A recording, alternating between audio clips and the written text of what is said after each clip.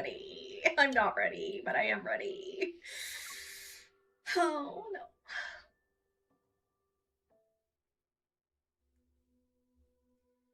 Heaven and earth dwell in chaos, and yin and yang have lost their way. Why did I eat as soon as I had to start talking? Not smart.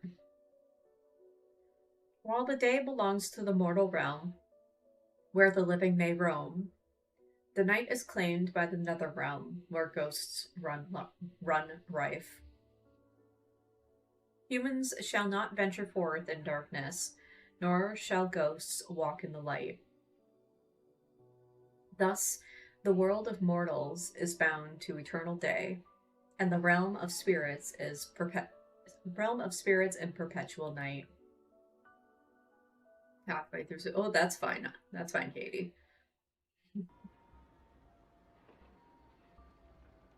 Twilight smothers the sky. Clouds swallow the last ray of sunlight, and the mortal realm sinks into darkness. Help! Please stay back! Don't eat me! Oh, you did. The small shrine's worn doors burst open. A man collapses onto the floor. Scrambling to his feet, he sees the room smothered in dust and thick cobwebs. On the altar, several broken statues sit beneath a wavering lamp. The flickering light makes their faces twist and shift in the shadows. Is there an immortal who can help me? A ghost wants to devour me whole! Is it Gugu's gonna come help you? Cornered with no means of escaping, he falls to his knees and bangs his head against the floor, begging every statue he can see. Spare me, and I'll give you everything I have. I swear, I'll rebuild this shrine. I don't need wealth.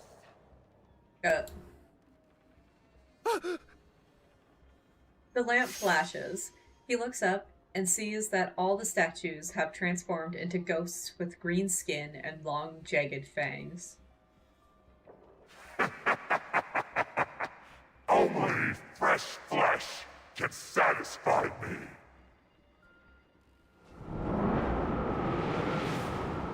The world of mortals is now part of our domain. You can't run away forever. Oh, zombie. Come to me. Let me eat you.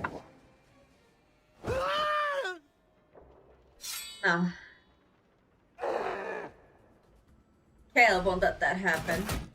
The shadows vanish, and candlesticks soar. They piece the ghost's body and pin it against a pillar. The dim lamp flares, and a cyan flame burns. Another lights up, and then another. Ghostly light manifests as if something walks, or descends steadily toward the shrine. A realm for mortals, a domain for ghosts. I don't remember a mere flesh-eater being the one to decide everything. You're bold, I admit. Very few can stand before me while bearing an endless stream of sins.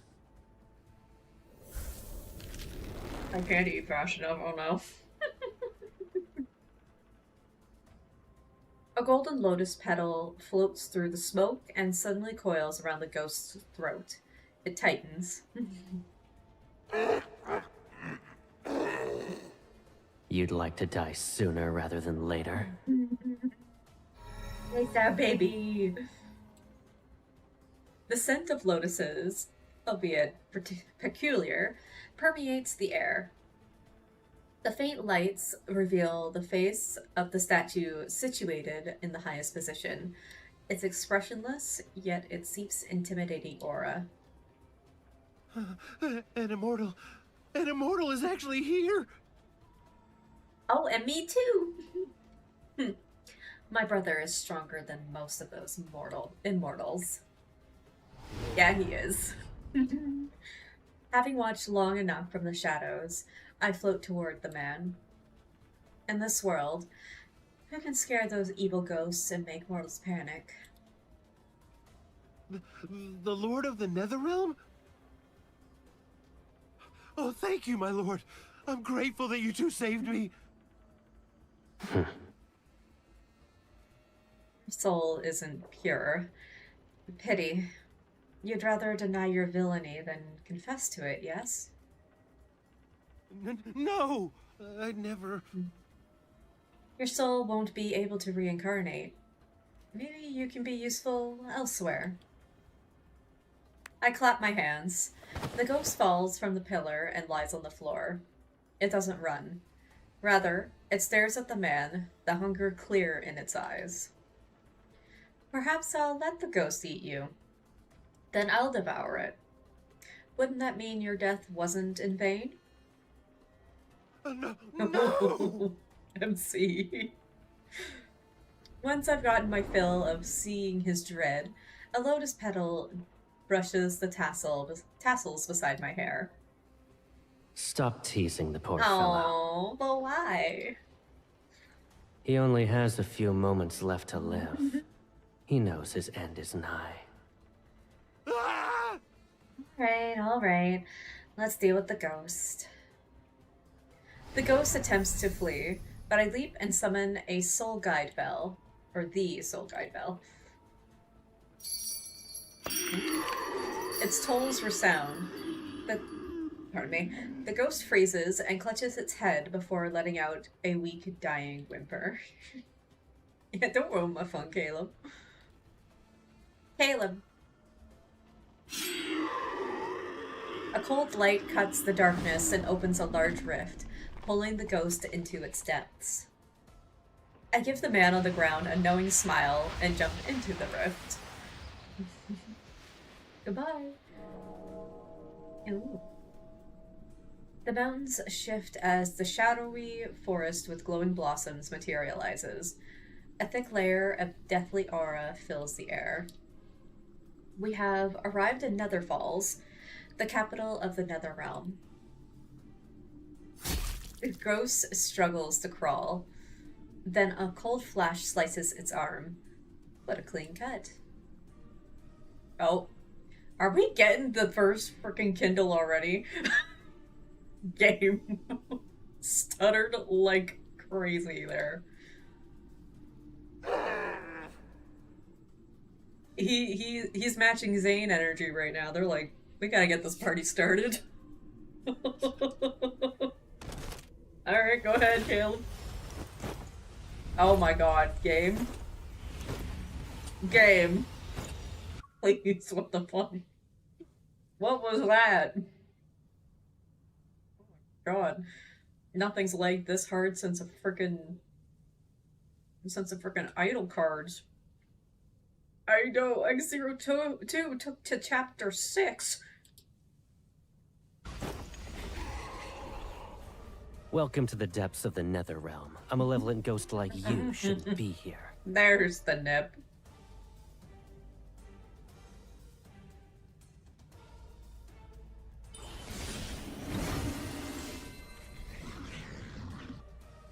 Ding ding. Yeah, the titties like.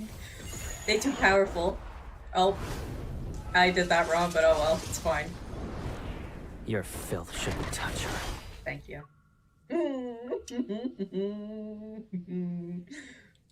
Crazy. Oh, I should have been taking frickin' pictures. Yes. God, he's.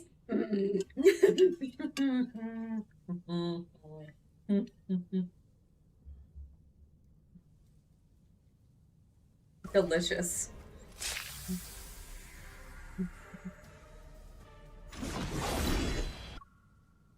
Oh. Yin and yang and chaos. Hello. Hate standing between life Yes. I love it. and death. It's sealed. The two worlds How smooth that was. He's just like.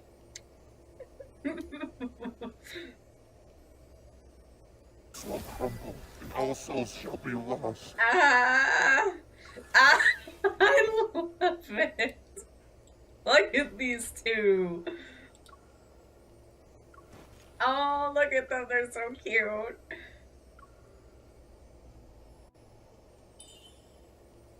Ramblings before death aren't worth listening to. Oh. You're hungry? Again? Always hungry. I'm never not hungry. Patience. The power in its soul beat is not very strong, but it'll do as a little treat for you.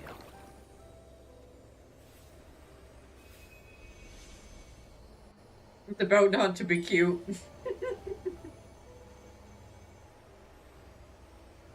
And yeah, there we go.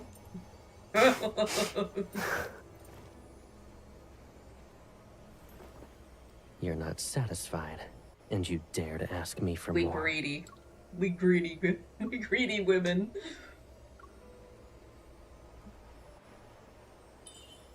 Oh my god, MC.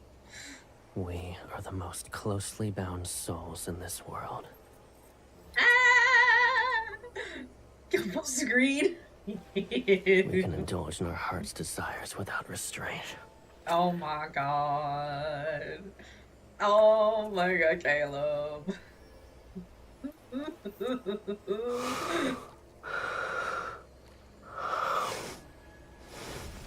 I mean, that's pretty too. LMC. Oh, I just missed it. Look on his face. You've reached your limit, but I'll give you.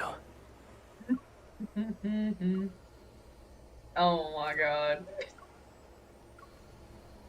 More than this. Don't, where you looking right now?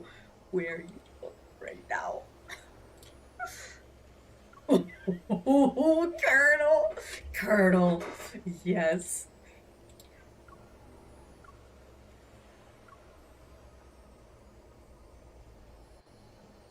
No.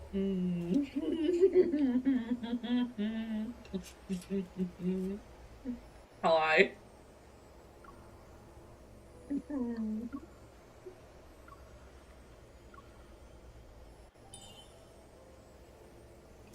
Oh my god. He has no right. Boy has no freaking right. I mean, he does, but... Oh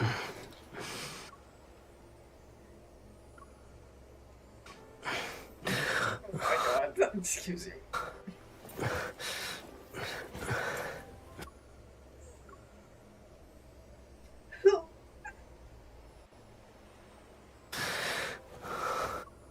My god, look at his fucking face!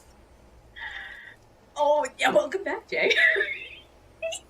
He is red. He is red. It's so loud. In this realm, only you can set me free from my shackles. Yeah. Bro. Oh my god.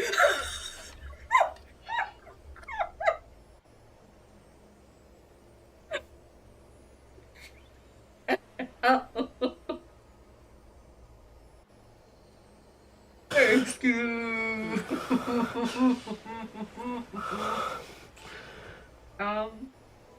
Can we have more?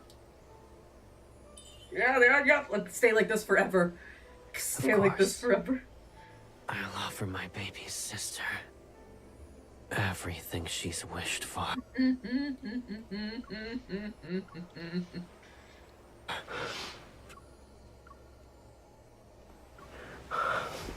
I'm sorry. What are you doing? What are you doing? What are you doing right now?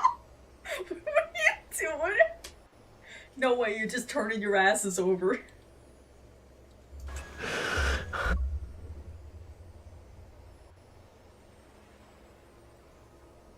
Hello? Oh my god! I saw that. Get this flag. out of here. Get it out. How dare you? How dare you? I saw him fucking mounting. Hello? Get out of the way, Flower. Oh my god.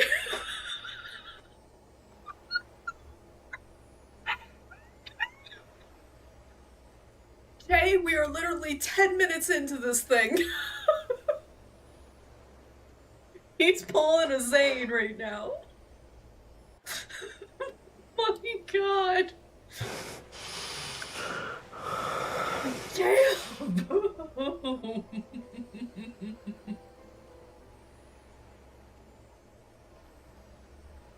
We just started. We just killed a ghost. And then Caleb's mountain.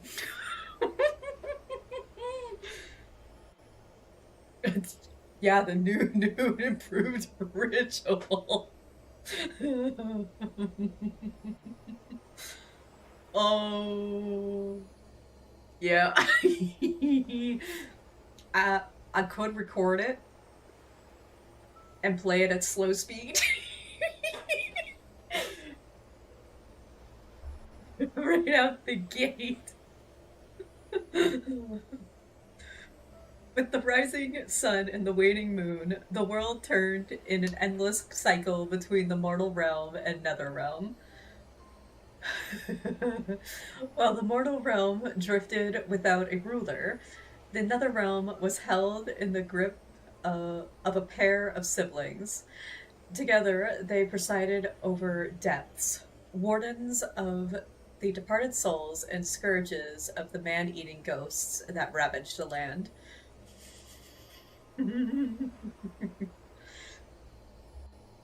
From their domain in the lightless Netherfalls, they walked the veil between the two realms, revered by the living as the lords of the Nether realm.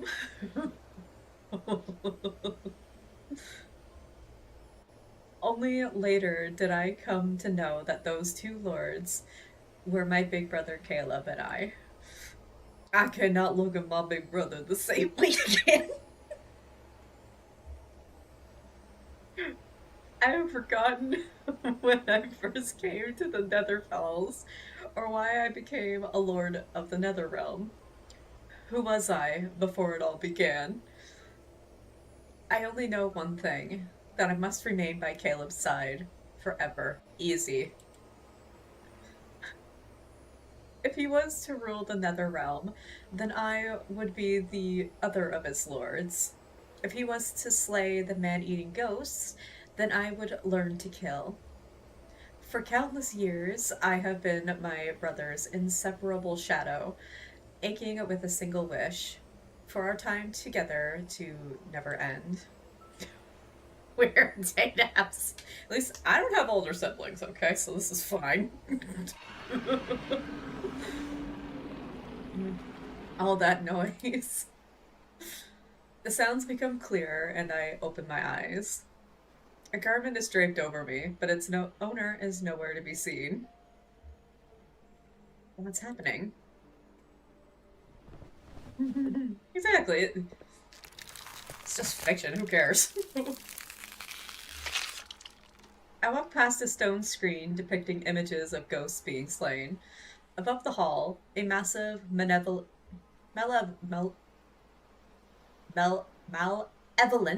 my goodness, presence with writhes in midair. Several claws reach out. Caleb sits on a throne made of bestial bones. Can I have a visual of that, please? His chin rests in his hand as he spins a floating lotus. Can I have a visual, please? I need this. I planned to leave you barely alive for some time, but it's clear you don't appreciate my efforts. I might add that into my never-ending list of things to draw. Truly, it's a shame my mercy was wasted. I like how you say that. Wait. It's that one.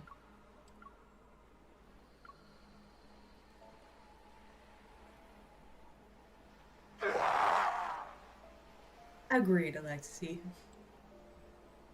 That... Didn't Caleb and I capture it before?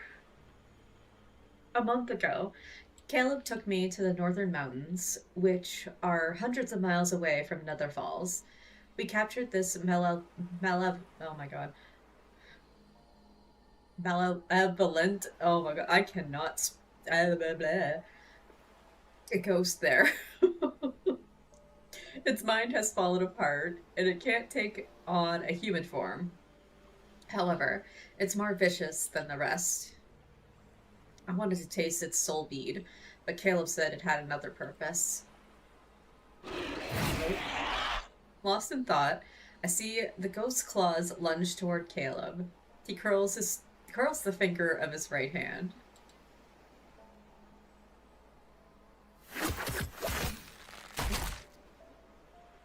Five golden lotus petals fly like arrows. They pierce its claws and twist them off.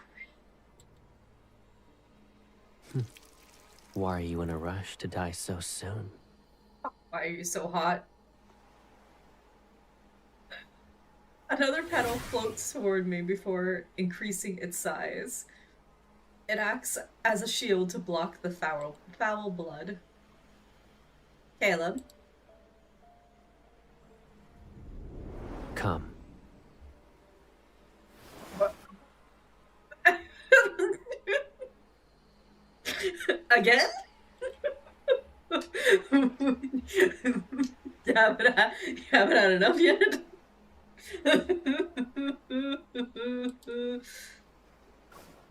Oh my god.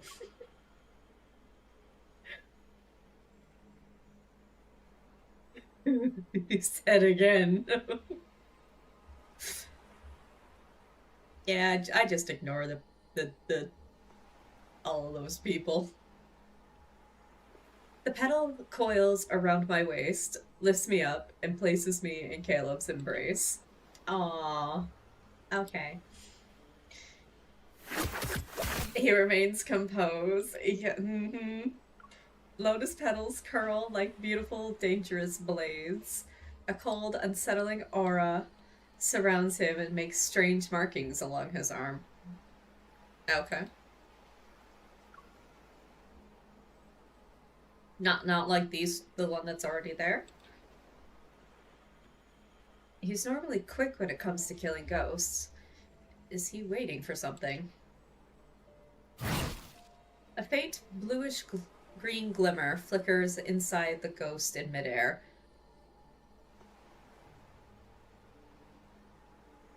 Waste. I expected this. What'd you expect?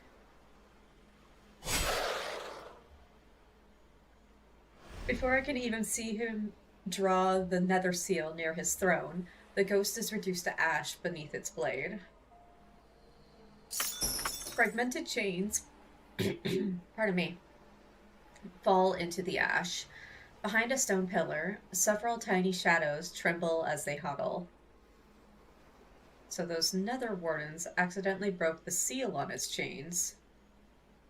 It said that ghost was different and wanted to deal with it personally, but it's dead now.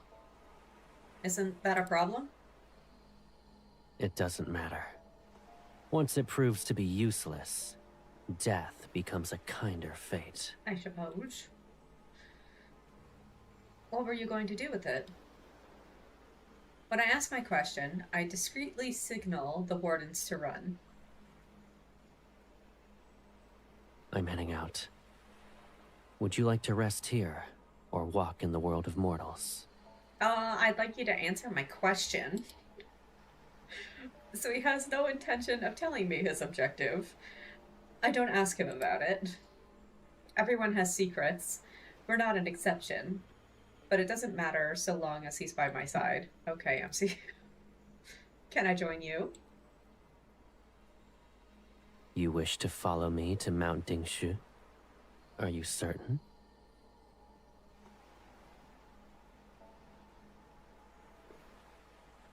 That was a place in that in the last card. That was totally a place. I only want you to come back soon.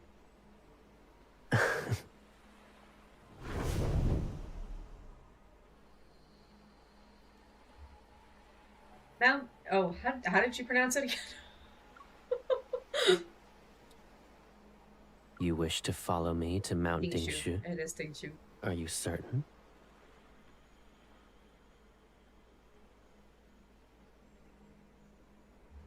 Mount Dingshu stands at the edge of the Nether Falls, its peak holding the world's yang energy. Meanwhile, the realm's yin energy is anchored at its base. It keeps this fractured world standing, but whenever I approach it, my body feels uncomfortable. So Caleb occasionally visits, and as of late, he's been going there more frequently. Could it be related to that ghost? Thank you for saving us. Oh, that's 7-9. 5-5 and 2 something. Soft voices reminiscent of mosquito buzzing drift out from under the throne. The Nether Wardens have crept out from their hiding place. They clumsily bow. The stone tags hang from their waists, and I note the names that are carved into them. 7-9, 2-9, and 5-5. I wouldn't say I saved you, and my brother isn't upset. In spite of his appearance, he's kind. The Nether Wardens all stare at me as if they've seen a ghost. Although they're referred to as Nether Wardens, they are actually the souls of children who died too early. Oh, God. They're too fragile to withstand the cycle of reincarnation, so they reside in Nether Falls. Oh. Until their souls become strong enough for reincarnation, I let them handle small tasks such as guiding wayward souls. It's so sad, man. But their minds aren't more developed than a child's. Their clumsiness is a common sight. Before, for one, was guarding the gate between the two realms. He fell asleep, and the Lord saw them. Or one entered the cycle of reincarnation, and Caleb didn't punish him. And you need to learn how to speak better. But he's just a baby! I heard the Lord's blade nether seal. Ghosts and humans can't be reborn if it touches them. The deaths caused by it are justified. They can no longer be saved, so reincarnation isn't possible. So, Lord Caleb isn't scary? Does he eat ghosts? Or human souls? I eat ghosts. Your deaths were only recent. Don't believe the rumors. Caleb doesn't eat ghosts, and he certainly doesn't consume human souls either. The person who does that is me. I stare at the clean souls of these Nether Wardens and press my lips together. I can't let my hunger reveal itself. Girl, don't you dare. We are from the same source, yet Caleb isn't hungry. All the while, I crave the taste of ghosts and human souls. So he used soul beads to create a lotus pond. It will help with my cultivation and feed me when hunger strikes. Hi. When you're starving, visit this lotus pond.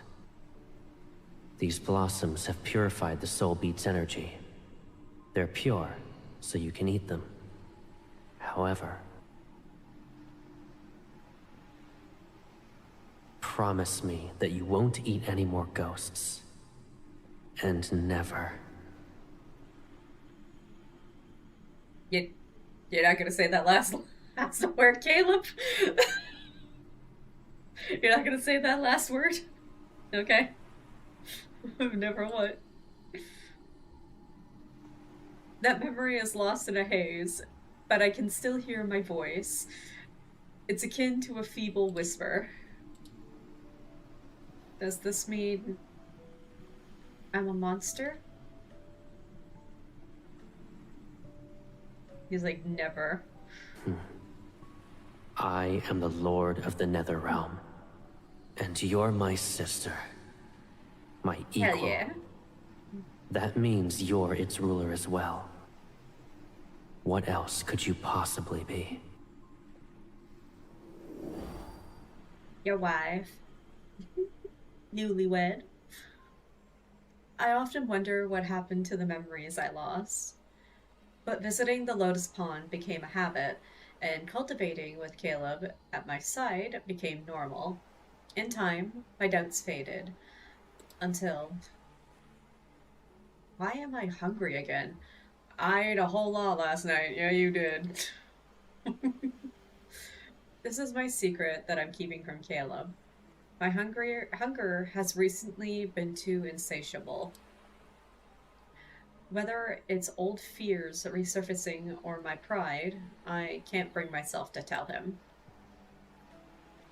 If Caleb comes back, tell him I'm in the mortal realm. At the very least, I should stay away from these edible nether wardens. Yeah, don't go eating the children, MC. Yeah, just waiting for him to say humans. It's like, Caleb? You're gonna say the thing?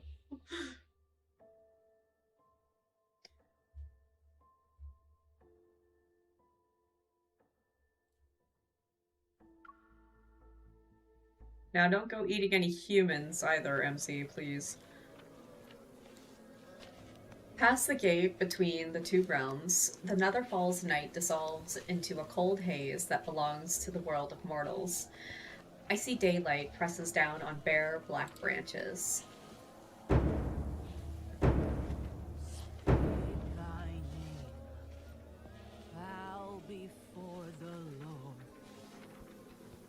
Okay.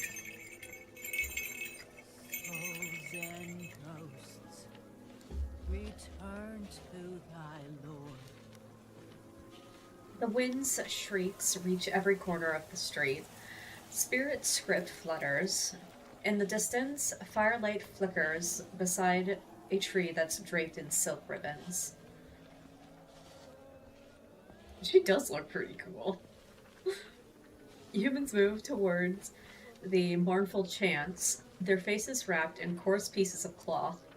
Only tired, fearful gazes are visible. The ghosts ate 2 more. We always say not to leave your home once it's dark, yet they... Some tragedies can't be prevented.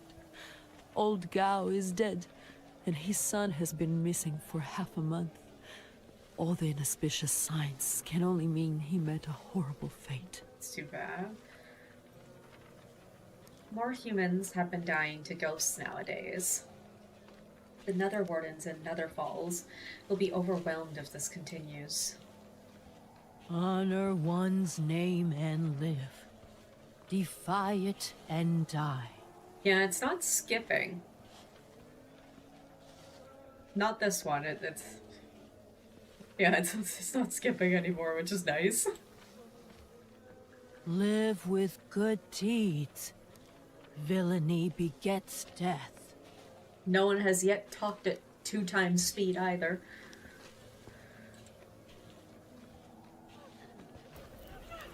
At the end of the path, shadowy figures surround a clearing with 2 caskets. The inconsolable mourning families weep. I float to an old camphor. Below me is a masked spirit master who's leading the soul sending right. Bones and fangs hang from her clothes, and her body and voice are akin to old wood. However, her aura commands reverence. husband and son are gone. How can an old woman live? Those damnable ghosts. Why didn't they eat me as well? My wife started living with us only recently.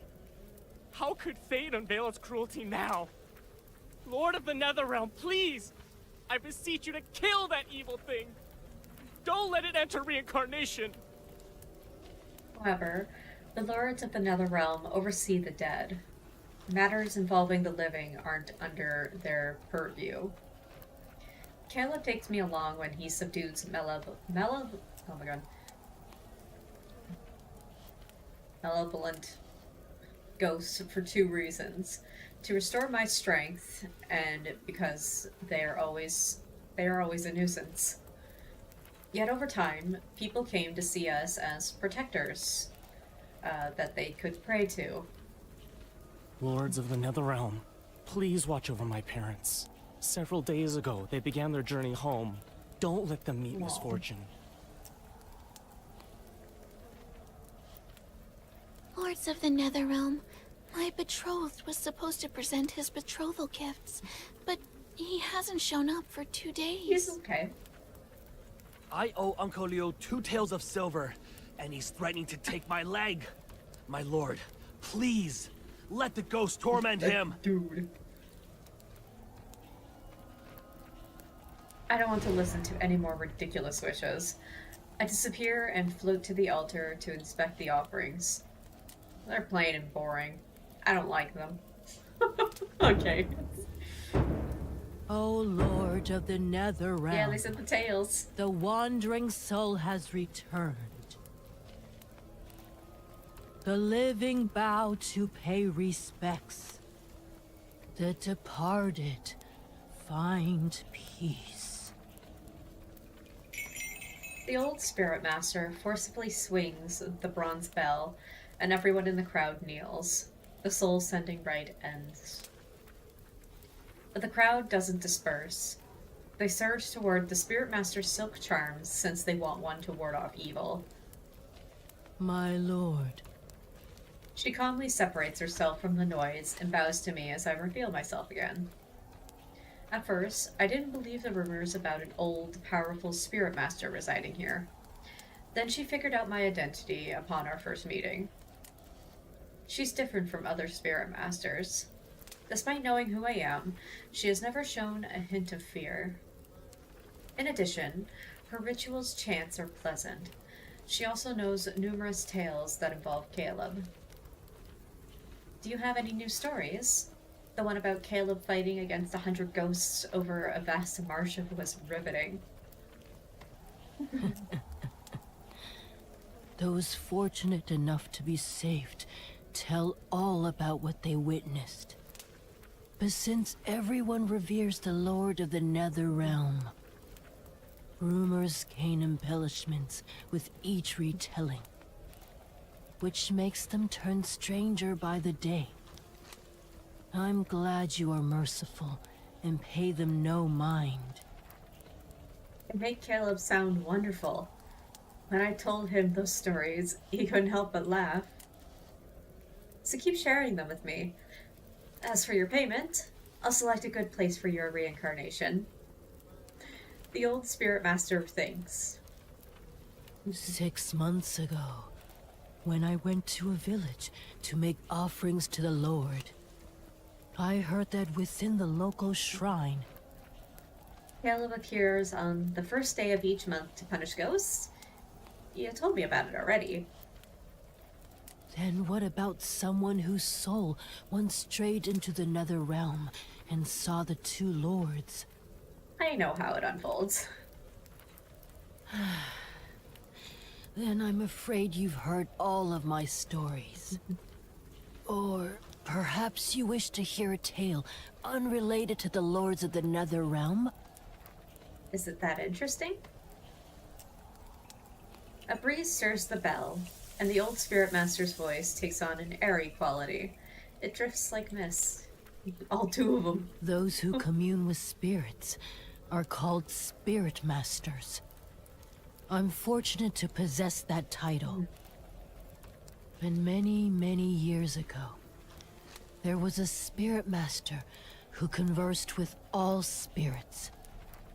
He divined fate and pacified calamities throughout the realms.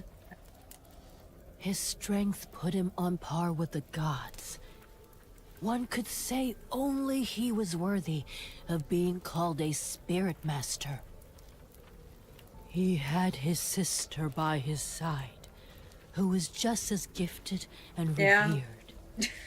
For years, they only relied on each other, and he loved her more than anyone else. I was just gonna say, that was probably Caleb.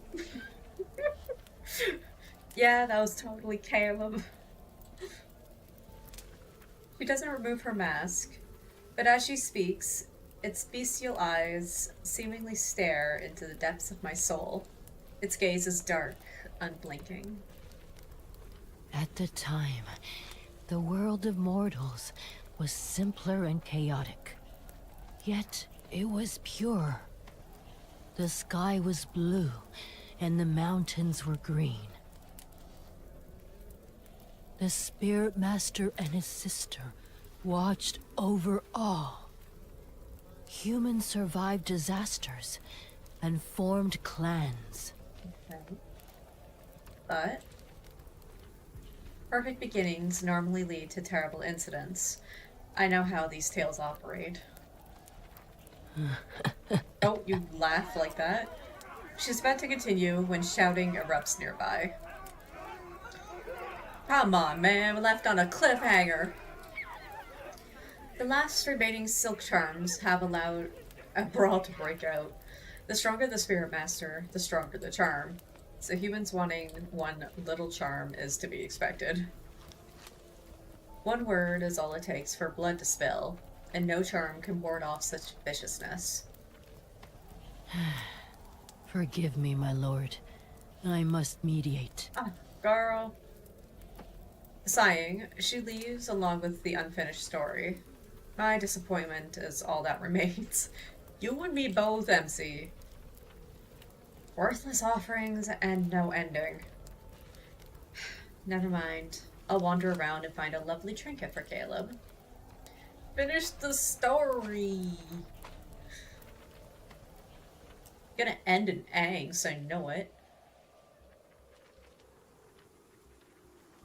It sounds like every myth we've had, literally. Except for X02. There was no perfect beginning there. That was just... honestly, same with KOD. Those were both just sad right from the start until the end. Blood now stains the altar here. I walk away, and that metallic scent stubbornly clings to the wind.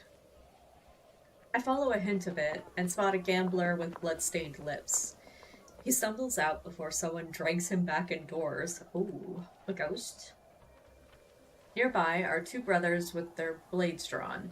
They're ready to kill each other over half an acre of land their father left. Really? The blade, raised high with murder's intent, slips from its wielder's grasp at the very instant it is about to fall, spinning out of control straight toward me. How troublesome. A lotus petal appears before me. Ding! It catches the blade, and a faint fragrance reaches my nose. The street is silent. Then there's several crisp, crackling sounds. The first source is the suspended blade as it falls apart. Its fragments touch the ground. Oh my god, girl. Then the sound comes from two sets of bones being cleanly snapped.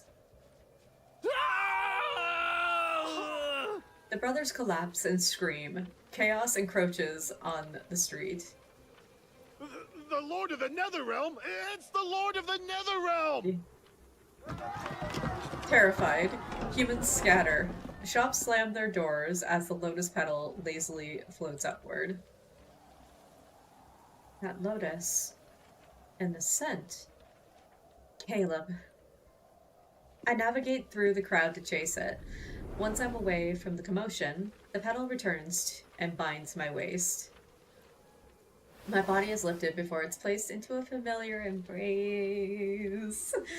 The petal brushes against my temple, and it's soon followed by cool fingertips. Hi! Watching humans tear one another apart will ruin your eyes. Oh. It's okay. What should I look at then? I like what I'm looking at right now. His fingers shift, and a hairpin that was carved to resemble a lotus appears. He puts it in my hair. Is he wearing a frickin' lotus hairpin for mortality's tenderness? My baby sister, who has beautiful eyes, should only look at beautiful things.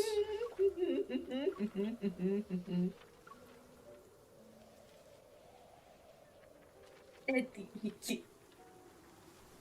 said I have beautiful eyes.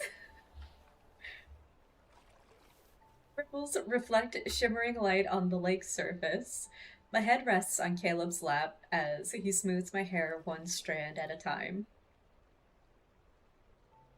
Caleb, the mortal realm is growing more chaotic with each passing day. Once a ghost tastes human blood, its hunger is bound to spiral out of control. Fortunately, ghosts are unfathomably foolish. If that weren't the case, the world of mortals would be nothing but carnage It's and not our ruins. fault to be looking at his chest. That's where they have the text box.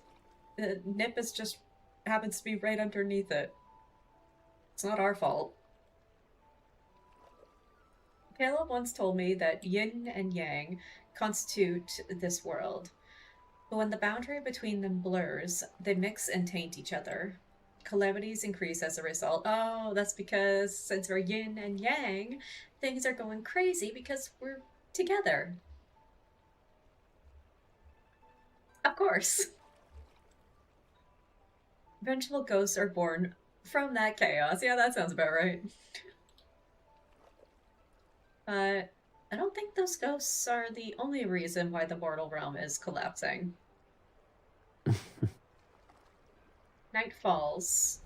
With a wave of his hand, the lotus in the center of the lake closes and dispels the barrier that's protecting Woling Village. Many years ago, he sent out the Nether Wardens to plant the Netherfall's lotus seeds in every place inhabited by humans. These seeds carry life's spiritual energy. Once they take root and bloom, they can create barriers. With those in place, ghosts can only roam outside these locations. It makes catching them easy. Hounded by ghosts and battered by endless calamities, mortals struggle to survive. Their hearts becoming twisted, bitter malformations are par for the course. If I were in their place, I'd use anything and everything to ensure you're alive. Ow. I would do the same. Ouch! I sat up too quickly and forgot he was still holding a strand of my hair. Caleb laughs and gently pushes me back down. There's nothing wrong with what you said. Greed, wickedness, delusions, they'll never disappear. Hi. It doesn't matter how peaceful or unstable the world is. Hi. Hi. Oh, you're blinking. Fuck. Look back at me. Come on. You can do it, Caleb. Yeah! We got him. There shall be fighting, hatred, and wars, leaving rivers of blood in their wake. They, too, are bound to the perpetual cycle of reincarnation.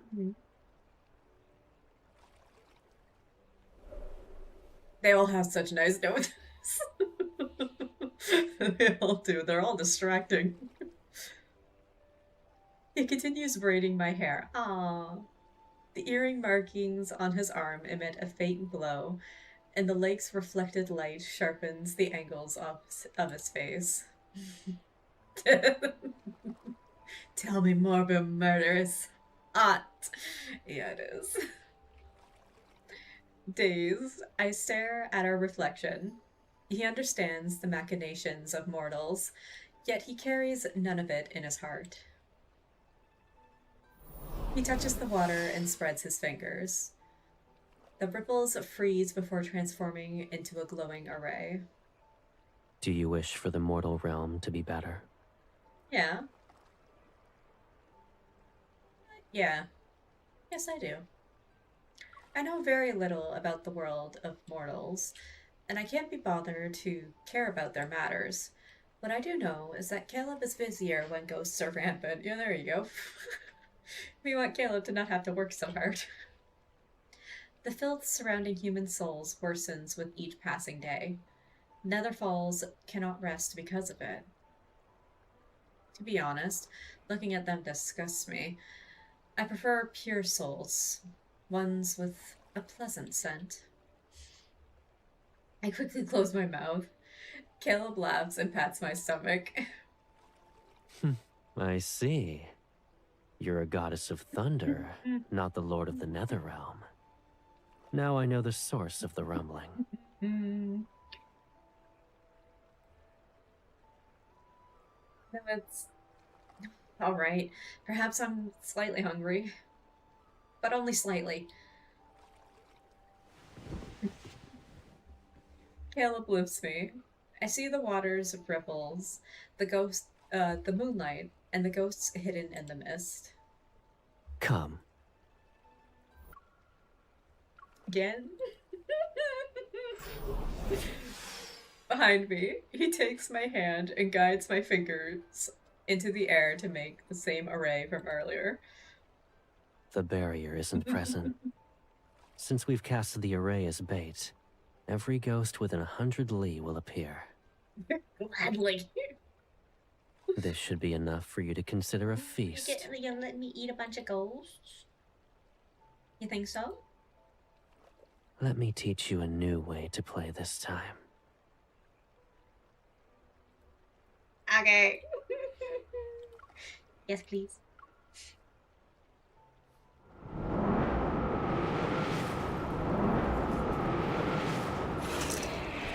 Oh. He catches a falling petal, and the bamboo curtain immediately rolls up. A shadowy figure shrieks at the pavilion.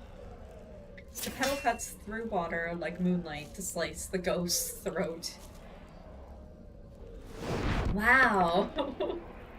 I immediately mimic his attack when I strike a ghost, but I use too much strength and it is skewered. You've been taught lessons for several centuries, and yet panic is all it takes to make you return to your old methods. I know. I respond with a sheepish smile. I used to fight ghosts in a wild, haphazard manner, which always made me covered in grime. Ew. Hi, Rand! Caleb taught me elegant techniques over those hundreds of years. He even created intricate weapons for me. Can you demonstrate it to me again? I'll do it correctly this time. Watch closely. When confronting weak ghosts, aim for the throat. The stronger ones.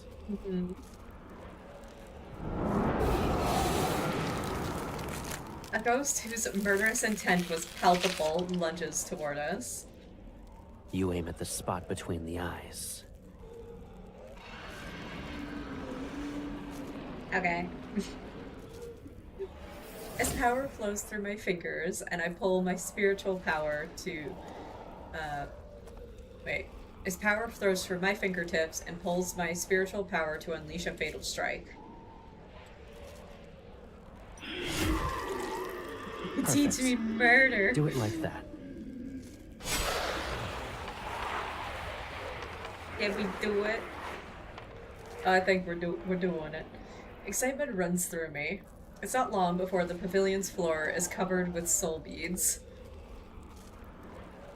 Seeing me easily deal with them, Caleb relaxes and starts braiding my hair again. He holds up different hairpins, hair clips, and earrings to my head, comparing them one at a time. This man's just like, which looks best in her hair? Should I use a cyan ribbon boy. or a red one? What is she wearing red ribbons? I think she wears red ribbons in the original outfit. She's over here devouring ghosts and he's just being all domestic. It is red ribbons, yeah. Red.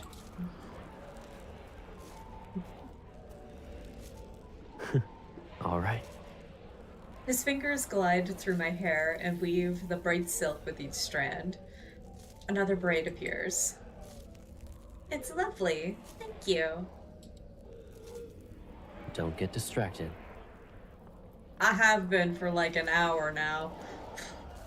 Oh, of course, yeah. Totally not getting distracted. Oh no, Rand, that's so sad. Why is he being so mean? Caleb. Bad Gaga. I shift into a comfortable position against him and focus on the ghosts rushing toward us. Caleb, do you think there will be a day when we eradicate the last ghost in the world? It's possible. Yeah, he is. I heard ghosts never appeared in the mortal realm back then. That old spirit master said humans saw blue skies and green mountains a long time ago. I've never seen a blue sky before.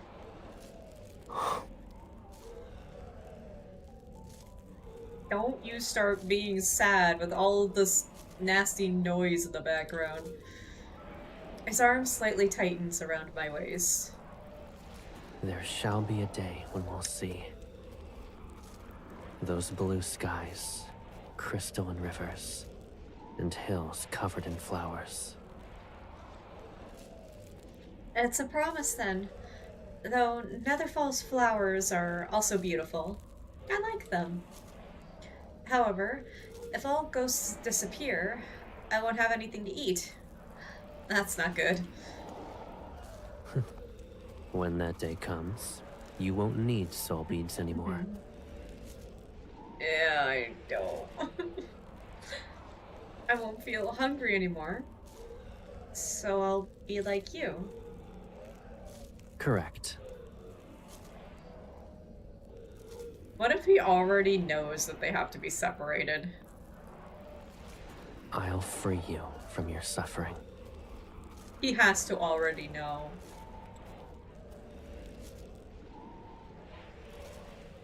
As the ghost's screams fade, I wrap my arms around his neck. Actually, I don't mind living like this. He's got to know. He has to know.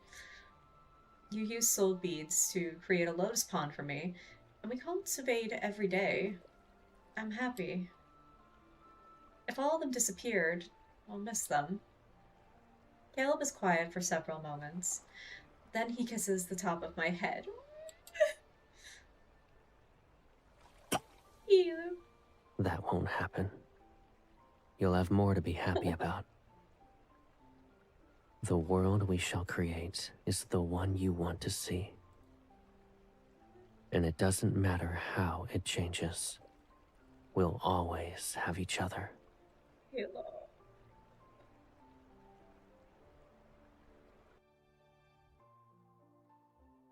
Hi, shortcake.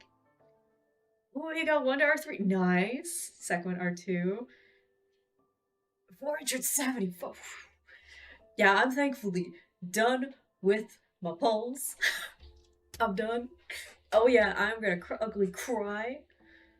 Oh, I'm not ready. Yeah, yeah, we're not always gonna have each other.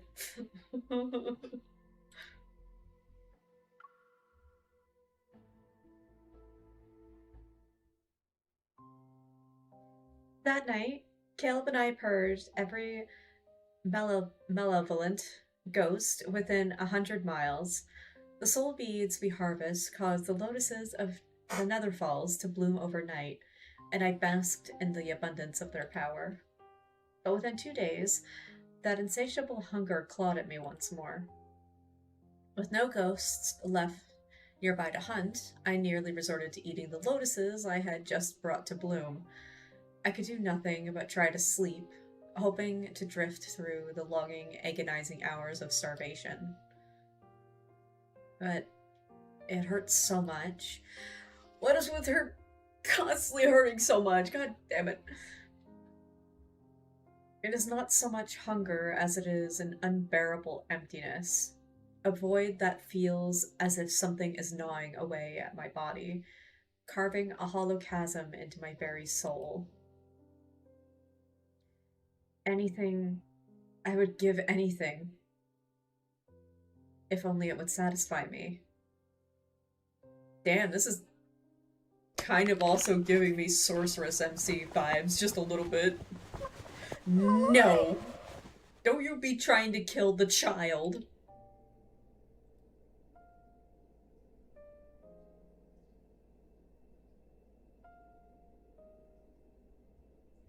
Sluggish, I look up and see several faces. Some are terrified, and others are stunned. It hurts. A creature weakly twitches in my hand, and I look. Oh god. 5-5 dangles from my hand and stares at me. Oh, on his cheek is a bite mark shaped like a crescent moon. Did I do that? I almost devoured 5-5? It almost ate a child. What happened? Caleb, I almost ate a child. Caleb's eyes narrow. He grabs 5-5 and throws him towards the other Nether Wardens. Take him and leave. I wasn't going to eat him. I didn't intend to. I don't know what's happening to me. My words frantically tumble out. Guilt and fear crash into me. Are you okay? That simple question intensifies my guilt. Clumsily wiping my face, I nod. Don't worry. You did nothing wrong. It's simply your hunger. I'm at fault. I should have cared for you better. No, it's not your fault. No, the issue here is me. I'm so hungry. I even dreamt about devouring souls and mortals. My confession spills out into a trembling, broken mess. Am I turning into a monster? Don't say that. You're gonna break this man's heart.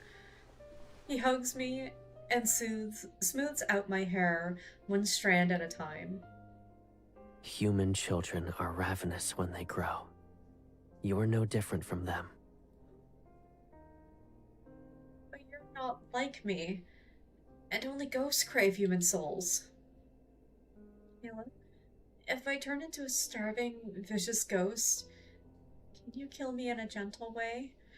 Oh, girl, don't you be saying that to him. Caleb stiffens, and his arms tighten around me. He speaks more softly.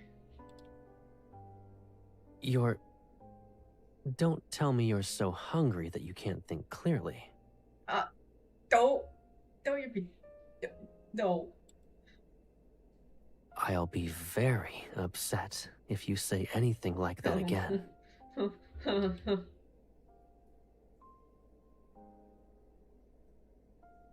He's like, don't say that again. His hand glides down my back. Cool spiritual power flows into me. I'll collect more soul beats for you. but it might take some time. Stay in Nether Falls. So long as you don't use your spiritual power, you'll recover. Be a good girl and wait for me.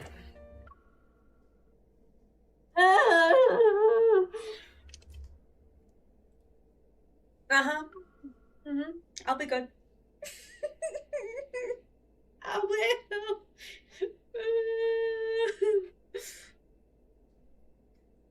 I got duped two times by Caleb's other card. Oh no. Once by a captivating flavor, of course, which was fine. Oh, I got that R3. Nice. Got duped. Oh no, the other boys wanted your attention so bad. Not the good. I listened to that. I will listen. I listen. I'll be a good girl, Caleb. MC won't listen though. MC would listen, but I would. A few days later, Caleb returned with a heavy haul of soul beads, though he stayed only long enough to deliver them before departing once more. After several such journeys, the lotuses were reborn, nourished into a vibrant bloom by the steady flow of beads. Having finally feasted, my strength began its slow return. But watching Caleb tire himself for my sake sparked a fierce new resolve within me. I had to find a way to cure this strange affliction, or at the very least, find a means to suppress the hunger for good. Yeah, that kind of involves the separation of you and Caleb. Though Caleb insisted that I rest, I couldn't bear to remain idle. I wanted to do whatever I could to ease his burden. And so, I began to frequent the banks of the River of Oblivion, assisting the Nether Wardens by ladling out Oblivion dewdrops for the departed souls and seeing them off to the reincarnation dais. Then, one day, 3 souls dressed in bridal finery caught my eye. 2 months ago, Ghost appeared in a cavern near our village. She did, I know she did listen. Trapped us in black mist. And then it started devouring us. You fell asleep. That's okay, Violet. Did you have a nice nap?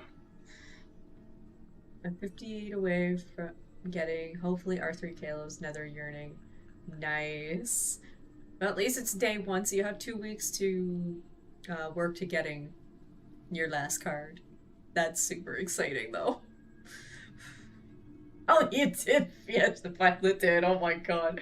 I mean, we can always replay that Kindle later. We can always replay it. We might need it to feel better. Exit. It's his fault.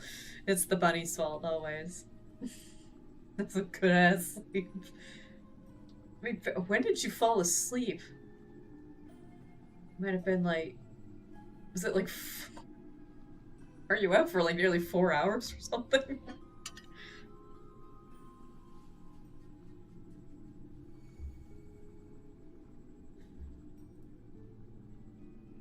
Didn't your village have lotuses? Or something to keep it at bay? I'm not sure. Our old home was destroyed by a flood, so the village chief had us move to a new location. Well, for me, 4 hours is still a nap.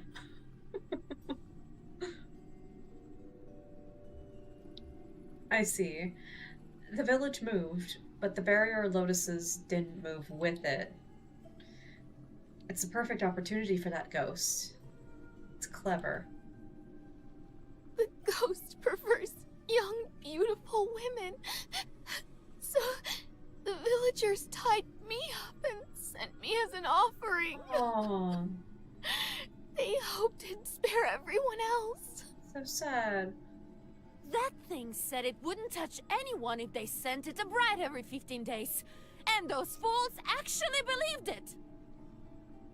They picked you because you had no parents to protect you. I planned to kill that ghost when I was sent, but...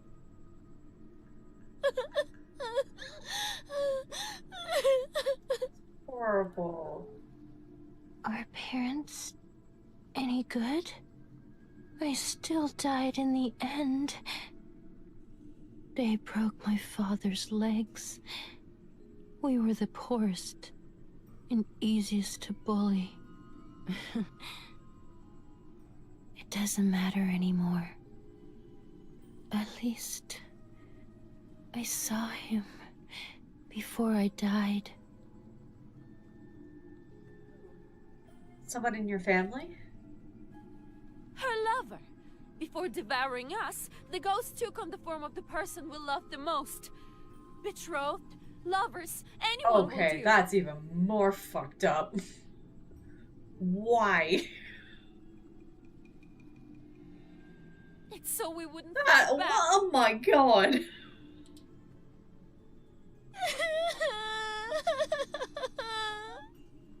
To mimic other humans, this ghost is either exceptionally strong or hiding a powerful artifact. I'm starving. It's time to find my meal. When will the next one be sent to that ghost? Yeah, go kill that ghost, damn. That ghost deserves it, what the fuck? 3 days from now, they'll offer another maiden. I plan to wait for Caleb and deal with this matter together, but 2 days had passed and he still has yet to return from Netherfalls, or to Netherfalls. I can't keep waiting. If that ghost escapes, I'll have nothing to eat. I don't even... God, what did I wake up to?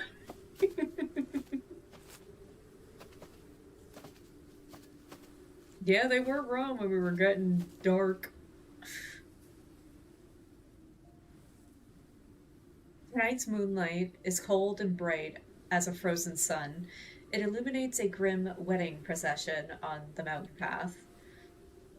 4 gaunt bearers carry a shabby bridal sedan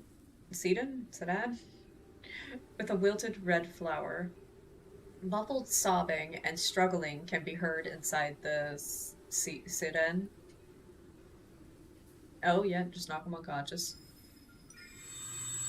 Stop being the same. I lift the curtain. There's a bride, her hands and feet bound, desperately struggling.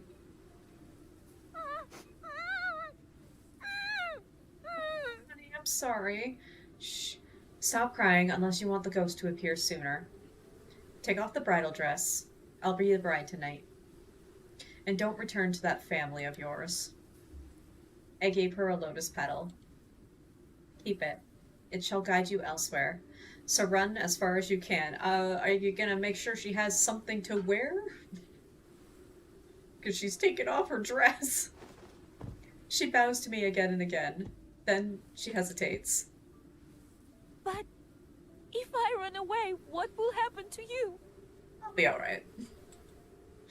I'm too busy figuring out how to wear this ridiculous pile of silk.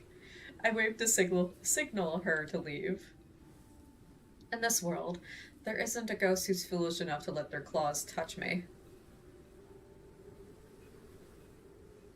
Oh yeah, they chose this was the only ally to do this. I know, she's running her underwear, poor thing. The sedan sways along the path for another hour. Then it's loaded into a small boat, which drifts into the caravan's depths.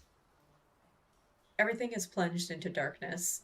The energy belonging to a ghost coils like a sleeping beast, stirring slightly in the shadows, or silently in the shadows. Wrapped in suffocating layers of silk, the ceaseless jolting starts to annoy me. Do mortal brides always suffer like this when they're about to be wed? I rip the stifling veil off my face and toss it aside. If it wasn't for marrying someone you love, would a sane individual endure this?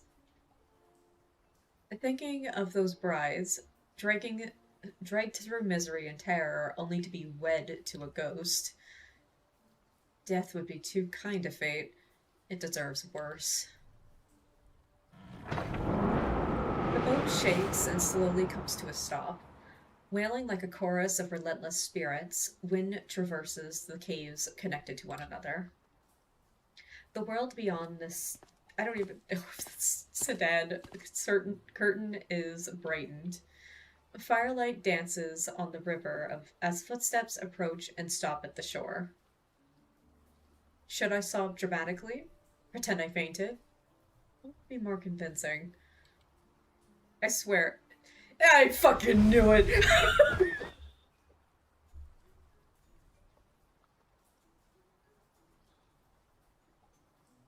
I was just gonna say, I swear if Caleb is just standing there...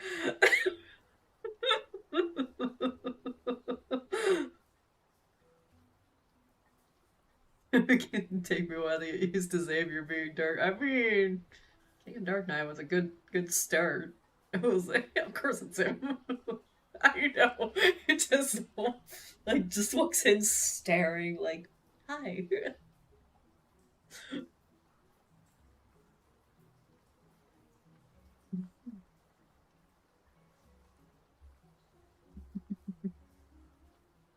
Suddenly, a force yanks me from the sedan. I gasp before landing in a firm embrace. Hi, Gaga. Caleb? Why are you... Oh. I recall the bride's words. No, this must be the ghost wearing my loved one's face to deceive me. I mean, that's fair. But if the ghost picked Caleb, then my feelings must be embarrassingly clear.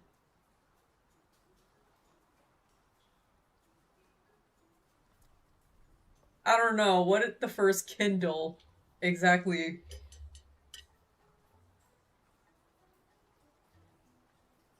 I'm out of water.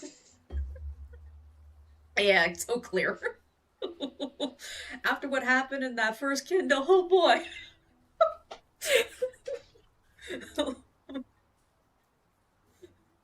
It's from both of you, too. Even when danger is staring at me, embarrassment pricks my cheeks. I bite my lip and focus. If it can read the hearts of mortals, then of course it sense mine. It must be using a powerful artifact. I'll play along and try to find it. This is just Caleb, isn't it? It's just Caleb. That was just a business transaction for her. I mean, if a business transaction involves Caleb mounting me, I'll go through with it every day.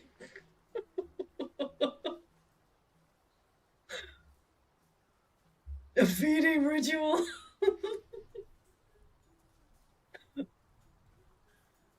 With that decided, I let tears well up in my eyes. Caleb, you're here for me?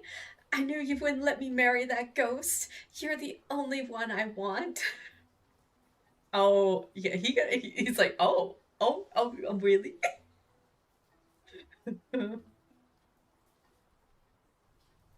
Artifacts are usually kept close.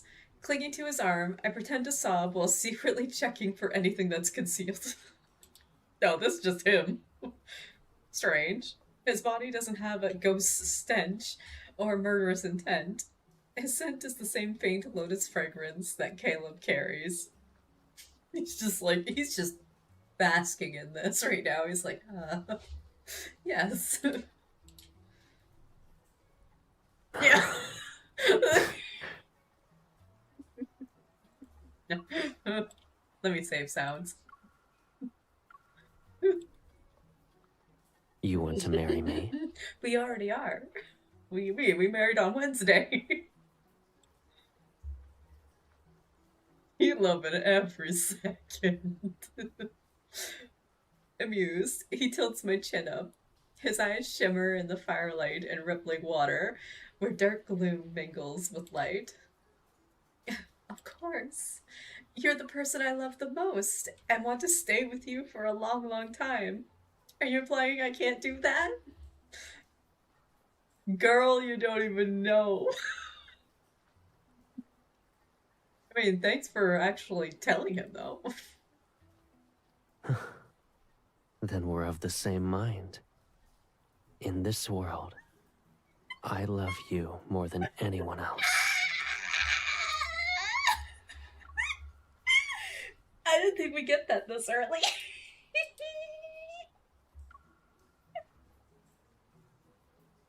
Miss Ma'am, I have news for you. Yeah, finally. This time it was actually directed to MC. The last time he said I love you, he was just kind of talking to himself. And then the others haven't actually said it yet. I steady myself, despite knowing he isn't my Caleb girl. Wait a minute. These are a different color.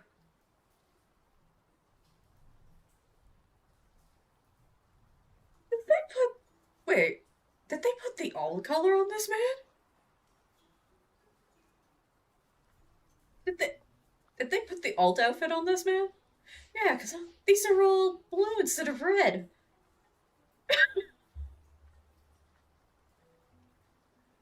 Trickery. Despite knowing he isn't my Caleb, hearing those words from that face still makes my heart flutter. Yeah, look, that's all red. That's red, yeah, that's the alt color. Oh, how dare you. They've never done that before. Caleb moves his hand. Lanterns flare to life across the cavern to reveal a sea of red spider lilies. Flowers, moon, heaven and earth as our witnesses. Everything for a good wedding is present. Yeah.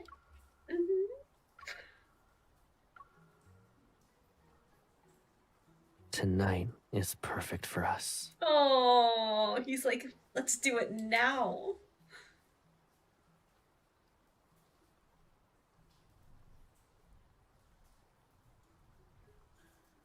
Yeah, we wed now.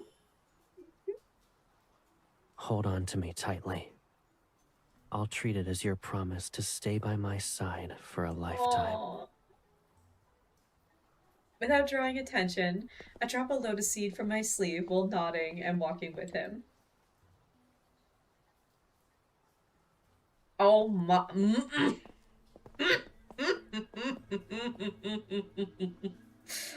Oh, this... Oh, it looks so good on him. Oh my god. Oh. Oh, the red looks so good.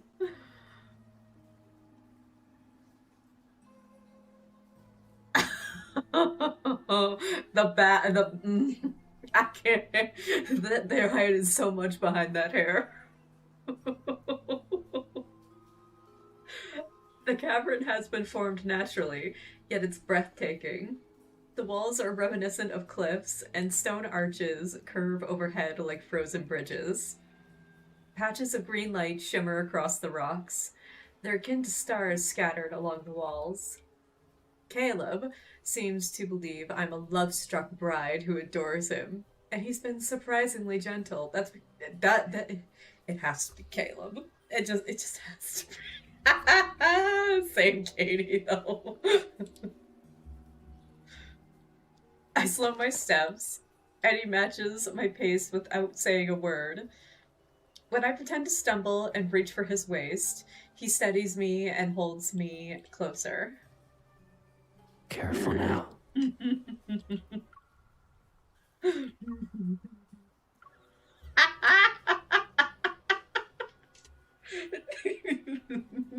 Oh my god,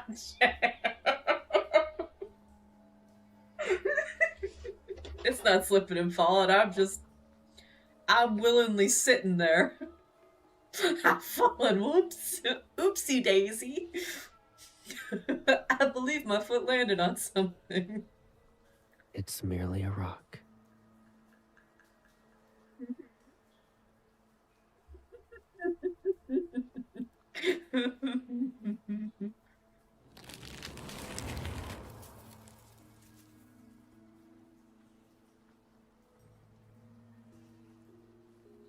That was no rock.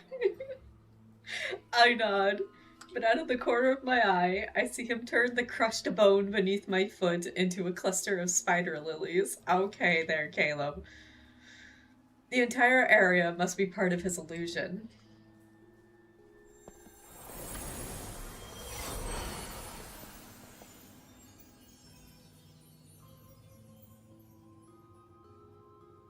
How did you know?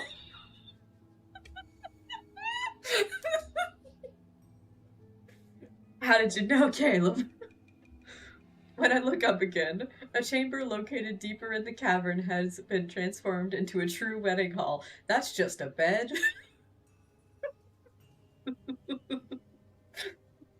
Colorful banners, golden bells, scarlet silk draped across the ground, and candles carved into long and fen, I don't know, bathe the space in warm, bright light. I don't see any of that. I just see a nice, comfy bed to, yeah, you know.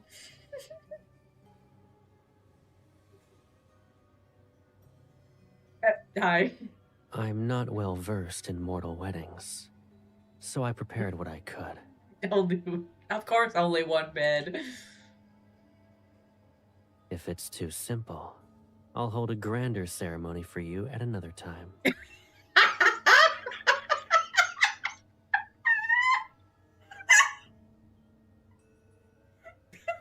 Fight around.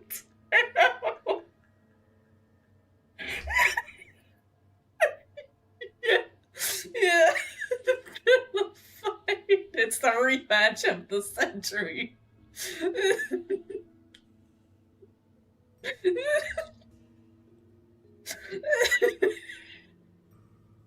How can that be? Both of us are here. It's already perfect. A ghost staging his own wedding before eating a human. Is he a lonely widower? Malice? Caleb lifts one end of a red wedding ribbon and places it in my hand. He's holding the other end. Tinged with the scent of flowers, a sharp chill spreads through the air. A dangerous allure softens his features. I don't believe in heaven and earth, and there are no parents to oversee our vows. The ceremony. Why must we place great significance on formalities? I'm marrying you. That's what matters. No, let him speak. It'd be best if we finish this quickly. No. Besides, I refuse to let my first wedding be wasted on a ghost. Girl. Caleb, quit teasing her. He smiles before bowing to me with impeccable grace amidst candlelight and swaying flowers shadows. I'm caught off guard. I've only known him as awe-inspiring and fearsome. I never thought he could be so composed, so poised. And the way his gaze softens, how he confidently carries himself, and his movements. It's uncanny. Can a ghost truly imitate Caleb this well? Come on, MC. You come on.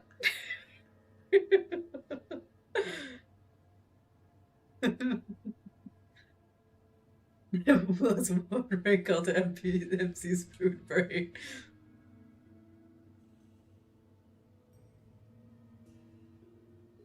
Oh, stop.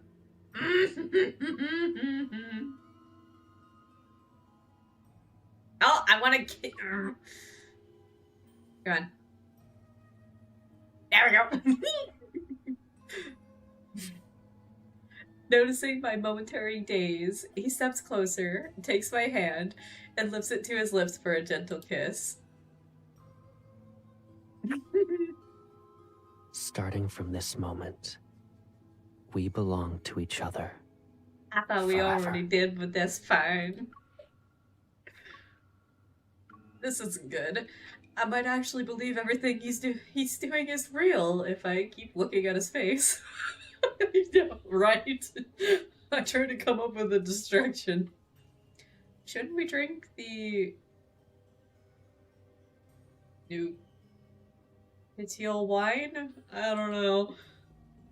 That we can enjoy it after. Yeah. After what? Following tradition, it must be brewed in the year of your birth.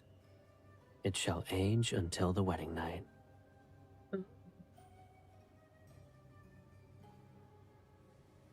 Tonight was rather hasty. I don't want to give you anything that's less than flawless. He says he's not knowledgeable in mortal customs, yet he carefully thought about this whole wedding thing. I lean in with faint affection as I quietly use my spiritual power to probe with him. I didn't find any artifacts. Is he simply a strong ghost? It's just Caleb, man. That means his soul bead is delicious. Oh dear. Yeah. Yeah. I'm sure he is. This is better. Once he lowers his guard and attacks, I'll finish him in one strike.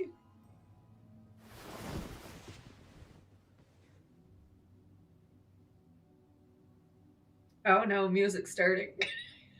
He is delicious, yes.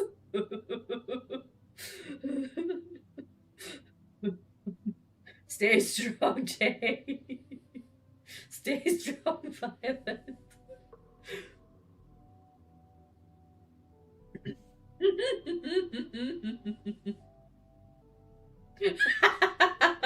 Right in time. All of a sudden, he pushes me onto the bed. I stopped for a second. What is he doing? Repeat by the pond, you know? Why are you trying to hide?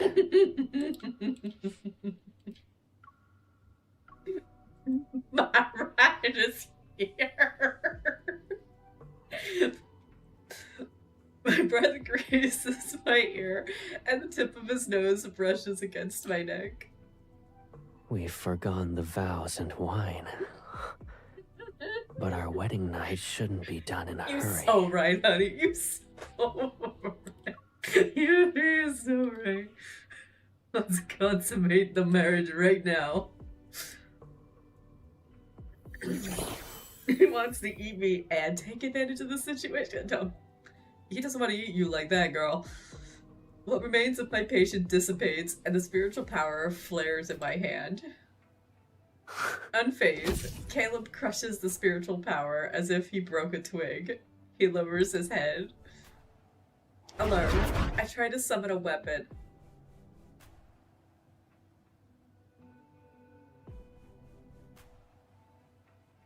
Oh, fuck this man's face, man. Let's make more Caleb's. But I soon realize my power is being suppressed. My limbs become weak.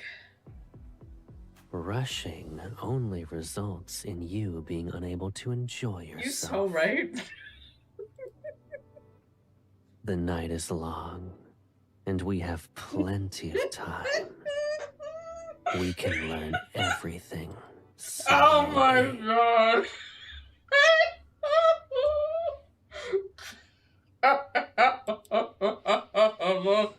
Oh my god. He figured out that I'm not the bride the villagers sacrificed. Stop pretending. You're only doing this so you can eat me, yes? It's like, oh, I will devour you. I struggle quietly against my restraints, but I maintain a cold smile. Surrender yourself to me. I might keep a wisp of your soul, but if you attack me, I'll ensure you never reincarnate. Is that so? Go Oh on my- then.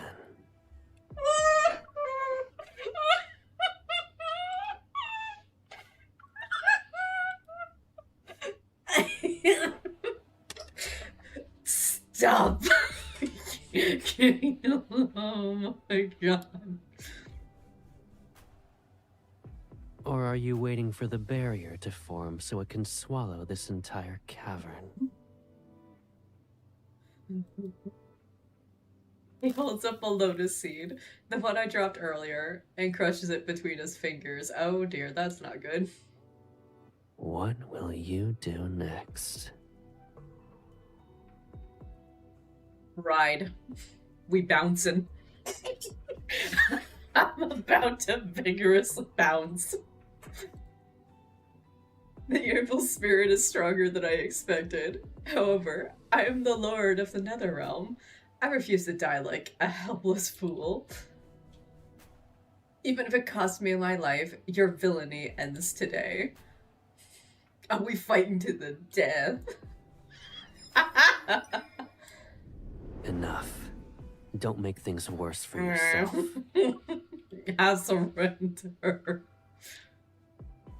The power I gathered is snuffed out. Then I feel a familiar spiritual power wrap around my ankle. It spreads throughout my body. It moves through me at an unhurried, deliberate pace. I look up in surprise, only to accidentally breathe in the fragrance of lotuses. You still don't recognize me, even now. I'm upset, to be honest. MC, you have heart in this man's heart. He just wanted to marry and come up. He wanted... girl.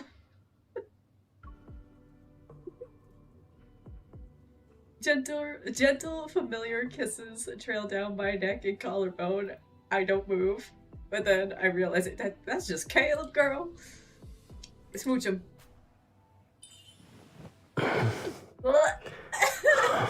Let me save my ears. They never let us save the why? They're so... Infold's so mean. Why? They're so mean. He's getting better. Oh my god. I can't even go back and listen to it. Our lips touch, and I taste a familiar warmth. Caleb was the one marrying me this whole time. Of course he was. Colonel Babu.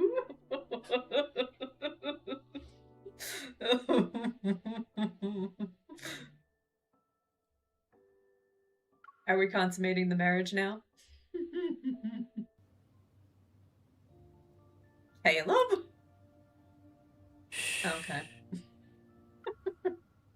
Right off the bat, oh god. Am I gonna max out his voice lines? Caleb's fingertips wander lazily across my skin. His touch is gentle, yet his voice is calm and steadfast. That ghost is more cunning than I thought. It hid itself once it sensed Why my would you- presence. Caleb. I took its cavern and claimed its bride. It won't be able to restrain itself for long. Uh-oh.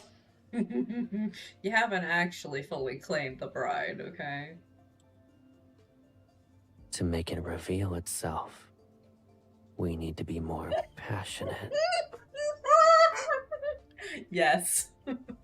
Yes. He leans down for another kiss. In an intoxicating entanglement, our lips touch as his teeth graze my tongue. Boy!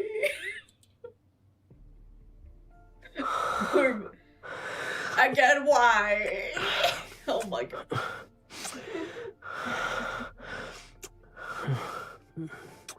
Oh, Caleb. Oh my. Evil, why? Waterfalls.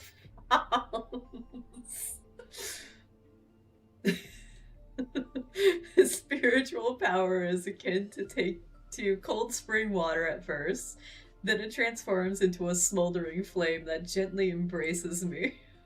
My never falls. Were you going to marry that ghost if I wasn't here?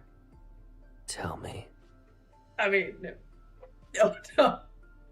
Oh no, Caleb.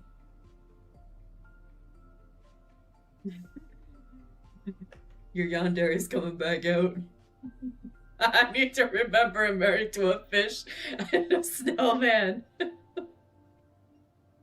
And I was married to a dragon. I don't need to be simping for a netherlord.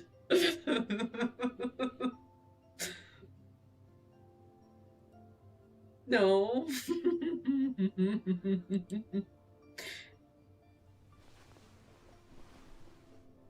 As I relax, a new kind of dizzy warmth takes over. I cling to his shoulders with the insistence of a vine winding around a sturdy tree. Are we gonna go to a fade to black? Scarlet curtains billow as we...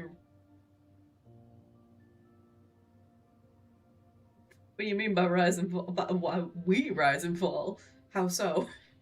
The scattered plates on the stone walls shine until my vision becomes hazy. Damn. He's that good, you know.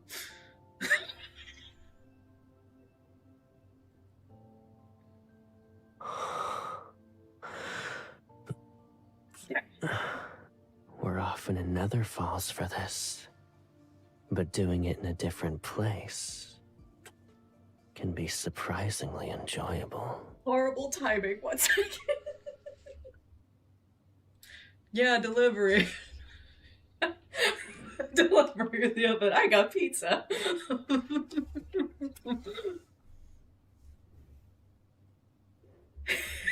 Oh my god, what a pause at that face though. I'm sorry, Caleb.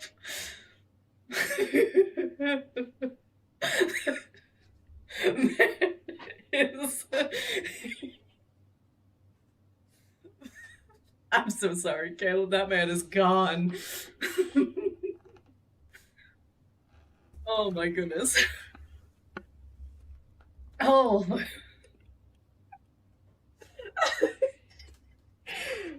This man is killing me right now. Holy, I'm winded. Oh.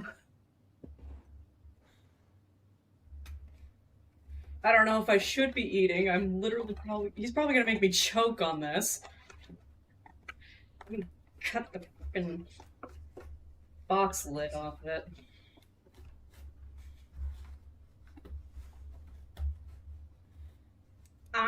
It is cheese, extra cheese, and bacon. That's literally it. I'm a plain person. But I can never say no to bacon. There. Away with you. Ah, yeah, I'm gonna be choking on Caleb.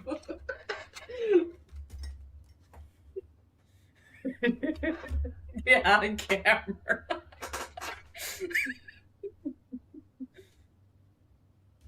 Yeah, not on stream.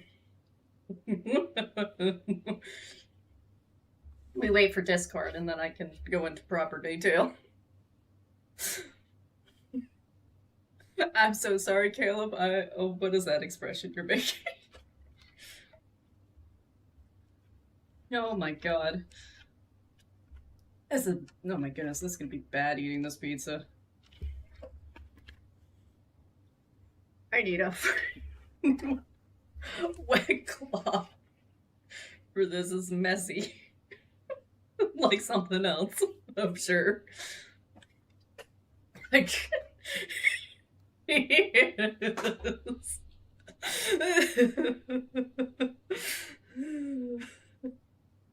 I only clapped him.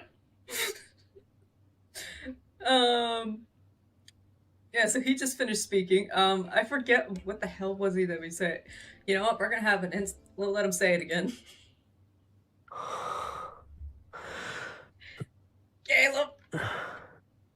often in Nether Falls for this, but doing it in a different place can be surprisingly enjoyable. Is he beating Zane right now? He's trying.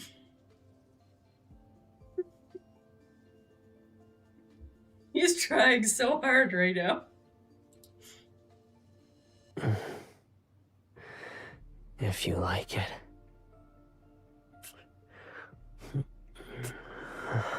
We'll find another beautiful area once we return. Yeah, they gave him tips. Yeah, she is. Holy fuck, she's gonna die.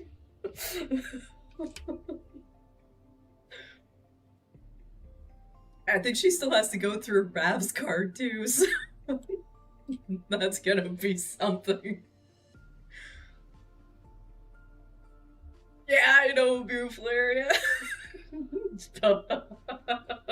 I can think of a very beautiful area, and it's currently off screen, way down here.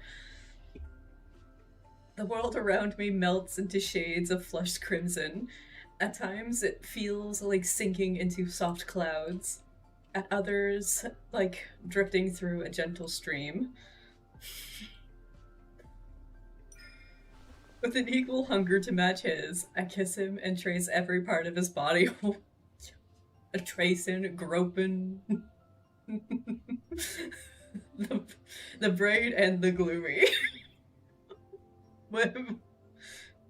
Is the gloomy just all the stuff under his clothes?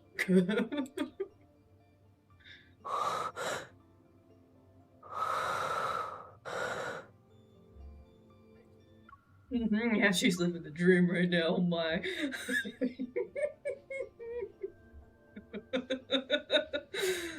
His hair cascades and is tangled with mine. It flows like water between our bodies, consumed by passion. It's as though a lotus seed is sinking into a pool and taking a root. It sprouts and the current spirals through every part of it.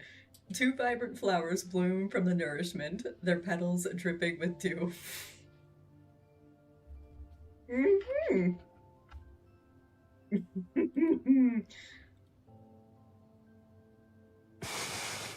Oh my god, Caleb.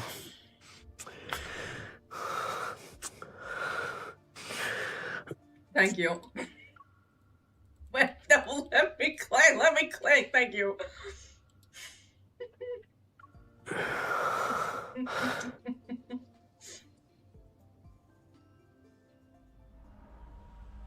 We about to be interrupted. We got a freaking voyeur on our hands. In the cavern's dark depths, a foul presence stirs. It encroaches like a web of cold, sticky threads.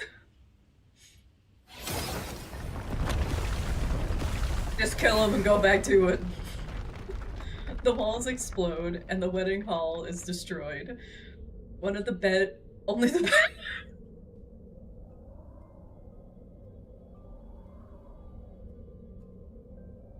Only the bed remains untouched as an invisible barrier protects it.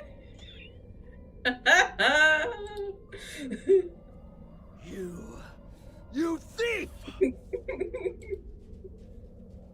How dare you steal my bride? She's mine. Mine! Only Caleb's. She belongs to me. Oh no! Caleb, my God!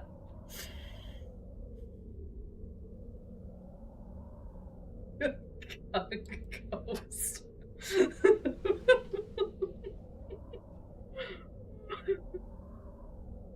I thought we already established Caleb won't be watched. Yeah, you're right. You're right. Caleb smooths my rumpled clothes with gentle, deliberate movements. What do you mean I'm still wearing clothes? Those should have been gone ages ago. His concentration hasn't wavered, not even once. He's just like ignoring the guy. Caleb, let me take care of it. Very well. It has been quite some time since your last hunt. Consider it an appetizer. Yeah, because you're the main course and a dessert.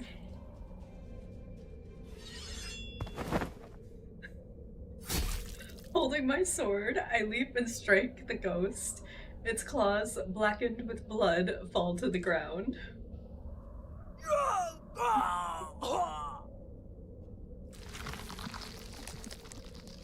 In the blink of an eye, liquid spurts from where I cut it. A new set of claws bursts forth. Ugh. Hiding the fact that I was startled, I thrust my blade into its brow, twist the weapon, and pull it out. Oof. You ruined my face! Do you know how many skins I devoured to grow it? Ugh.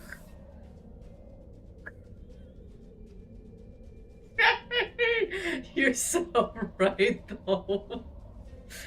It's hideous and not even worth a single strand of my brother's hair. You're so right, girl. I'm startled as its face knits itself back together at a swift pace, and I saw a bluish green light when it healed. I turned toward Caleb. His expression has darkened.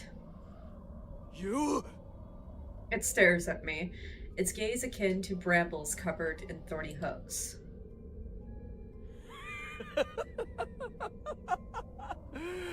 You're my bride, but you help him I already kill said I'm me? his bride, and he also said that I'm his bride.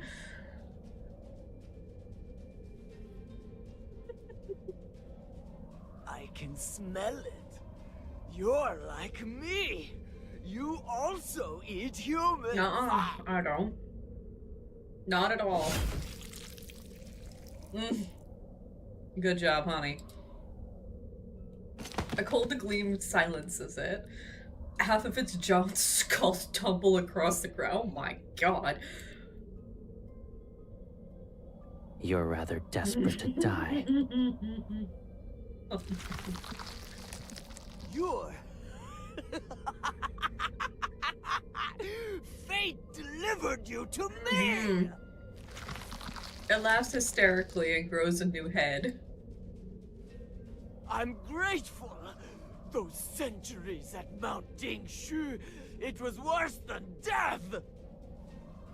It escaped from Mount Dingshu. Why would a ghost be imprisoned there? You can't drag me back! Ah! I'm just going to get you back on the bed. Hey, it's the only thing that wasn't destroyed. Cold, howling winds envelop the cavern in an illusionary purgatory. With each step Caleb takes, ghostly flames surge to life. Since only nonsense can leave your mouth, silencing you is the best choice. It's regenerating again. What do we do? We'll ensure it can never heal. He swings his blade, blurred into a dark streak that tears through the ghost. A downward cleave ignited with vivid azure and violet splits it. Within the sea of blue fire, not even ash remains. Only a single soul bead clatters to the ground. That's gonna be a tasty soul seed. We'll eventually go see Viper, Jeremiah, and Isaiah again. Eventually. The spider lilies around us wilt to reveal the truth. Dried pools of blood and scattered bones gleam under the shifting light. Caleb? Questions gather in my mind. Why did that creature imply I was also a ghost? 'Cause you are. What happened at Mount Dingshu? But the murderous aura curling around Caleb and the ghost's lingering wails prevent the words from leaving my throat. The remains of previous brides were abandoned here. They should have a proper funeral. Caleb doesn't make any remarks about how I changed the conversation. Instead, he strokes my head. And then All back right. on the bed.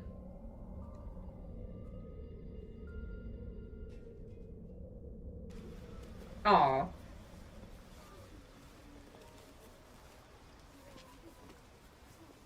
At dawn, Caleb destroys the rest of the cavern. As the collapsed stone gives way, mangled corpses appear. Ugh. We retreat into the nearby forest and stay out of sight. Villagers arrive and gather the bodies for burial. Brief clouds every face. Curses directed at the ghost permeate. I can smell it. You're like me. You also eat humans. I mean, we have the ability to, but we don't.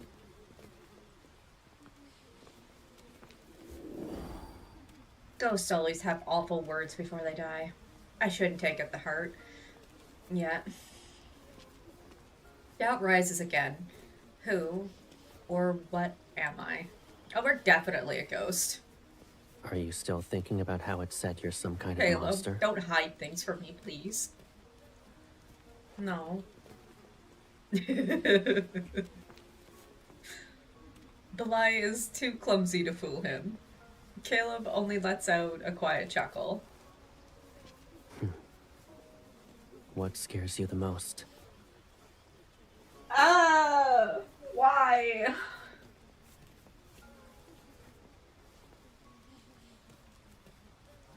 Being separated from you. In that case, is there a reason to worry about who you Very are? dumb question. Even if you're a little monster, I'd still take care of you.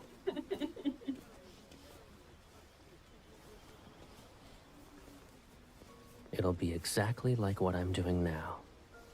I'll find soul beads and dress you up in clothes and accessories that suit you. I'll bring you anything you like. Stop it. So long as I'm here, there's no reason for you to be I need afraid. to eat out of sadness. Oh.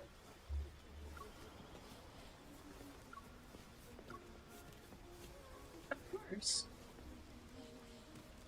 Some of my doubts loosen their grip on my heart. Then another thought appears. The ghost mentioned Mount Dinshu and said it escaped from there. Did something happen there? It stabilizes yin and yang. Why would a ghost be there in the first place? Caleb. He knows. Don't you hide it from me. Mount Dingshu has held heaven and earth for centuries. Too much time has passed, and calamities continue to appear. The array carved into its foundation was bound to falter. As for that ghost, I suppose it slipped past the weakened array and found itself trapped. Okay. Fair. But its words. It seemed to imply that Caleb was the reason why it couldn't leave Mount Dingshu. Yes, obviously. No, I can't let my faith in Caleb waver. The ghost's words shouldn't plant seeds of doubt. Well, that's exactly what happened. If Mount Dingshu truly is unstable, doesn't that mean it's dangerous? Shouldn't we fix the array? Arrays from ancient times aren't that fragile. They're not going to fall apart even if they remain untouched for centuries. But, given our current situation, it technically is an issue.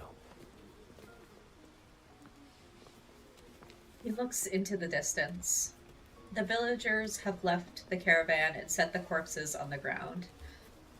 I'm heading back to those interconnected caves. Assuming the ghost didn't lie, his escape wasn't by chance. Something else must be present. And I might find more remains that belong to its prey. Bye, Goku. Soon after Caleb leaves, a gust sweeps through the area, dirt rises, and the scent of incense disperses with spirit script. Scripe? I don't know. The ghost has returned! The humans run away and abandon several caskets. I pluck a few leaves and turn them into thin sheets to cover the bride's remains. Then a glimmer of blue light blue flits across my vision. A dragonfly. Its translucent wings stir the mist like ripples on the water's surface. The chime from an old bronze bell drifts. Is that old spirit master here? Hi! You want to finish telling me that story from earlier? What are you doing here?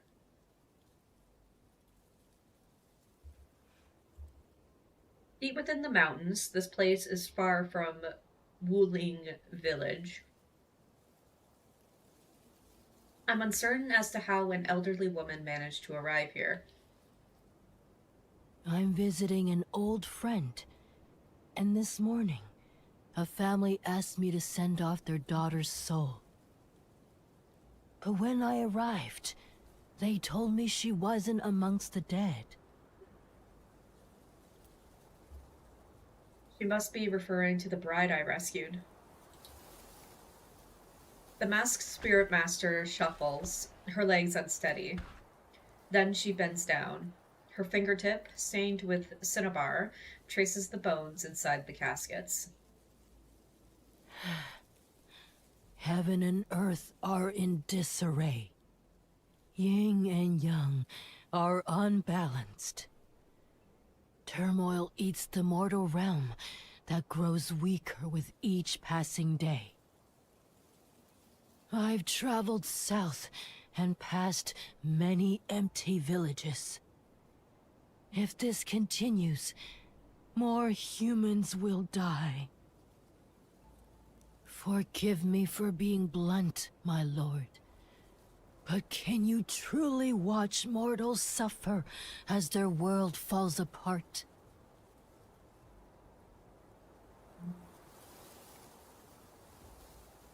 We only oversee the dead. Caleb and I oversee the dead, and only the dead. If the mortal realm is worthy of your concern, find the individual who rules it. He who rules over the Caleb. world of mortals. Who knows when he might appear? And how is this related to me? Although I may have instances of unruliness, this world might still have a glimmer of hope, should there be a hint of compassion in you.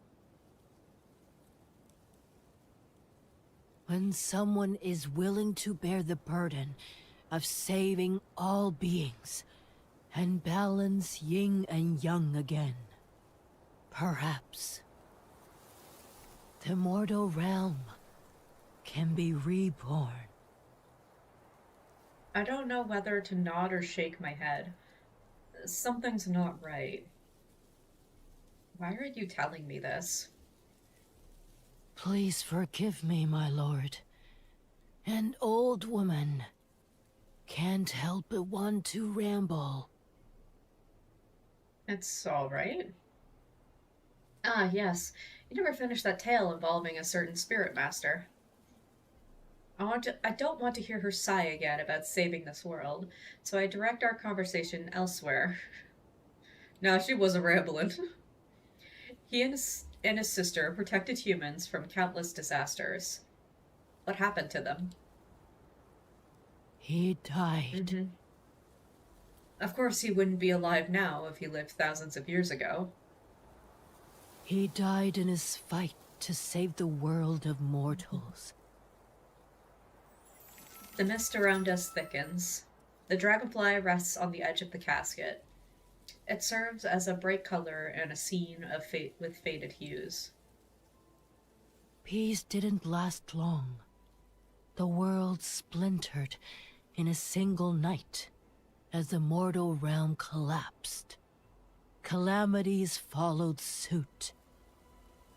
Wildfires turned mountains into barren fields.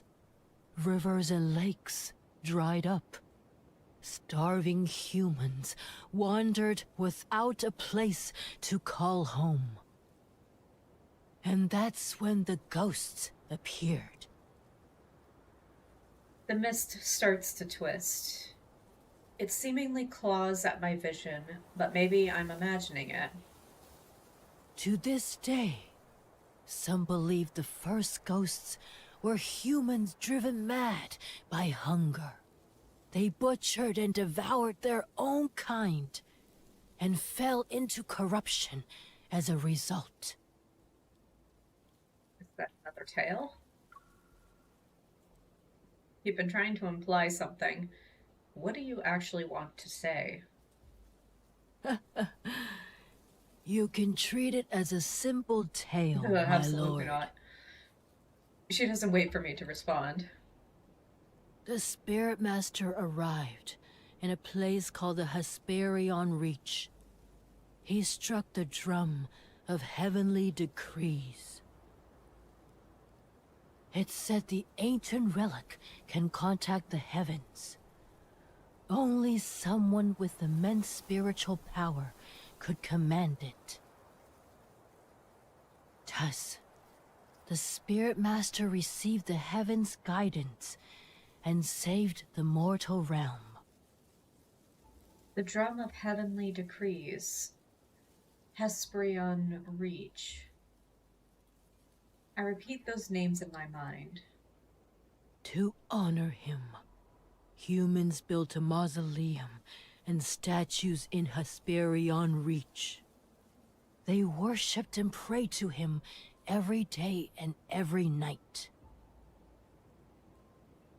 Yeah. Yet no one remembers him. Ooh. Yeah. Yet no one remembers him or asks about his sister. Us. Duh. You picked two.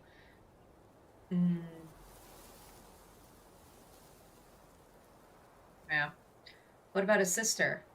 How was she supposed to live without him? If Caleb isn't by my side, I can't bring myself to imagine it. As you can see, humans claim to remember his sacrifice, but no one spared a thought for the girl who had lost her brother. Mausoleums, statues, they're all pointless. Who cares?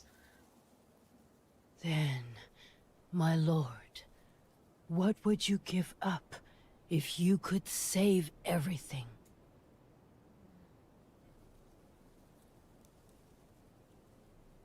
Oh no.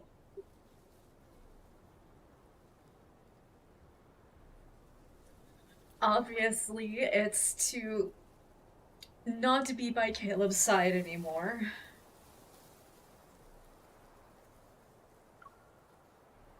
My brother is my everything. I would never give him up. That tells me all I need to know.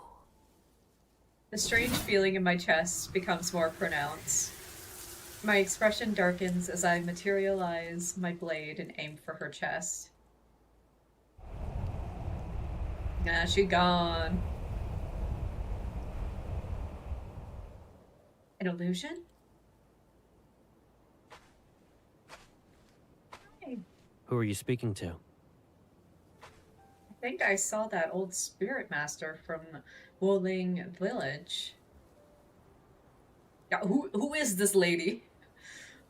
Leaving out the details of our conversation, I explain what happened. Caleb's brow is slightly furrowed. You don't need to be concerned about her.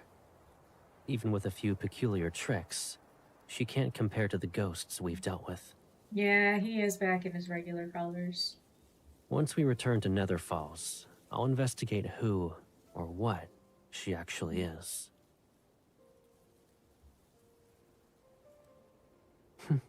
Here, look at what I found. There are so many soul beads. The amount in Caleb's hands makes my head spin.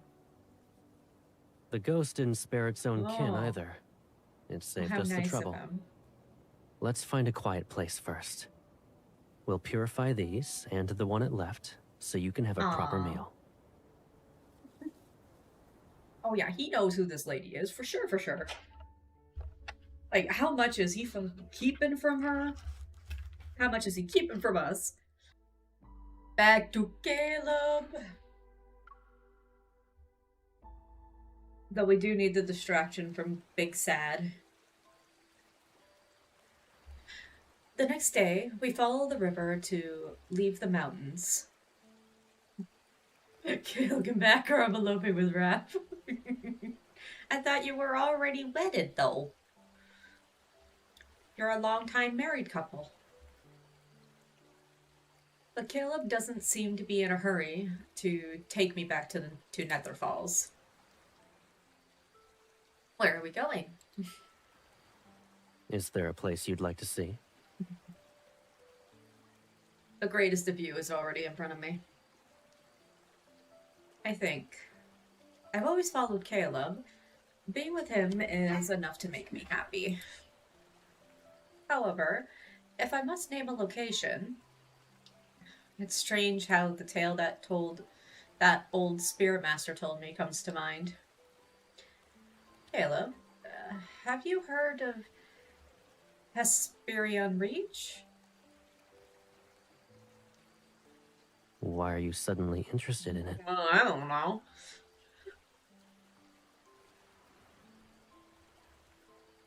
That old spirit master mentioned it. I'm not sure why it sounds familiar. I feel as though I've heard it before.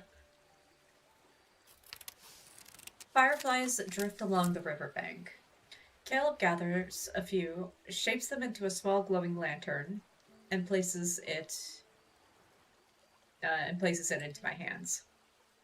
The Hesperion Reach is the source of the River of Oblivion, which runs through Nether Falls. He better have some of that in his next myth, absolutely.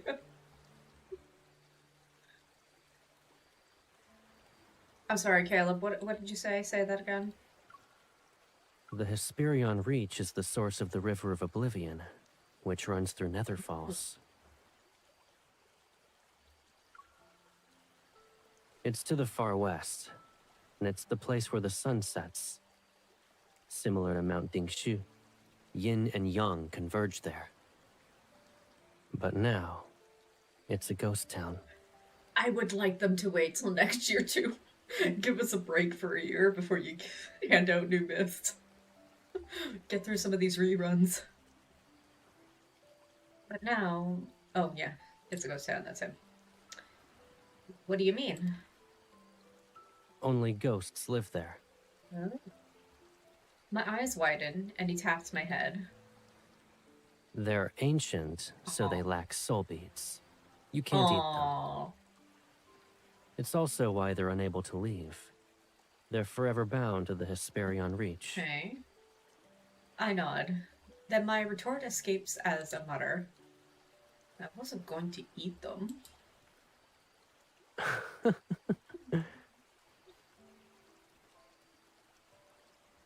I pause and weigh my words. I want to see the Hesperion Reach. I am a carnivore as well, Alexi. There must be a reason why that spirit master told me that story. What she wants to reveal, it involves the Hesperion Reach.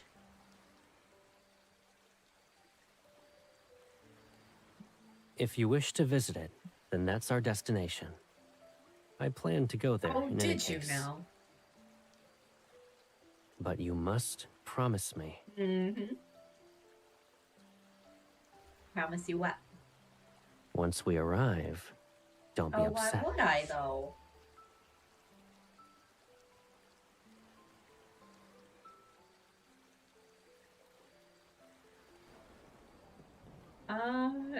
Yeah, it seems so far.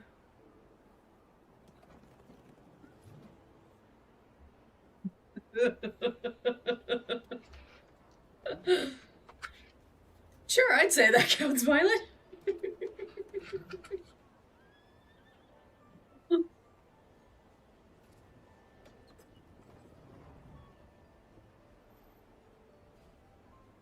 This is Hesperion Reach? A ghost town. I remember this place. I always seen it in a few different cards, but you know.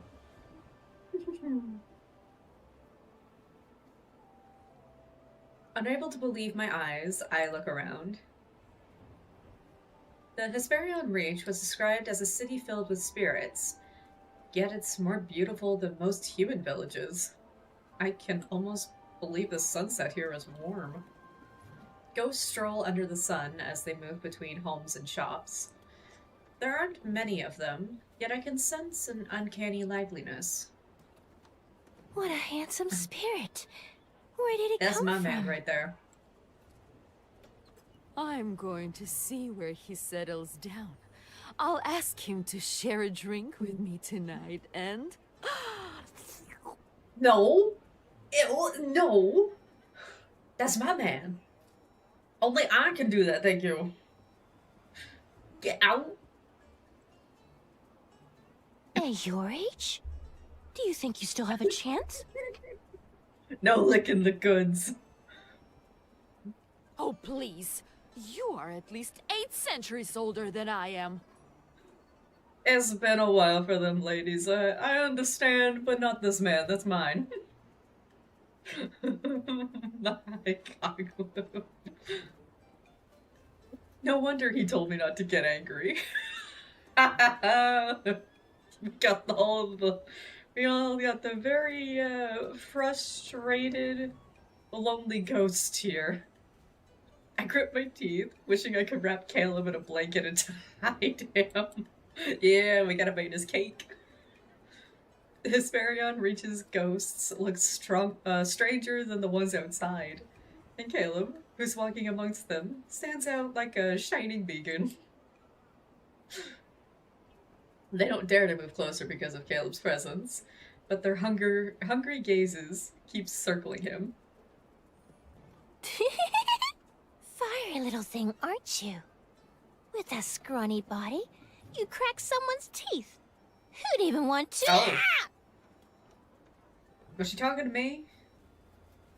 Was she talking to me? Good. The ghost tongue is sliced into pieces. It falls onto the ground and writhes. That's our lawfully wedded husband. Y'all go tee elsewhere. Amen.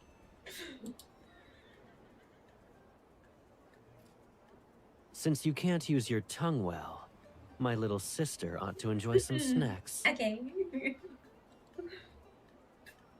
I don't need them. Tongues that can only ceaselessly flap are disgusting. You two! How dare you hurt the Hesperion Reach's most beautiful spirit! Everyone, grab something and... Ah! Oh, you mean the one that teed like some sort of, like, that was the equivalent of nails on a chalkboard, was the most beautiful spirit here. Okay. The skull's shape is adequate. Unfortunately, it's not good enough to be a wine vessel. Oh my god. He tosses the wine vessel aside and crushes it with his foot. Who's next? Try to approach as a group. It'll save us time. Oh my god.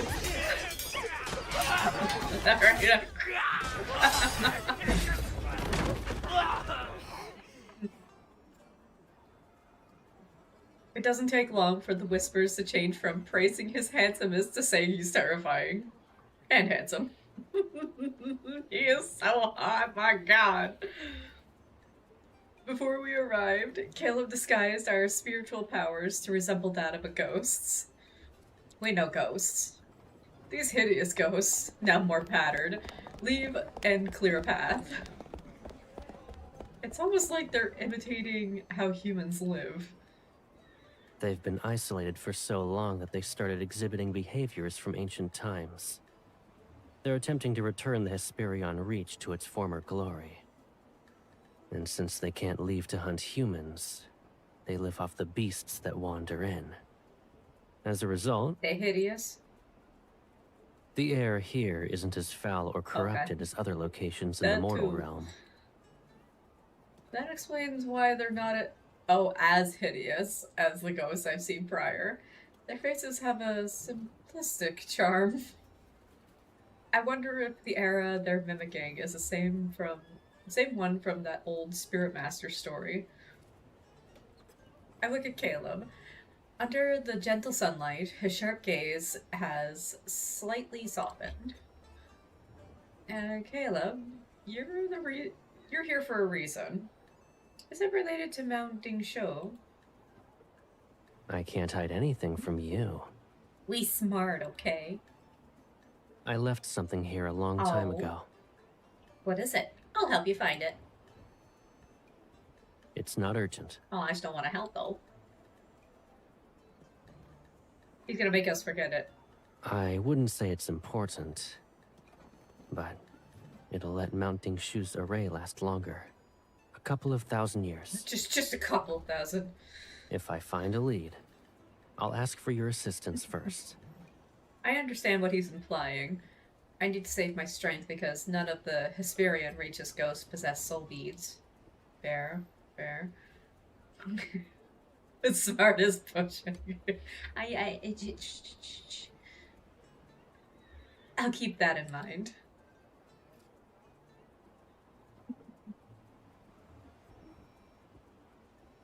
And so, we settle down in Hesperion Reach for the time being. Thanks to Caleb's reputation, every ghost we meet treats me with the utmost respect and answers all my questions. How long have I lived here? I don't remember. There was once a mountain nearby, but it's been reduced to rubble. If we talked about the years before that, the Hesperion Reach still looked like this, and I was still a chef. Some tried to leave, but they couldn't reach half before being turned to ash. Who would dare to do that now? I thought I would get to taste human flesh. I don't like this ghost. Stop slurping. Stop slurping around me. Ugh. Once I mentioned the Spirit Master from the tale I heard, every ghost's face pales. They run soon after, which piques my curiosity. At last, one of them confesses. The Spirit Master's mausoleum is up north. Go on your own. Don't make me escort you. Yeah, that's fine. I can go there by myself. Yeah, get your own man. Pull that mouth away. The mausoleum is vast yet desolate. There are only fragmented pillars and halls that have collapsed in on themselves. The air is so still that even the wind is quiet. Time has seemingly stopped, and only the faint sound of my footsteps crushing the tall grass breaks the tranquility.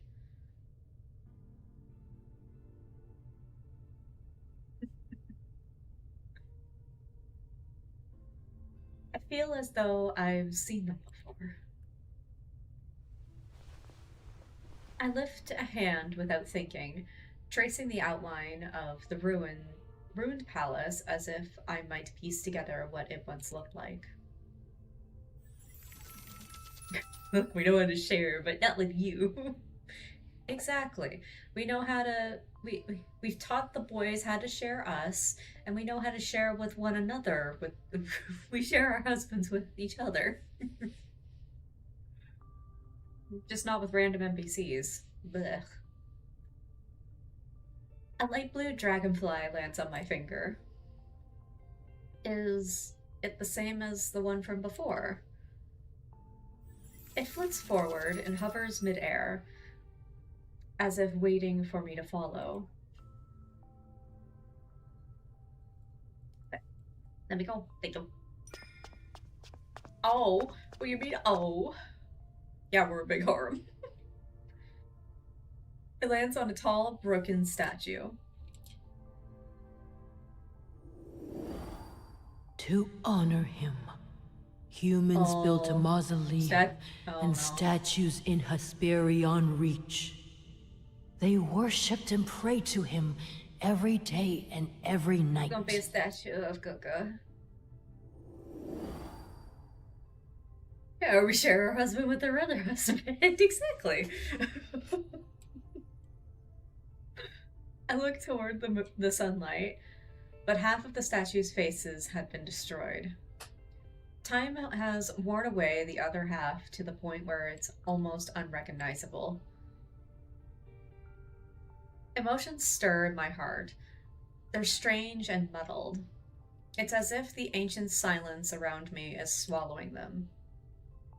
My gaze drifts to its hand, where a stone ring rests on one of its fingers. It resembles half of a blooming lotus.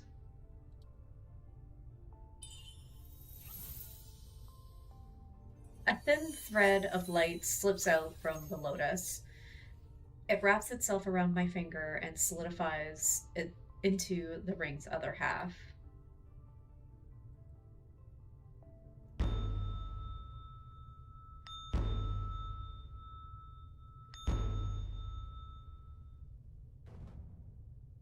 O sun and moon, be the mirrors that witness.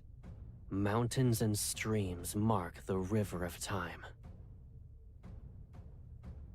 A divine blade reflects blazing sunlight as it shines on the poised, striking figure holding it aloft. Incense smoke curls around an altar as banners flutter in the wind. He moves to the beat of the drums and bells. Each step he takes is slow and deliberate as he chants solemn prayers.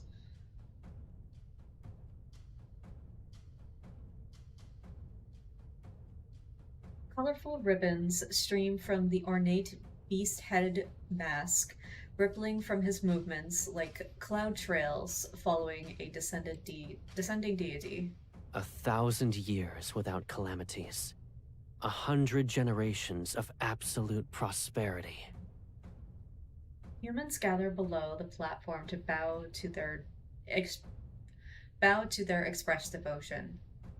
Their reverent gazes rise toward the heavens and the figure who shines like the sun. Caleb? No. This is the Hesperion Reach in the past, and he's the spirit master in that tale.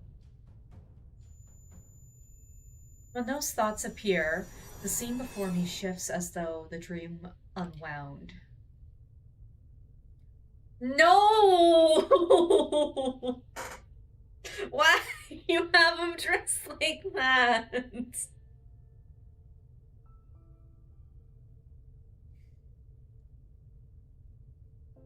Hi. No! He's in his old outfit, too. The Spirit Master has removed his ornate mask. The distant divine figure that's the epitome of purity seems to be within reach. Why are you staring at me like that? You forgot who I am? He sits on the stone steps while using a small knife to carve something. You kept pestering me about wanting a mask as impressive as mine. Am I mistaken? But it's too heavy for you. You'd only be capable of wearing it for a second. Under his knife, the beast bone becomes a refined piece. I caught another beast and brought back its skull. It's the same as the one used to make my mask. I figured I could make an accessory that would suit you. Come closer. Do you like it? Why does he sound familiar? I try to walk toward him, but it's as if heavy weights are shackled to my feet. My consciousness grows heavy with every step. Once it's finished, I'll tie colorful ribbons onto it. You'll look beautiful when dancing. Why are you... A pair of arms catch me, and the subtle, intoxicating fragrance of lotuses drift closer.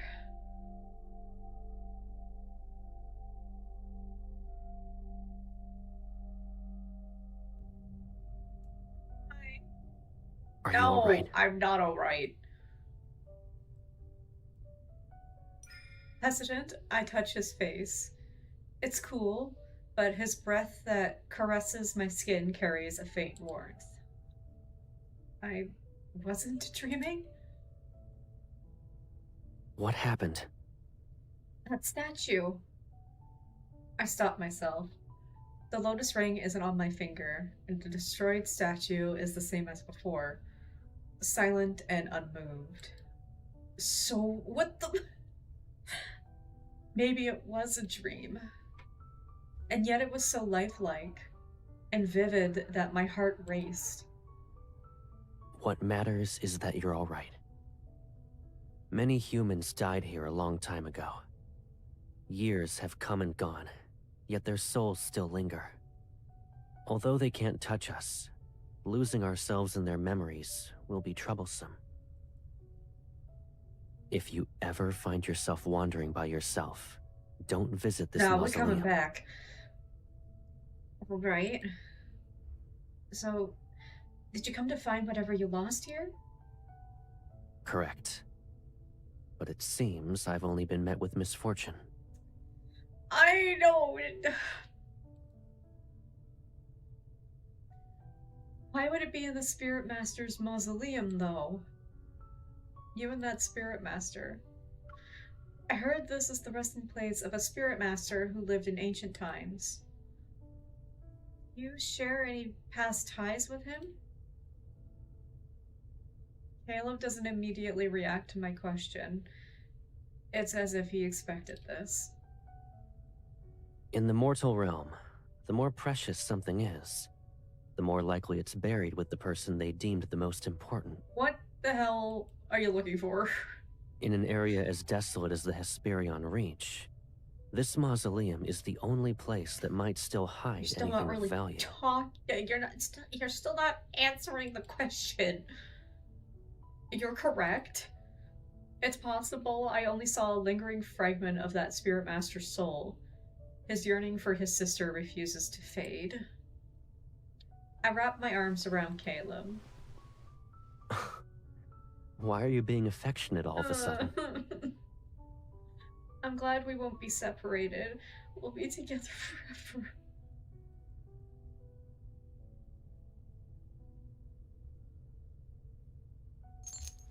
He pulls me closer, and the lotus-shaped accessory on his ear caresses my cheek. Resting against his chest, I don't notice how his gaze lands on the statue, and therefore I also overlook the faint carvings around the statue's waist where the exact same lotus-shaped accessories are.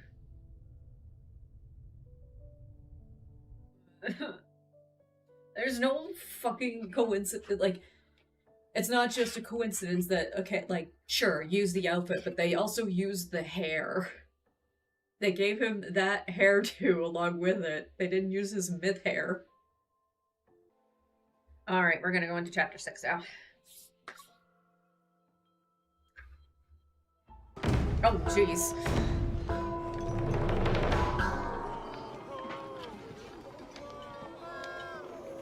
Hundreds of lanterns come to life in every street and alley. As the last sliver of sunlight fades, all of the Hesperion Reach's ghosts appear outside. They stomp and flail to the racket of drums and pipes, singing, or rather howling. They merge to create a long parade. What exactly are they doing? It's a festival. You can call it a divine I do ritual. not like what's in my ears right now. Yeah, the drums were loud.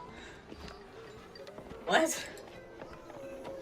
Perched on the rooftop, I watch the chaotic spectacle, confused yet entertained. Every ghost is earnest about this. Their faces are painted in garnished, terrifying colors, and they wear clothes that barely fit. You mean like this? Stilt walkers wobble dangerously. Those beating the gongs don't follow a beat. And the ones swinging swords chop off the limbs of others. Blood touches almost everything in sight. Is this another instance of them imitating the mortals from back then? They're playing? Right? Yes, but they do have wishes. Oh god, the screeching, hello. This is their singing, guys. One arm around my waist, okay. Caleb reclines and lifts a wine vessel. A jar floats over to him and fills it to the brim. For the past few days, he hasn't found the item he lost. Yet he somehow obtained a jar with excellent wine. Listen closely to their screams. No, I'd rather not. I strain to make out their words. I'd rather focus on your waist.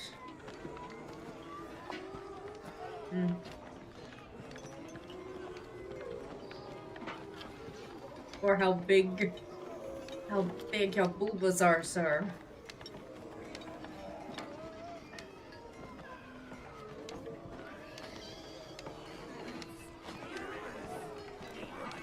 Nice.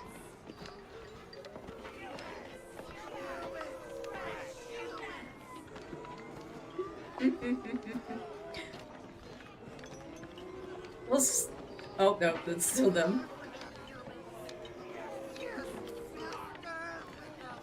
They all have just some crazy waist dips, though.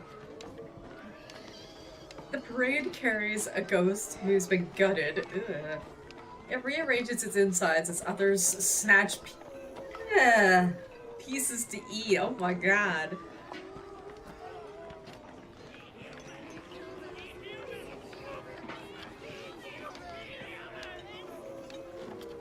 The last time I read a card that had, like, descriptions of some sort of body horror or literal cannibalizing or something was NC-22. Literally NC-22. I've almost forgot these ghosts aren't any different from the ones outside. It's hard to say how long they've lived like this. It's pitiful that not a single immortal bothers to listen to their prayers. Immortals don't even answer to humans. Why would they listen to ghosts? However, they seem to be enjoying themselves. Do you like what you see? I mean, if you mean literally what I'm seeing, yes. It's not exactly gorgeous, but is there another place where you can witness ghosts host a divine ritual? What I'm currently have in my ears when he's not speaking, no, I don't like it. Seeing my amusement, Caleb lets out a low chuckle and hands me the wine vessel that's filled with liquor. It's clear and bright, like a scoop of moonlight.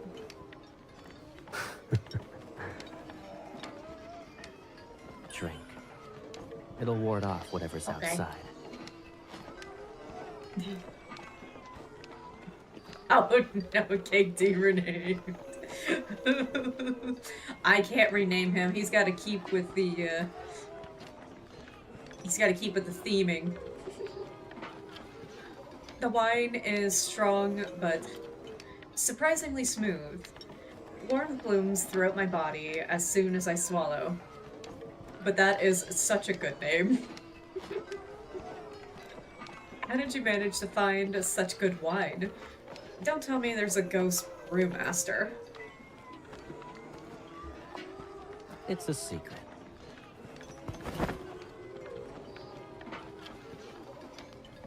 Yeah, I think it's attached to like this vine thing.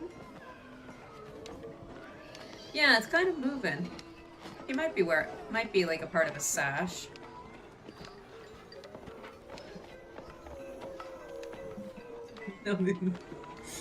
He jumps down from the rooftop and turns. His arms are wide open. I'll be jumping. Come. Let's go For a have some third time, Caleb. For a third time.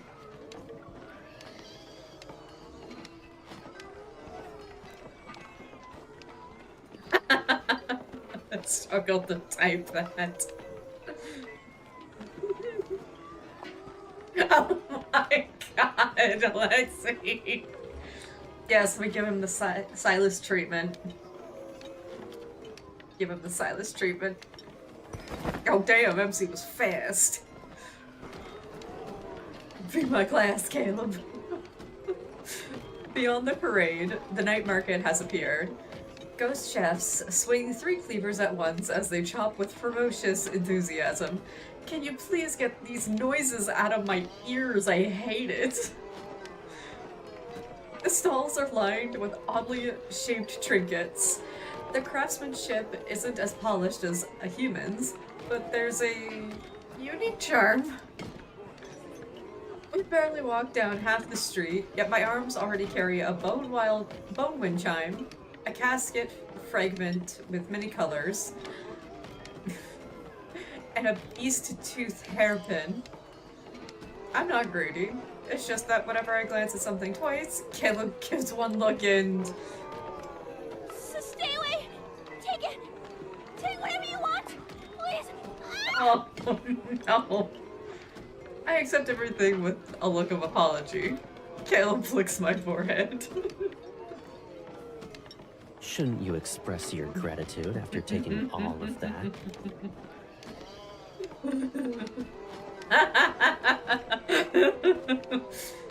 Jay, they can train us.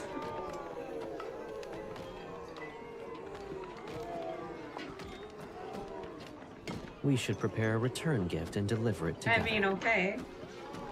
A few severed tongues should suffice. Caleb. No! Don't come any closer!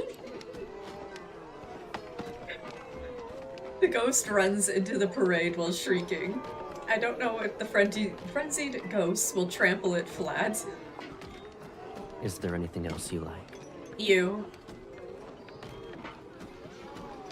His gaze drifts towards 2 more trembling ghosts. Before they panic and run, I grab Caleb's arm. We have more than enough. The Nether Wardens at Nether Falls will be happy for weeks. I sift through our haul and hold up one pendant to him, then another. Yeah, they're mediocre.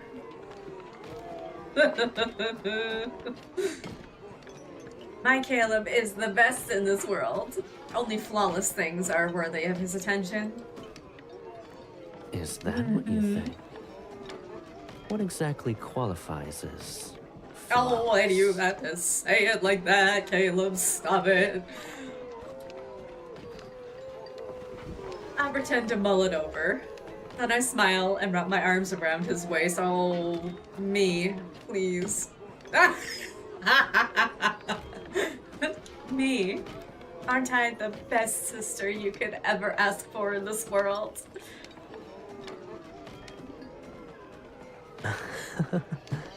Smooch?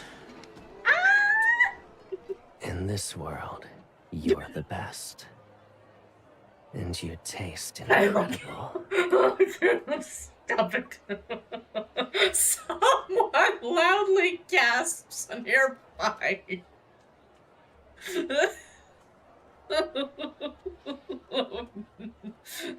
I mean, I'll take you for your word, Caleb. Know that. Why in public? So he just says that, someone's like,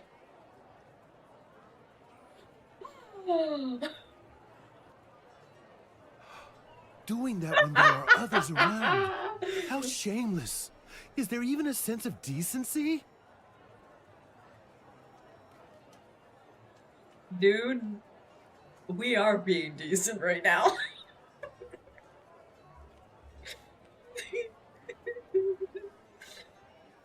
They put Twitter in the card, I see. Yeah, they did. Just.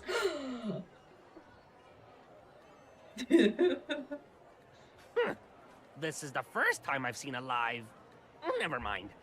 You're a ghost, and you have the gall to lecture about the concept of decency? Yeah. Someone was literally, like, disemboweled during the parade. Oh, yes, MC. Go get him. Smooch him again. I can't help but laugh. With those stunned gazes... While those stunned gazes stare at us, I kiss Caleb again. Their eyes are about to fall. I can pluck them and find colorful strings to make a Oh, charm. why is everything he's saying so hot?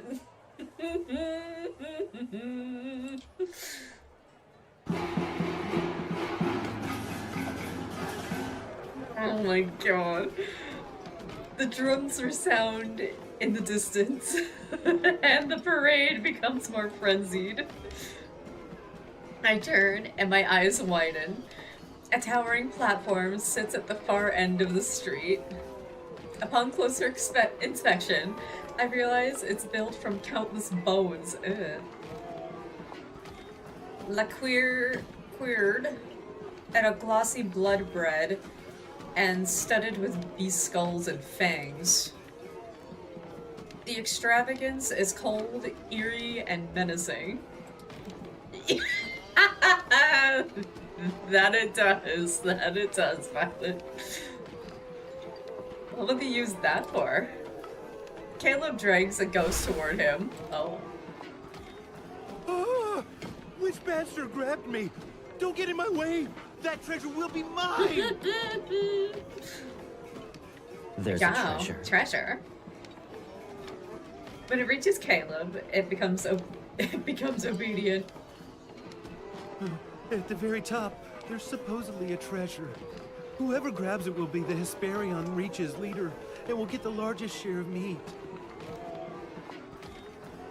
I was gonna say that the way he looks and speaks, of course we're gonna be obedient. I know what my large share of meat's gonna be. Several layers of black and dark red silk cover the top part of the platform. It's hiding something. Oh my god. Ghosts are already tearing one another apart as they climb. Their snarls and screams rise like the waves. Since they're calling it a treasure, it's most likely something valuable. I crack my knuckles in anticipation. Stay here, Caleb. I'll bring it back for you. Wait. Oh. I made sure you were dressed up.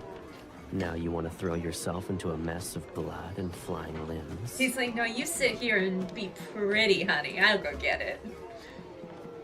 Oh, you go get it. Yeah, I'll sit here and be pretty. I'll bring it to you.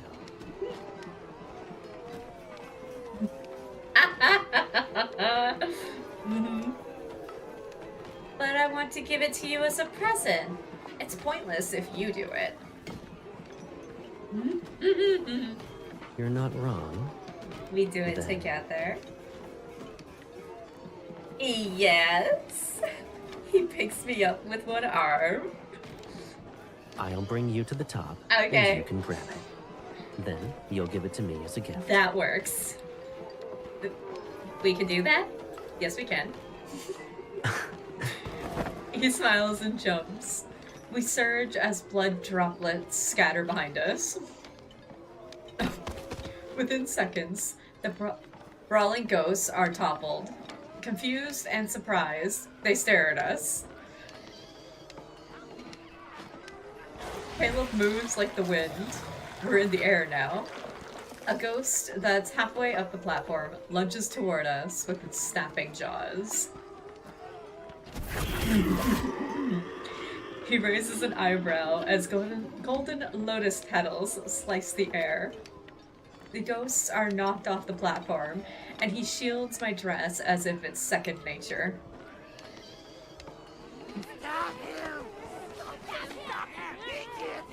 Yes, we will have it, thank you.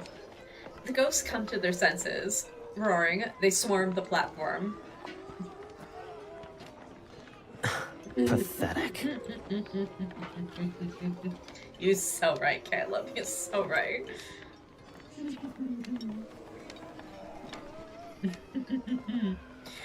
Instead of rushing, he slightly lifts me up and walks through the air.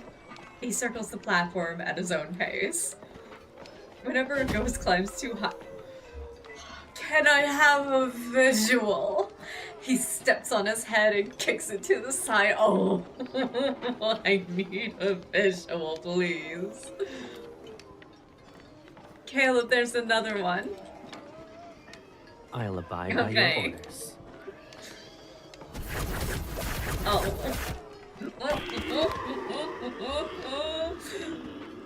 The ground is quickly covered with groaning ghosts.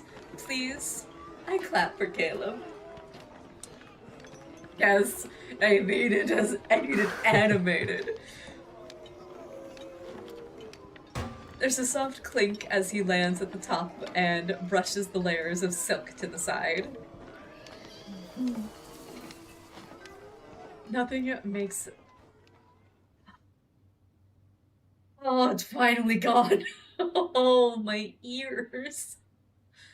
Blessed silence. I just need Caleb to talk and everything will just be perfection. Oh. Thank you, game, for finally getting rid of all that damn noise. Oh, yeah. You know, it was so bad.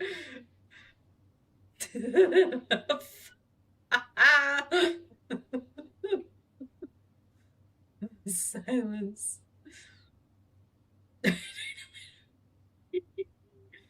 I finally look at Space Joker right now. I just now noticed the blue tassel. I know.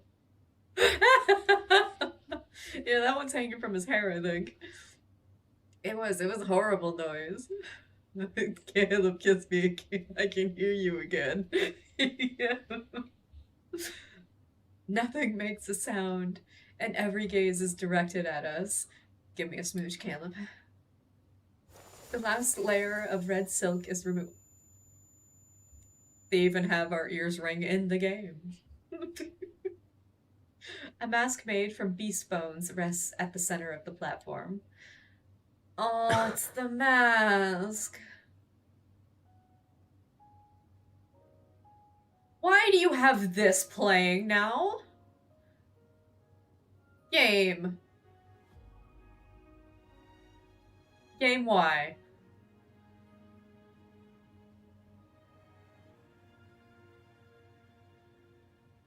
Okay.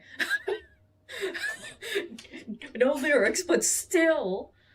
Why? Why this song? It's old. The imposing horns have been reduced to broken stubs, and there are cracks in the skull.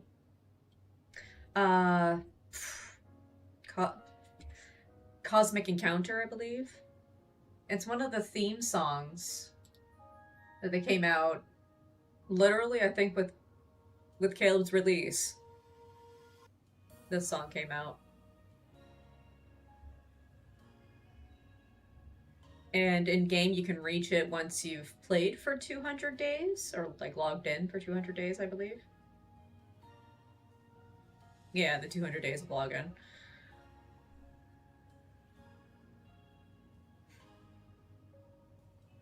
Its bright lacquer has faded to a dull gray, and tarnished bronze rings hang from thin strips of silk. For some reason, the mask is familiar. I'm reminded of Caleb. He was making that mask in the flashback. Without thinking, I pick it up. The mask is heavy. My fingers ache. Caleb stays silent as I put the mask on him. It fits perfectly, as if it belongs there. Caleb, this mask is yours.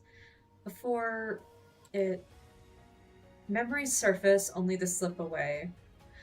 No, why are you looking so sad, Caleb? Stop it!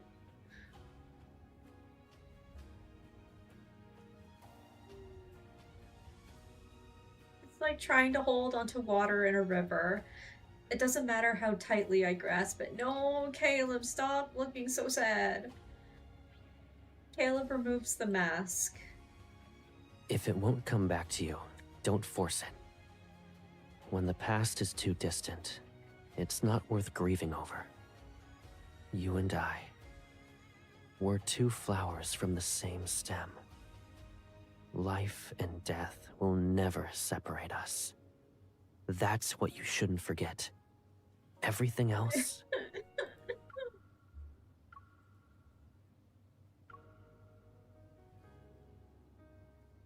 He gently closes my eyes. Just let it go.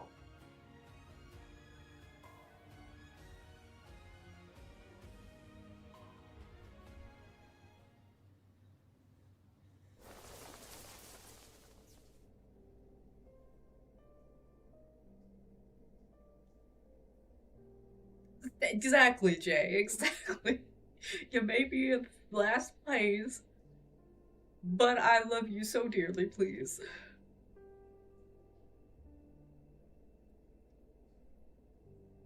Did I return to Nether Falls? Touch my head as I sit up. I don't remember when I fell asleep or how I traveled from the Hesperian Reach to Nether Falls. Did we go down the stream? Because the stream are connecting the places. I remembered something. But before I try to reach for it, the emptier my mind feels.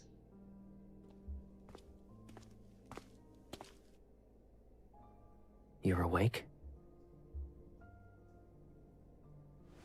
The bed dips beside me as he sits. His hand touches my temple that's still damp with sweat. Were you that tired for the past few days? You slept for more than 20 hours. I did everything I could to wake you up, but you didn't budge. I slept for that long? Everything feels foggy. I only vaguely recall staying in the Hesperian Spire with Caleb for a few days.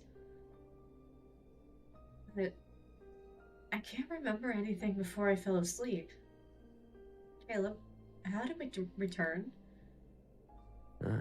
You forgot. Mm-hmm. The Hesperian Reach is the source of the River of Oblivion. We followed it downstream. You even brought all these baubles with you. You wanted to give them to the Nether Wardens. You said you wanted to find an item in the Hesperian Reach. Did you find it? I struggled to remember until I finally grasped a faint thread from a single memory. I found it, yes. He gives a small smile and lowers his gaze. It wasn't important. Don't worry about it. Oh, you're so wrong about that. What the fuck? You're still going to daydream? Did your slumber shuffle your thoughts? Maybe. I try to remember what happened before I slept, but to no avail. Only a dull ache settles. My body is seemingly trapped in fog. I feel light, adrift, sluggish. I close my eyes. All right. You've slept No. long enough.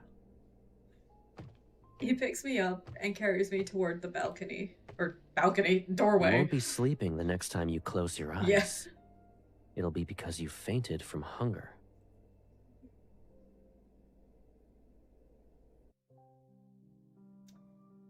Oh no, we're only gonna... It's only gonna go down from here. Okay, good night. We'll pee if we can't have fun. We're gonna be traumatized. Have a good night. To both you and Katie, because Katie's gonna be zooping out of here. Bye-bye. Bye, Katie. After restoring my spiritual power, I sleep for another 2 or 3 days. When I wake up, I feel lighter and more alert. The missing memories still haven't come back, but I figured out several things. That old spirit master didn't mention the Hesperian Reach on a whim. She wanted to send me there. Oh, why? Was she trying to use me for... Why did you take mine? The benign? Oh. That one is yours. You grabbed the wrong one. The Nether Wardens gather around me. Curious, they poke the trinkets I brought back. I return to the present, call 5-5 over, and give him most of the baubles. They're for you. Think of them as an apology gift.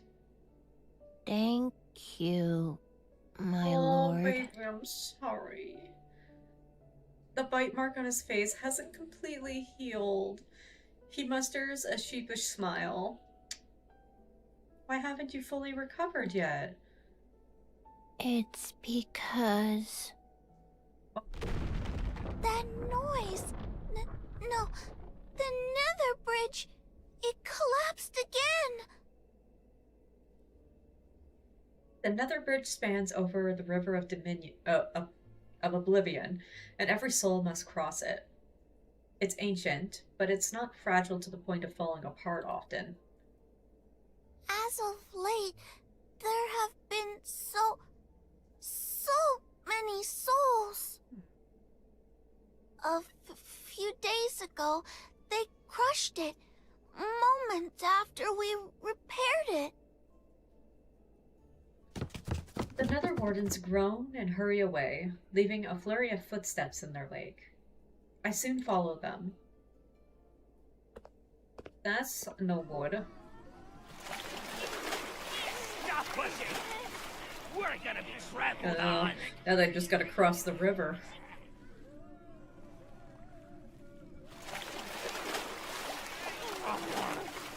Help! Let me out! Souls are overflowing both ends of the Nether Bridge. The churning river possesses flailing figures. Some of the Nether Wardens scramble to repair the bridge, while others struggle with makeshift fishing nets. They're trying to bring the drowning souls ashore. Since where there are this many souls? After you left Nether Falls, it wasn't this bad before. That's why 5-5 is recovering slowly. Everyone is too busy. The Nether Wardens try to restore order, but their soft voices can't overcome a cacophony from restless, resentful souls. Oh. I slice a tree, and its trunk crashes into the river. There you go, that works.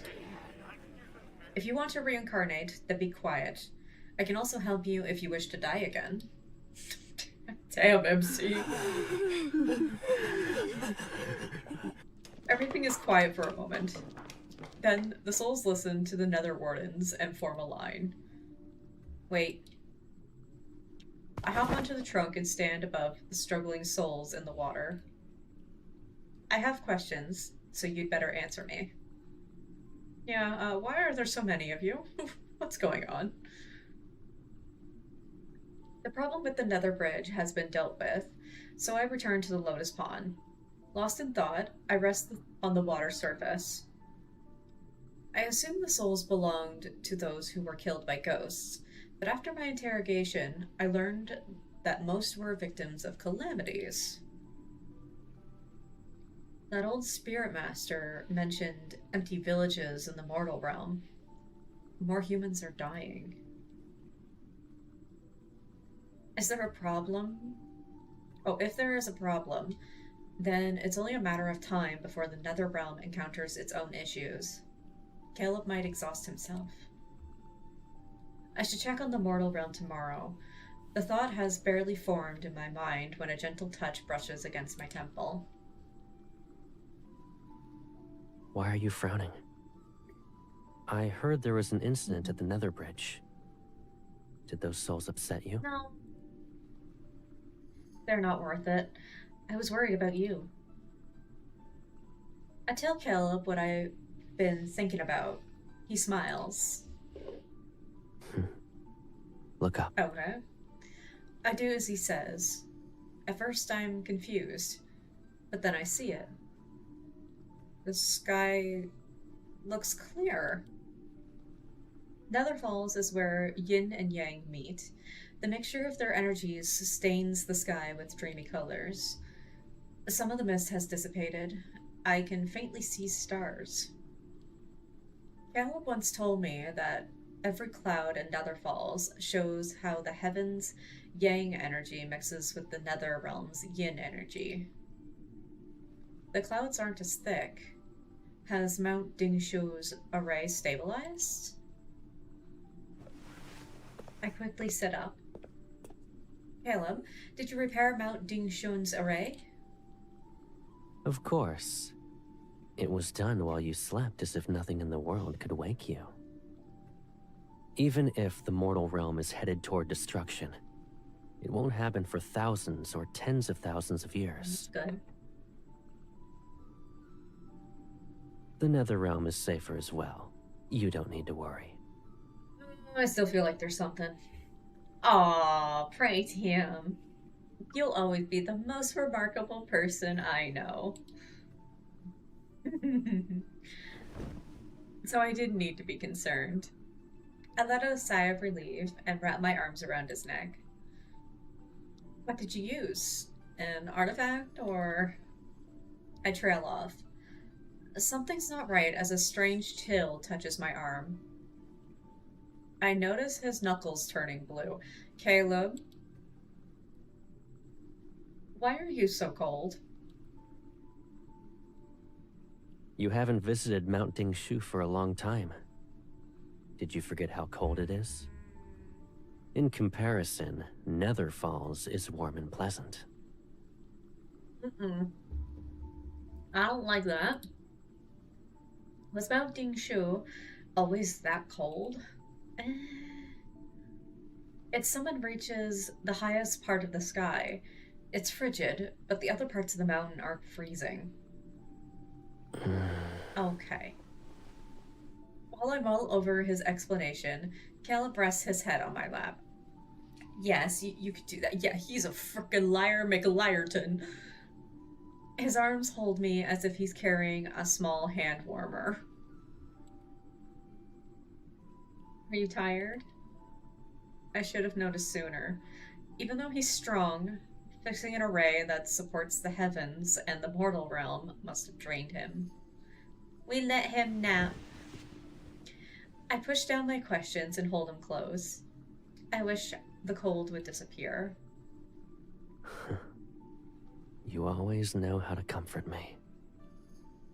Why didn't you bring me with you? I could have provided aid. It's because I need you for something else. It's more important than the array. Tell me what it is. I'll do it. He nuzzles my leg. Sing for me. Don't actually make me sing, okay? Because I can't.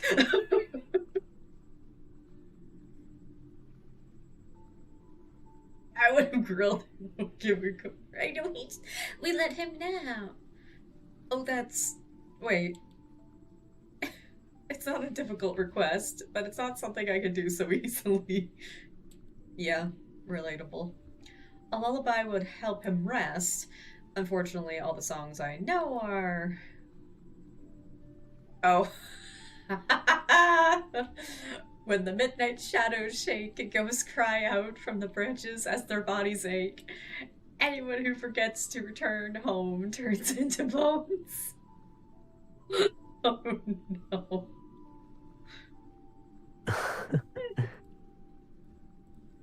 Giggles.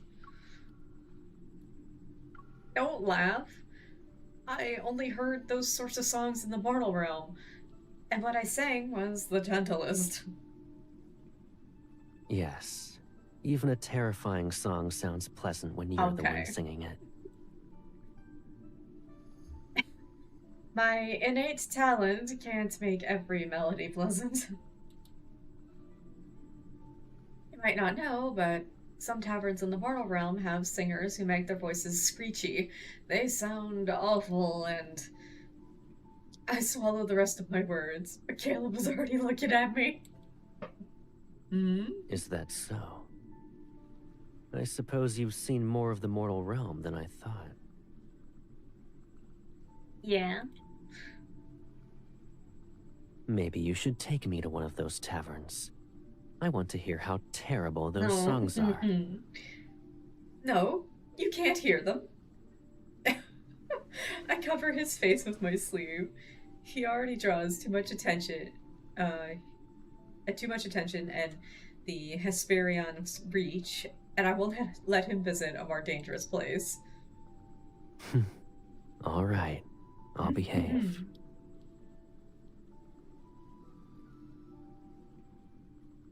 Go to sleep. The lotus pond is quiet. Time passes, and I wonder if Caleb has fallen asleep. He's blinking at us. Then he speaks.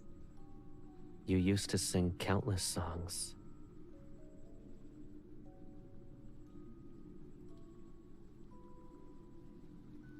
He almost never talks about my past. My ears perk up. People always stop to listen. Even the wind. Oh, Caleb, no. But you only sang for me. It sounds like something I'd do. I nod. What were my songs about? Many things. Elaborate. The sky, the land, mountains, rivers, storms, rainbows. Every single wonder in this world. I heard each and every one of your songs. That's why I would... Yes? I can't tell if he's too tired or simply refuses to say more. Careful, I ask him. Yes. You sing one of those songs? I want to hear it. I don't care. I'm not a good singer. I've also forgotten most I of don't the care. melodies. Sing. I want to hear. Please. I only remember a few words. Please. When the heavens were That's not created, singing. its voice tolled like a bell cultivated. Bro, that is not singing. When the mortal realm was created, its breath was like the wind I'm calculated. sad. That is not singing, Caleb. When mountains were created, they were green and stretched endlessly like wealth accumulated. Wandering souls returned to the hills of their home with no concerns. His words are akin to mist as it fades, and his voice becomes quieter. He fell asleep. Yes, go sleep. I run my fingers through his hair in hopes of chasing away that chill. My fingertips touch something. A petal? Nether Falls is always covered in flowers. This petal is ordinary, so it's not odd that I found it in his hair. However, it carries an unusual energy, and only ghosts have it. Even in places with hordes of ghosts, plants rarely absorb this much. The petal has as much energy as a full-fledged ghost. Only one place would have plants tainted like this, the Hesperian Reach. The plants there are always around ghosts. Their presence eats away at everything until nothing pure remains. Caleb said he returned from Mount Dingshu. So why does he have a pedal that came from the Hesperian Reach? Yeah, he definitely more like rhyming, but I wanted actual singing. I wanted him to actually sing. It's a minor detail, yet a profound unease ripples inside the depths of my heart.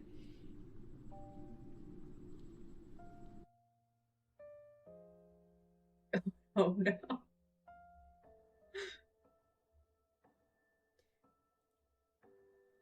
Missed opportunity. I know. Yeah, be safe, Jay, getting home. Oh, chapter 8, chapter 8. Perhaps because the seals of Mount Dingshu were stable once more, the endless surge of souls into the Nether Falls finally begin to slow. The restoration of the magical arrays caused a few tremors in the realm, but they proved to be nothing more than a false alarm. I went to the mortal realm and watched as it finally caught its breath. It snatched a slim chance at survival and crawled back from the edge of ruin. Now, the land has settled into a familiar limbo, where it is not quite not quite dead, but not quite alive. I had planned to visit the Hesperian Reach next, but a strange thing happened. When I dipped my head into the river of oblivion, I could no longer feel the Hesperian Reach's presence. Hand. It was like that place had never existed at all. Caleb, what did you do?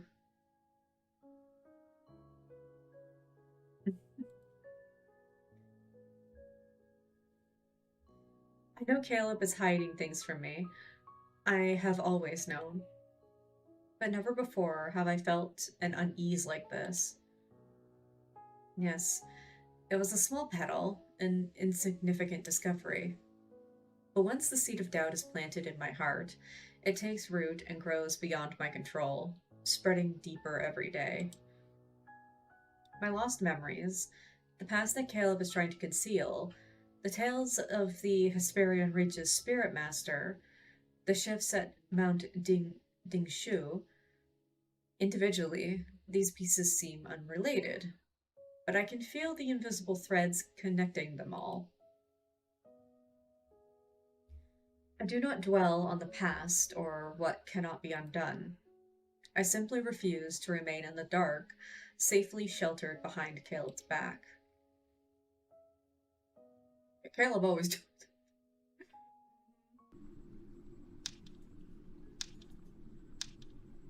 I don't want to play anymore. I've had enough. You're actually giving up? Caleb tosses a few pieces into the air. With a smug smile, he lazily catches them. Do that, and you owe me 630 years of tending to the lotus pond. Oh, and my Caleb is the best. You need to say it 630 times. I mean, okay. That's easy. How does one more round sound? If you win, we'll agree that your previous losses never happened. Stop just saying things the way he does. Please. You said that when I lost for 320 years. I pushed the pieces aside, feeling nothing but regret. I originally brought this Xiangqi set from the mortal realm to figure out what Caleb has been hiding from me. This game was invented only recently. How could Caleb already know how to play it? Once he loses, I can use that as an opportunity to make him confess. But Caleb listens to the rules once and beats me in the first round.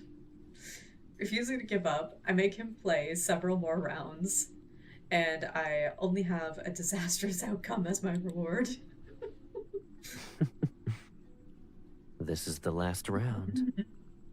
If you win, your losses won't be counted. I'll even fulfill one request. Oh, will you?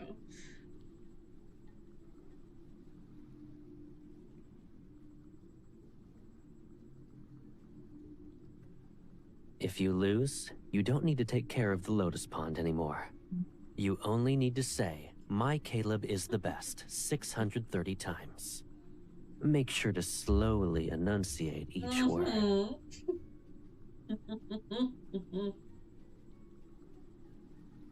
I can't let his offer slip away. I hesitate before reaching the Xiangqi pieces.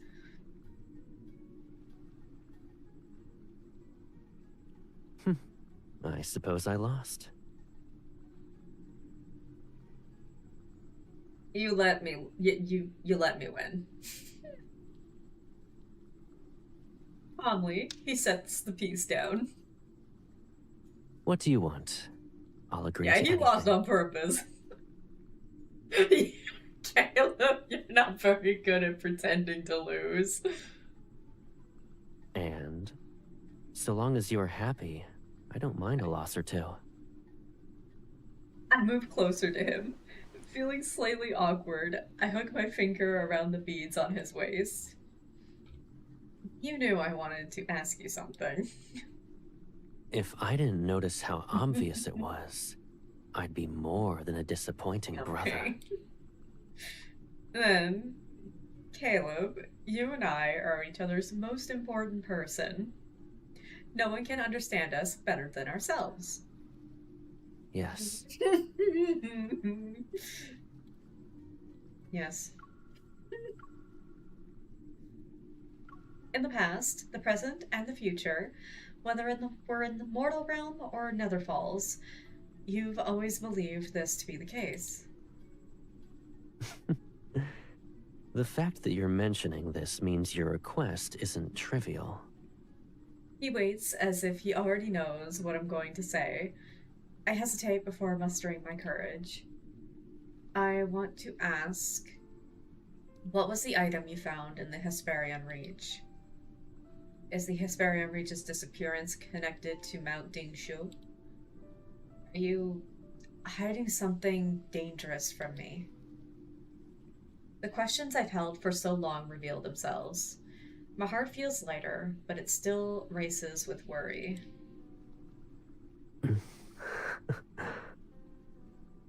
No. Why do you want to know? Ever since you returned from Mount Dingshu, I've never felt at ease, and I touch his chest. We are from the same source, and after all these years of being together, we can easily sense each other's emotions. I can feel the restlessness hiding deep inside him. All right. I'll tell you everything. You better. He looks relaxed, as if I asked him about what he ate yesterday. He agreed just like that. I even preferred a speech to persuade him.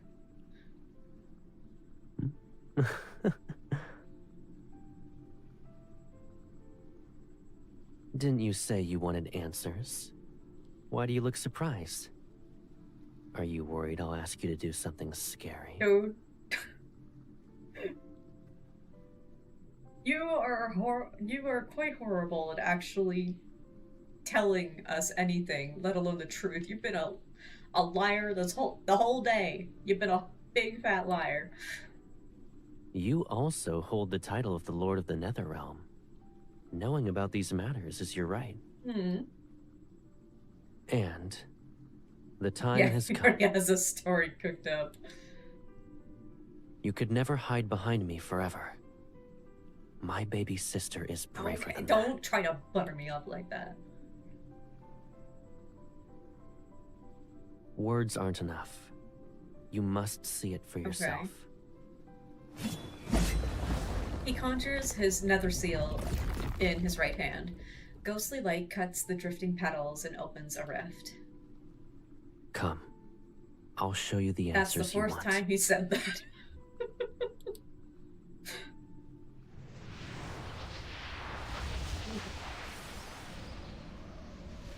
Get cold. Let me put my slippers on.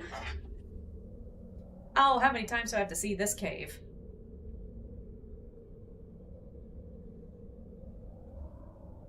dark. It's cold. It's suffocating. As breathing makes my chest burn, something presses against my lips. Cold, steady air flow into me.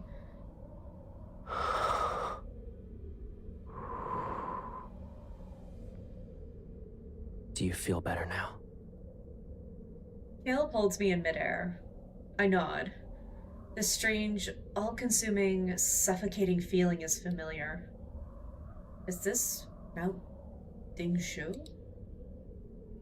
The rest of my words die on my tongue as my eyes widen. Before me stretches a massive cavern. Its depths are so dark that it resembles a grand underground palace. Countless stone alcoves stretch from the highest point of the wall down to the depths. Filling every corner, I can almost believe a forest of stone stands before me. Each alcove glows with cold bluish-green light. It appears as thousands of lanterns from afar, beautiful yet eerie. Each one radiates a biting chill. We're in the depths of Mount Dingshu. The purest yin energy gathers here. I realized that the chill I felt back then, it was from this place. This must be one of the places where the array has weakened. Why is the energy of ghosts so abundant here? An unfortunate thought flashes. I tighten my grip on Caleb's arm. Caleb, don't tell me those alcoves are... Caleb doesn't answer. He simply lowers his head and gives me another soft, cooling breath.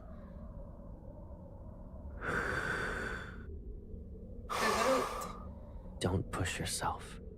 If you feel overwhelmed, tell me. To make us feel better, I think he's giving us mouth to mouth.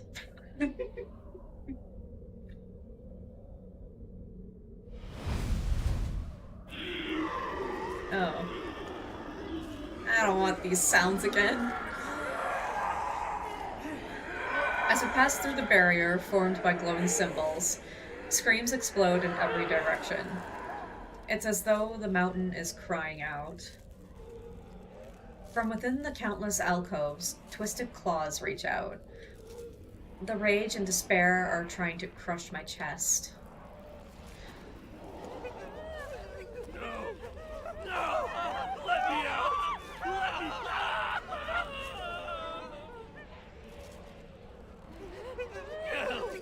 Kill me! Why can't I die? Oh, I don't like that. The alcoves, or maybe stone cells, are more apt. Glow with cold blue fire. Each flame looks tranquil, but the cold is worse than searing heat. Oh, excuse me.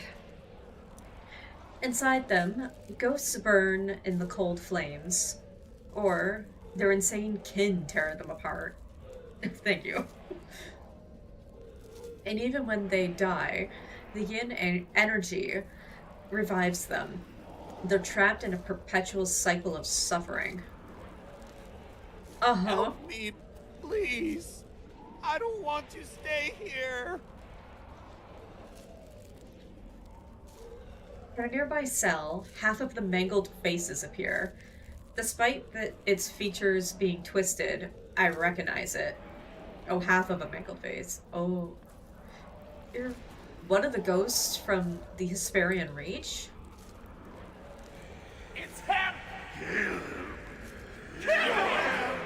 Oh. No! Lock him away! Rot like us!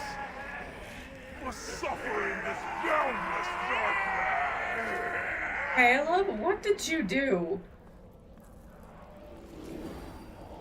You're...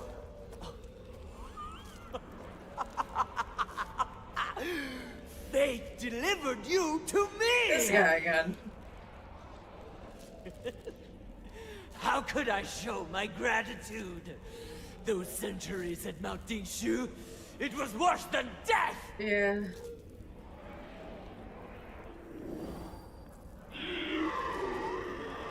Screams and howls bounce off the cavern's walls. I start to process what I'm seeing. Caleb? Are you using these ghosts to keep Mounting Shu's array intact? The ghosts that ate the brides and the others before it, they had been imprisoned here. Why?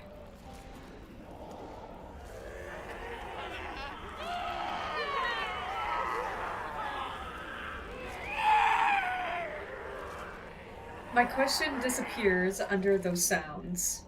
Caleb frowns and moves his hand. Oh. In an instant, every ghost is pulled back into its stone cell. Eerie and fierce, the icy flames burn brighter. The yin energy here continues to eat away at the yang energy. If Mounting Shu's array breaks and yin and yang become unbalanced, this world might become a domain for ghosts. A real purgatory filled with evil spirits. He looks up at this vast icy prison, the cavern filled with ghosts. It was an accident when I discovered that they can slow the yin energy. For ghosts whose only instinct is to eat humans, this is the most suitable end. How do you know all of this? I'm also the Lord of the Netherrealm. It's my fault. I left you behind many years ago. You suffered and lost most of your memories. Caleb.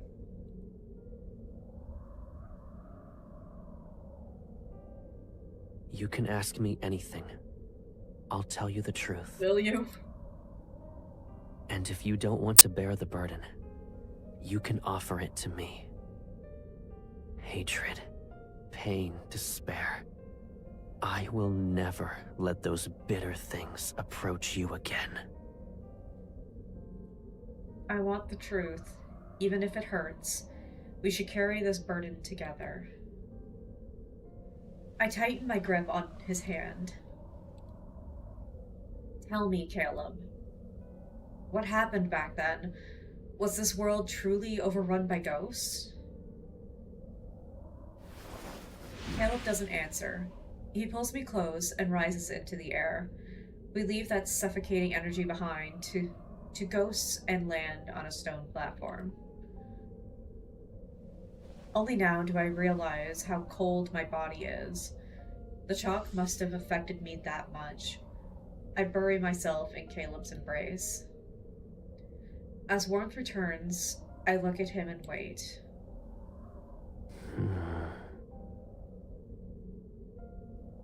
In the beginning, there were 30 days of darkness in the mortal realm.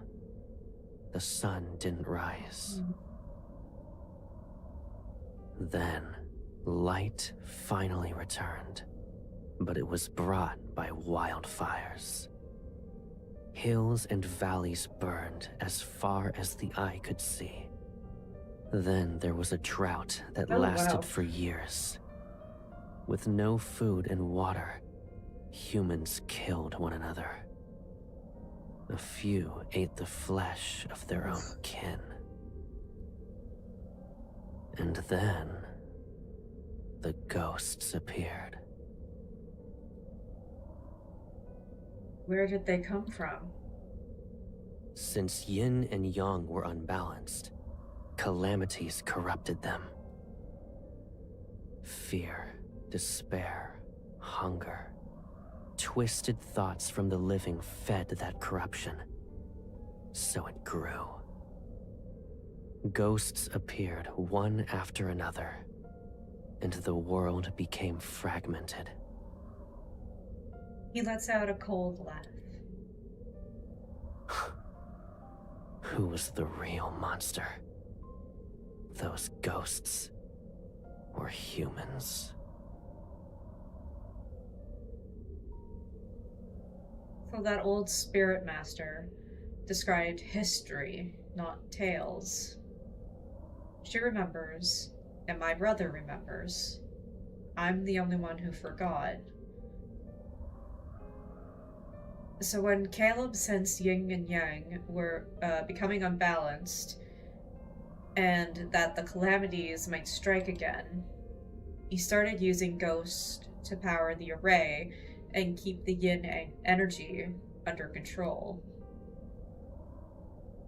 Yet, I feel as though there's more to this. It's significant. I try to think, but I soon clutch my head. Maybe I learned too much at once. My mind is heavy and entangled with a fog. It blocks my path towards the truth. Perhaps it's more akin to a barrier. A dull ache starts to throb. Does it hurt? Those ghosts' energy is too strong. We can't stay here. Yeah, we're rigging.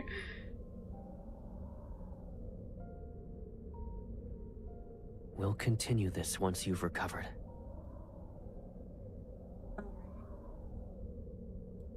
Yeah, is he doing? Oh, that's a good. Is he the one doing that? I fall into a deep slumber. When I wake up, the heavy fog of my mind has thinned. Caleb lies next to me. I lift my hand without thinking and trace his brow and eyelashes. The ghost sealed under Mount Dingshu. Caleb must have spent a lot of time and energy maintaining it. Did he realize that the calamities would return centuries before it happened? I don't want this world to be overrun by ghosts, but my wish for him not to carry this burden alone is stronger. Why is it always him? It's almost as if he's the only guardian this world has. I won't let him become the spirit master from those tales where he gave up everything only to lose his sister. The spirit master and his sister, Caleb and me, are we truly not connected? What if Caleb is actually... Oh, God.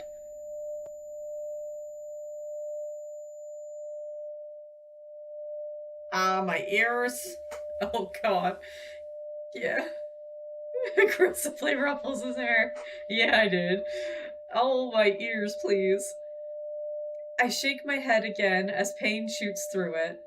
A warm hand rests on my head and starts gently stroking my hair. Make it stop. Your head hurts again? Yes, make it stop. Wait, what was that? Oh. You have nothing to say. Did I hide too much from you? Are you upset? The dull pain fades and my thoughts reappear. If I have to answer, maybe I'm slightly upset. Slightly, though. But if I were you, I wouldn't have said anything either. You've always protected me, and I can't bear the thought of you being hurt. Right? I pull Caleb and sit up with him. Caleb, there's more you want to tell me, yes? Why else would you reveal what's buried under Mount Dingshu?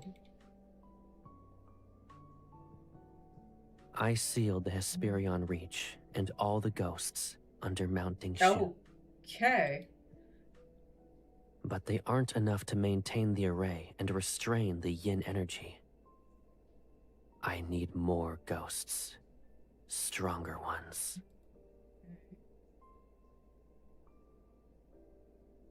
The array was only repaired recently. It's not stable. Someone must remain in Nether Falls in case something happens.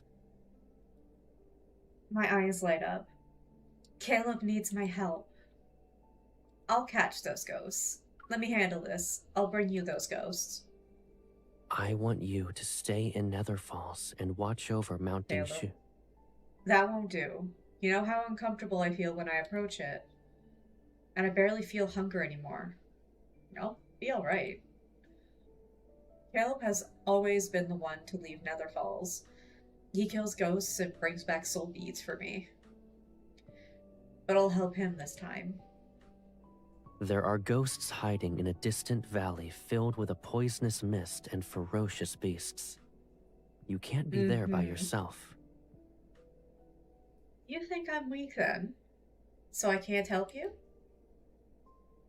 Of course not. Then let me go. I can do it. No, Caleb, you can't. I promise I can. And I promise I Bro. won't let you. Caleb. Eventually, after my persistent pestering, Caleb finally relented. Good. On a clear, moonlit night, he escorted me to the gate of the two realms. He was clearly reluctant to let me go, showering me with endless parting words and even handing me his artifact for protection. I threw my arms around him, just as I had many times before when I was the one seeing him off, and nuzzled into his chest with deep affection. Be good, Caleb. I'll be back in no time. He gave a soft smile and promised he would. It all felt so ordinary, a moment indistinguishable from any other day we had shared. There was no omen, no shadow of what was to come. The walk off was funny. It's like, okay, dude. That is why, for a long time afterward, I simply refused to believe that this is the last time I would ever see my brother. No. Yeah, of course we have a bad feeling about this. We're going to the last chapter. Oh.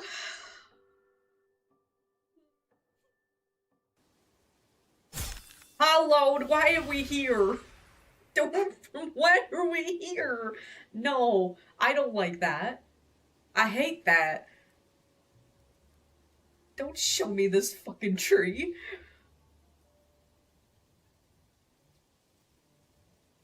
Too weak. These aren't powerful ghosts.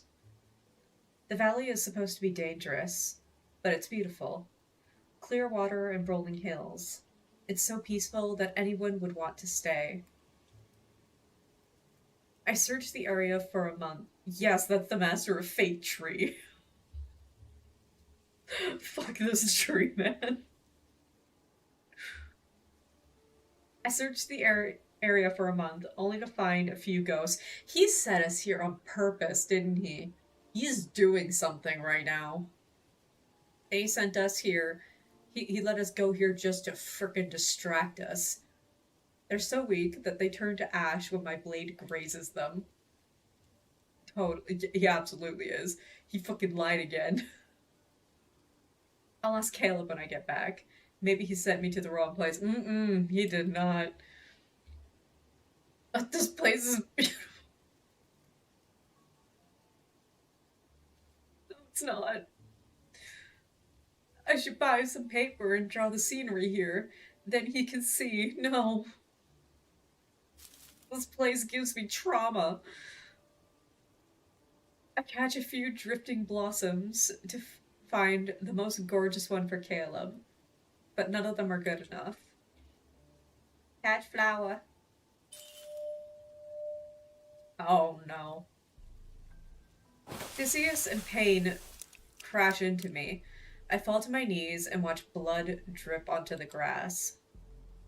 Something locked away in the depths of my mind frees itself. Memories flood into me. I feel a cord inside me break. Then it's silent. Caleb. No. My hands shake as I try to summon Caleb's artifact. A golden lotus flickers into my palm. Then it disappears like smoke. His artifact is forged from his power. If it's gone, then... I must be overthinking. Yes, that has to be it. I need to go back. I need to find him. I stumble to the stream and dive in head first. Every river in the mortal realm is connected to the River of Oblivion. If I return to Nether Falls and see him...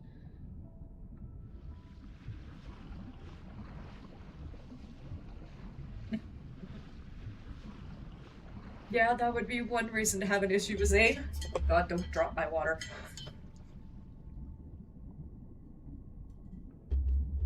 The heck is that in the background? Is that just a bunch of bubbles? Why does that look like a person?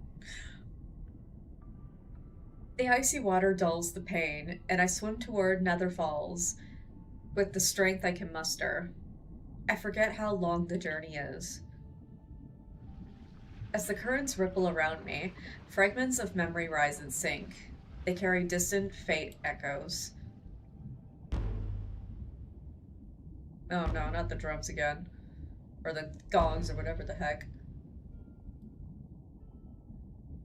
A drum of heavenly decrees.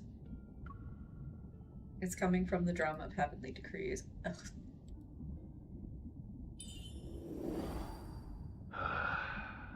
Sir, it's not that I refuse to treat her. You must be well aware of it too. Sad music, go away. It's not an illness that eats away at her soul. It's the calamity. The mortal realm is destined to collapse, and she must fall with it. How absurd.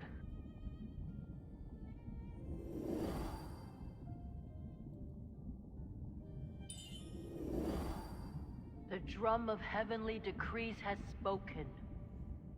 Only your sister can save a world ravaged by ghosts. Of course. Only she can save the living. Save the living. She's also a part of the living. Why? Why does it have to be her? Why must she sacrifice her life?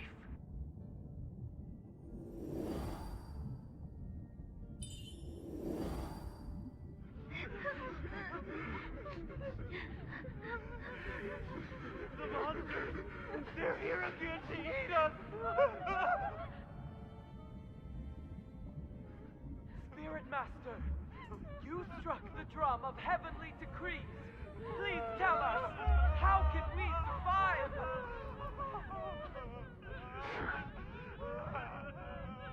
You'll live. I'll give you that opportunity. And my sister, she'll also live. Caleb. Through all the sounds and fragments, one voice rises above the rest.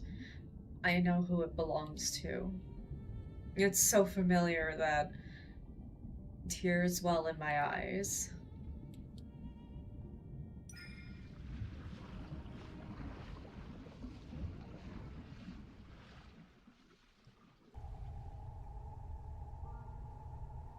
Darkness surrounds me, yet scenes from the distant past appear. Oh, get him out of here! The night wind carries away the scent of blood and distant wailing. Fires on the horizon paint the sky a faint red. A jagged boulder sits a few steps away. A quiet figure rests on it, his long hair falling past his waist. He holds a small knife and patiently carves a bone mask with practiced ease. Hello.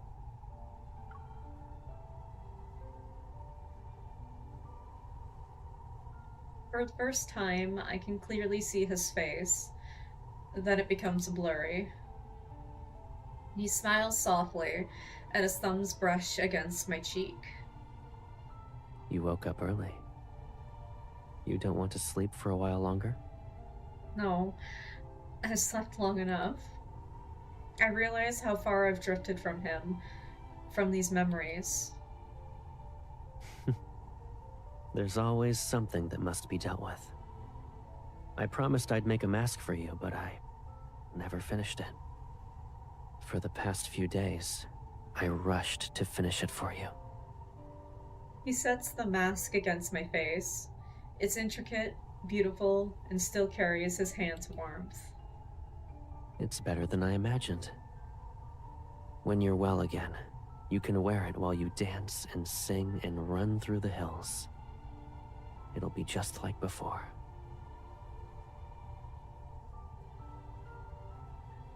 I try to catch him, but my fingers only create a ripple.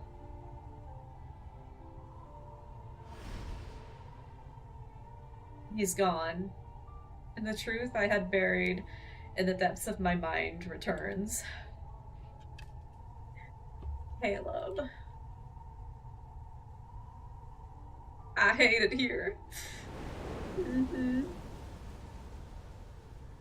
Yin and Yang fell into chaos. The mortals suffered, and ghosts roamed the land. 1,000 years ago, or perhaps even further back in the primordial past, the cataclysm that nearly ended the mortal realm reached its end on a moonless night. The Spirit Master, revered by countless souls and their final beacon of hope, Caleb, my brother, my one and only, has left me. Farewell. The final word from Caleb drifted softly into my ears.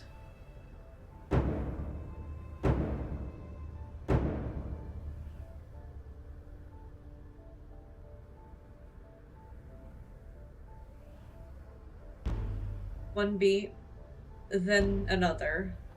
From the distant Hesperian reach, the drums of heavenly decree broke through the air, the thunderous rhythm rolling and echoing between earth and sky. Every ghost in existence followed the sound. Drawn by the restless thrumming, they surged like a tide toward the man who was beating the drum.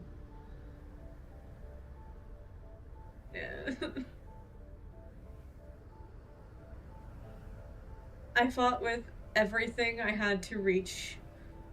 Caleb, but a barrier held me back. I couldn't even take a step closer. For 10 days and 10 nights, I listened in vain as the drums thundered on.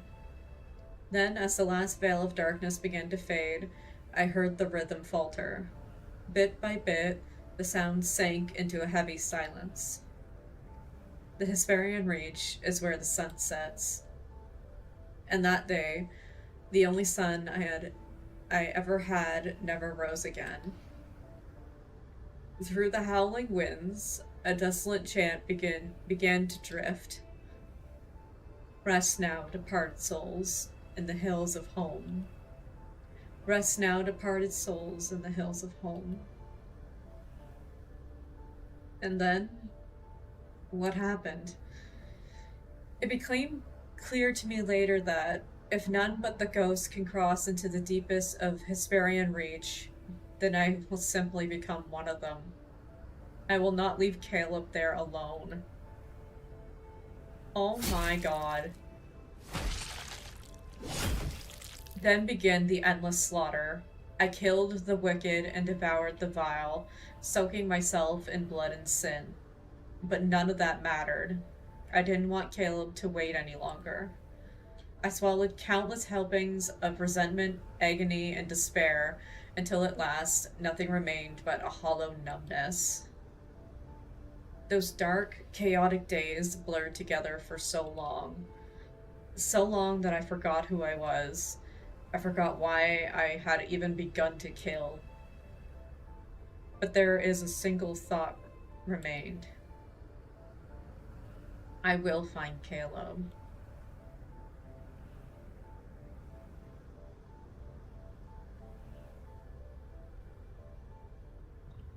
"700 years ago."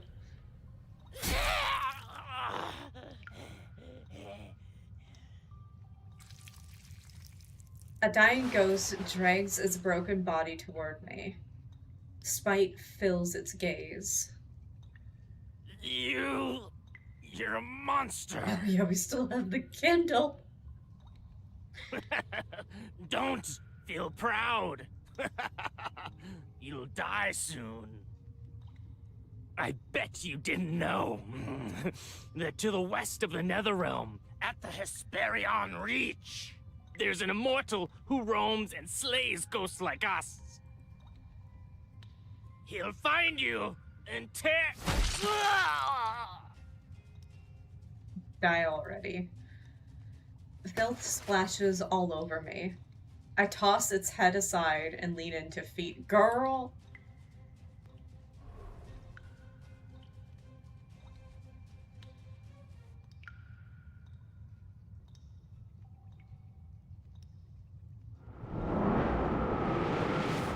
Hello?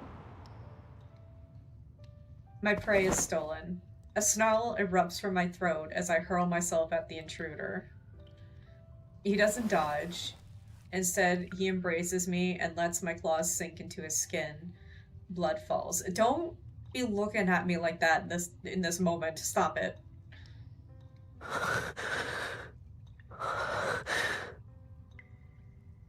It's me. Who are you? I only know Caleb. I'll finally find my brother. I thrash. I punch and kick and claw and bite. His blood coats every part of my body, yet he refuses to let go. I'm sorry, I didn't mean to skip your line. Ah. I'm Caleb. I'm your brother. He gently wipes the blood from my face. Come with me. Yes. These ghosts taste awful. I can show you a place with more delicious food. No. Who are you? Don't touch me. Leave. But he endures every kick and scratch. He holds me close, as if I'm something precious that he refuses to lose. I promise I'll never leave you again. Oh, they better not leave with the end it with the kid. Oh, no.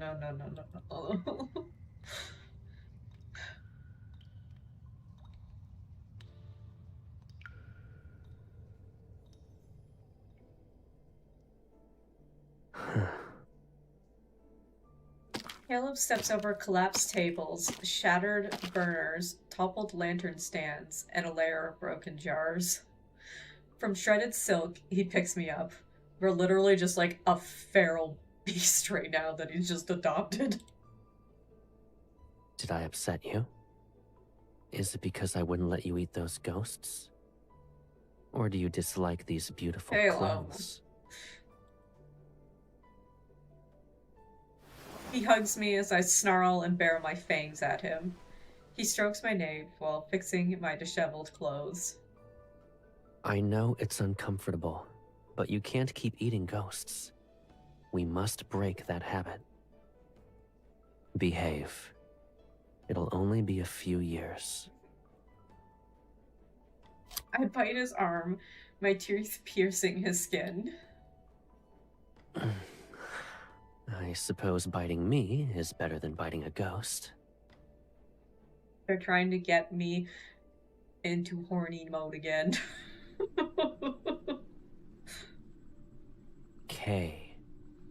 Oh, he's trying to get us to speak again.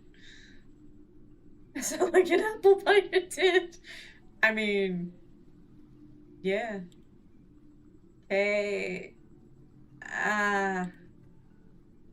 Caleb. Leb? Maybe names are too difficult at the moment. We're going back in time, Nana. I guess experiencing what happened when Caleb and MC were reunited together again. MC basically forgot herself and everything just dude who are mad psycho killing. Yeah, they're dragging them out.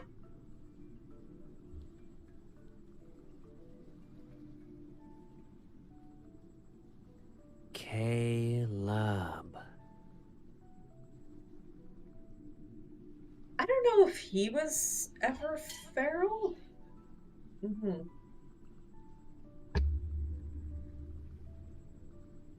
Well, she is somewhat feral, I guess, but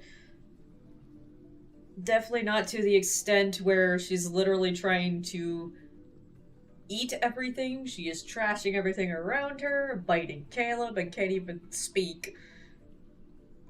But yes, Caleb is feral. He guides my hand to his throat.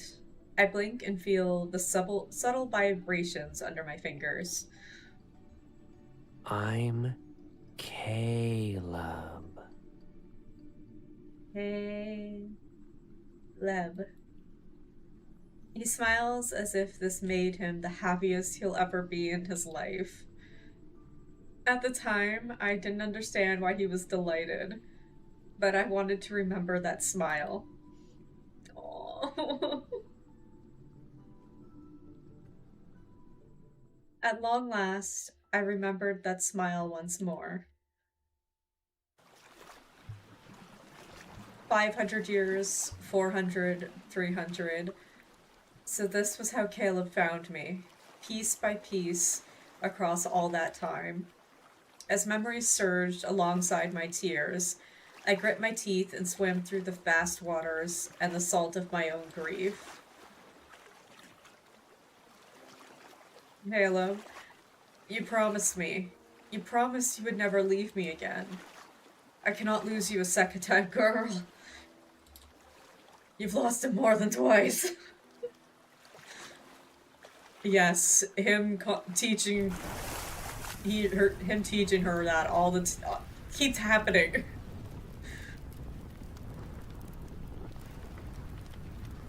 When I return to Nether Falls and reach Mount Jingshu, there are only ruins.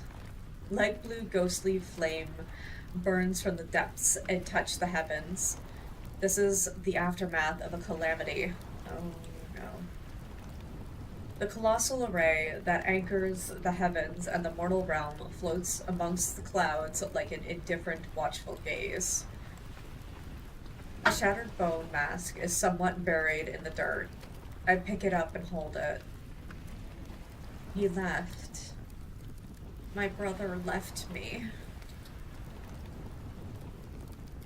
The words echo again and again in my mind, but my heart refuses to accept them.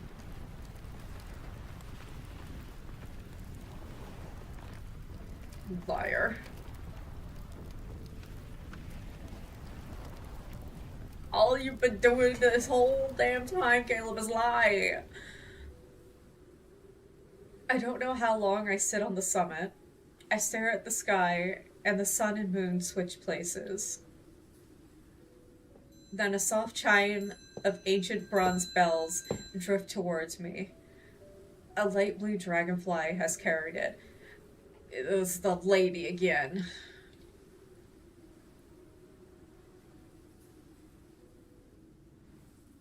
My lord. Where's my brother? I heard her voice in my returning memories. A mere mortal couldn't have lived past ancient times to be here in the present. Whoever you are, tell me where he is. He's not here. He thought he could protect you from the calamity and return to your side as always. He succeeded. However, he couldn't come back.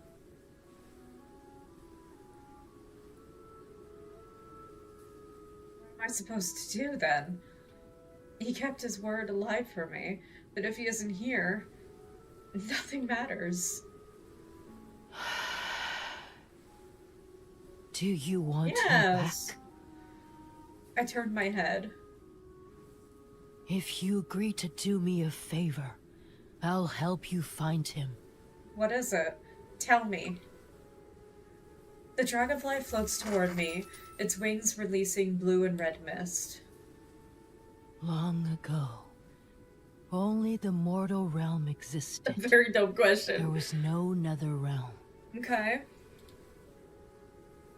The drum of heavenly decrees chose you. You are supposed to separate yin and yang as the lord of the nether realm, the very embodiment of the nether realm itself.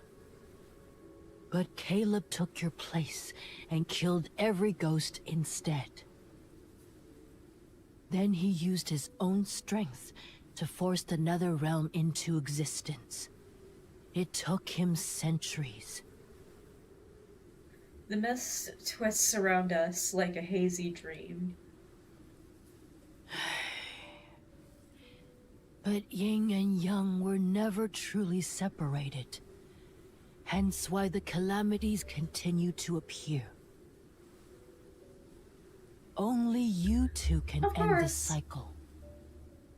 Her steadfast gaze, bearing the weight of years, settles on me. If you and Caleb separate the nether realm and the mortal realm, this world will no longer be fractured. Only then will I tell you how to bring him back. Okay. I see. You approached me so we could do our duty to save this world. But why? Why must Caleb and I carry this burden as our fate? The heavens sit above us, but they answer to no one. It never saves anyone. We're supposed to accept that?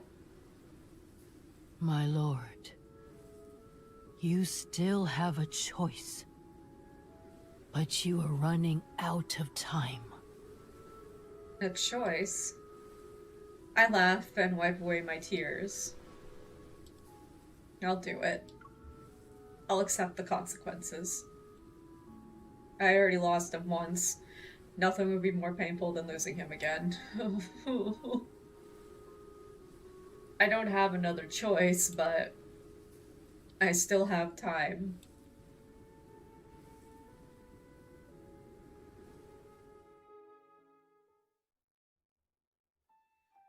Guided by the old spirit master, I traversed every corner of the nether realm, gathering the lingering fragments of Caleb's soul piece by piece.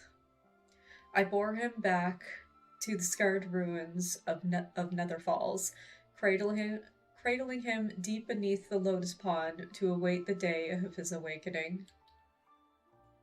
I breathed life back into the withered forest, working alongside the young Nether Wardens to nurture the flora of Nether Falls until vitality bloomed once more.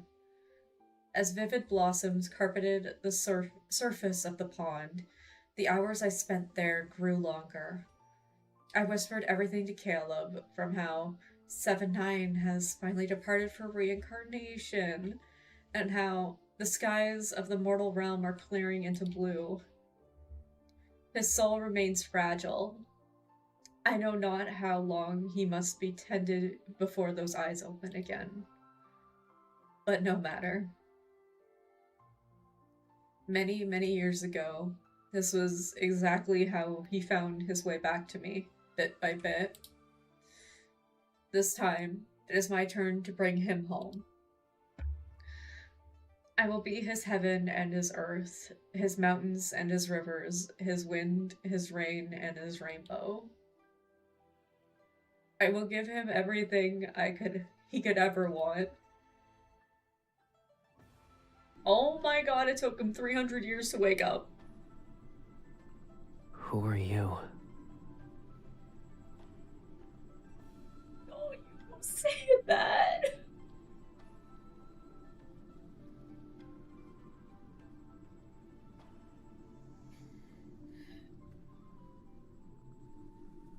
I'm your little sister. Do you know what that means? He woke up only recently. Caleb's memories haven't returned yet, and his face is pale. He shakes his head. It means I'm the one who loves you more than anyone else in the world.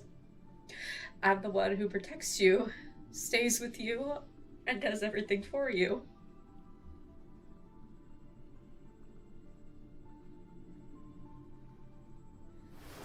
When he suddenly hugs me, I stop.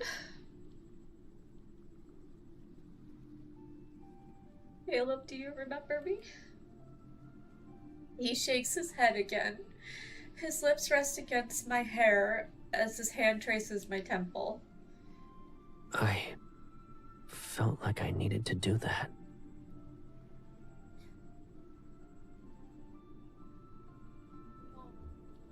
Yeah, this is, welcome back, Violet.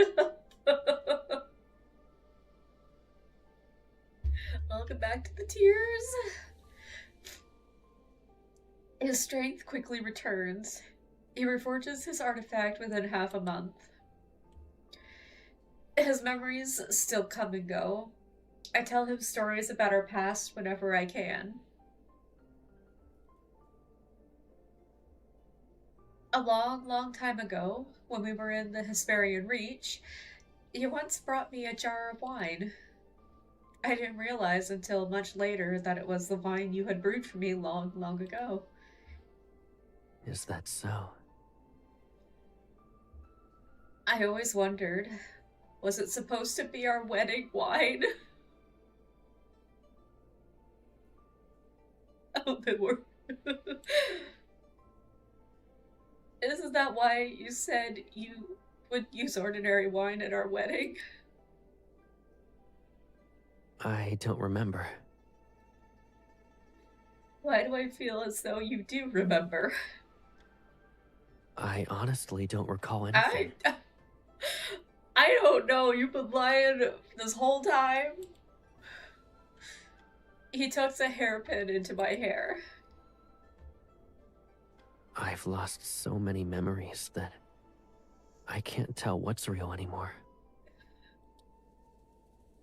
But if we get married again, maybe I'll believe you. You remember.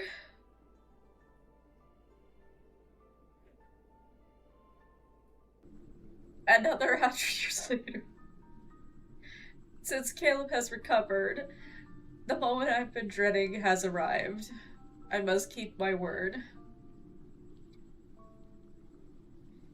By the Lotus Pond, I tell him about the vow I made to that old spirit master. I do my best to maintain my composure. I'll stay here in the Nether Realm and send you to the Mortal Realm. Then yin and yang shall be separated. I wish that we'd never be apart, but if being together can only bring him pain and lead him to his death, I don't think I could live with that heaviness. Caleb is quiet for a long time, then he softly laughs. It's bitter, as if he's mocking himself. Why should I live in a world that doesn't have you? If yin and yang are separated and our paths diverge, can I truly live without you? His fingers brush against my temple. His gentle... Game? Game? Oh no. We're getting to the Kindle.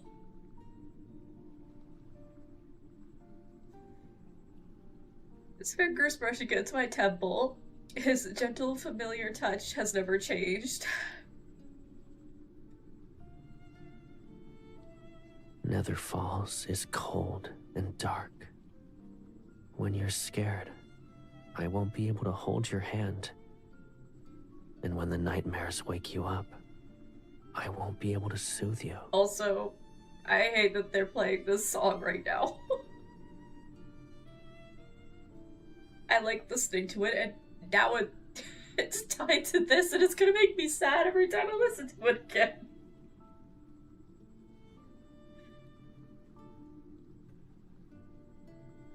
You're saying I can't be your brother?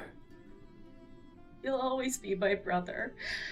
That will never change. I'll lower my head so he won't see how hard it is for me to let go.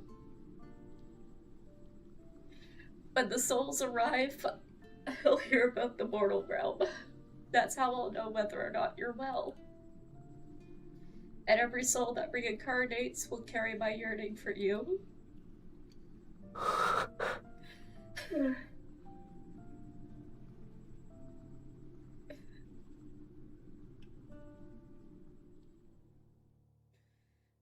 Time became a fleeting luxury. We traversed every corner of Nether Falls once more. It took at every sight as if there were no tomorrow. We mended every past regret and cherished every single moment we spent together. Until at last, our time to part has come.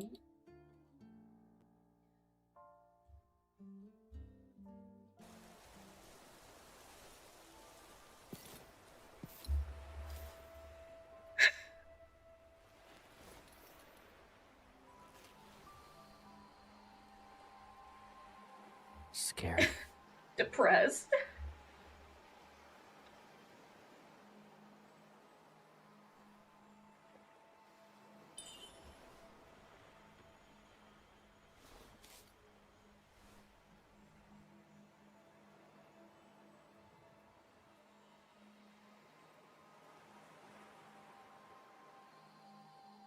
Not now, okay, but I'm trying to blow my nose. Come on now.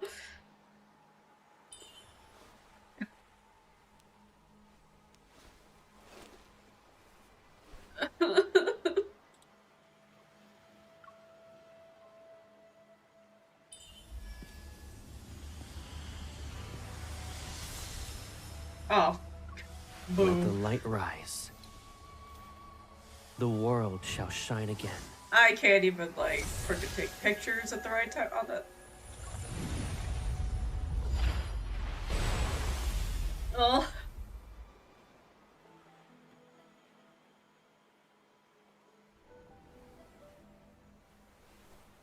Well done.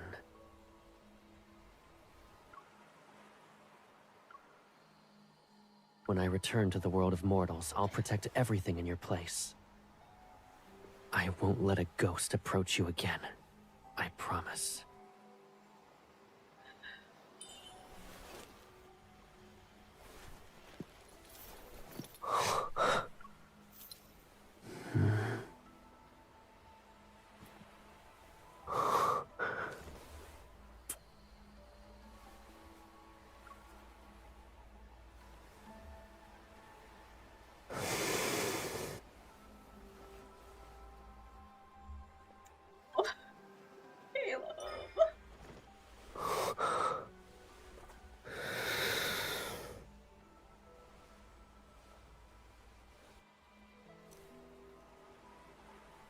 Anyone who leaves the Netherrealm must drink the Oblivion Dewdrops.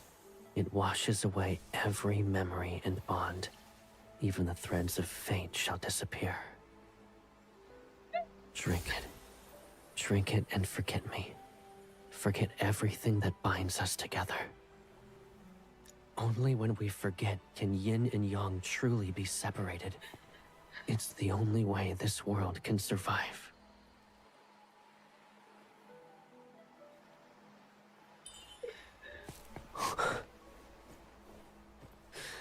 I can't let you carry our memories alone. I said I'd free you. As the Lord of the Netherrealm, you shouldn't be bound to any burdens for that matter. So before I leave, fulfill my one last wish. Won't you grant it for me?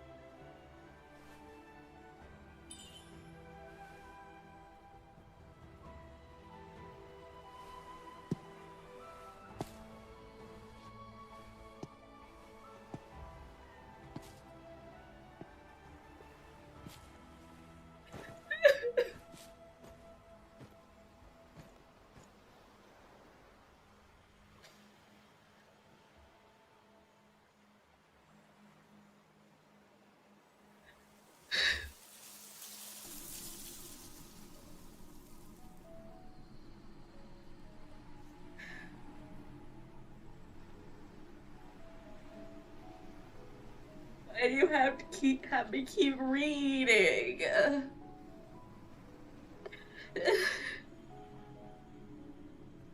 I'm not in a state to keep reading. Game.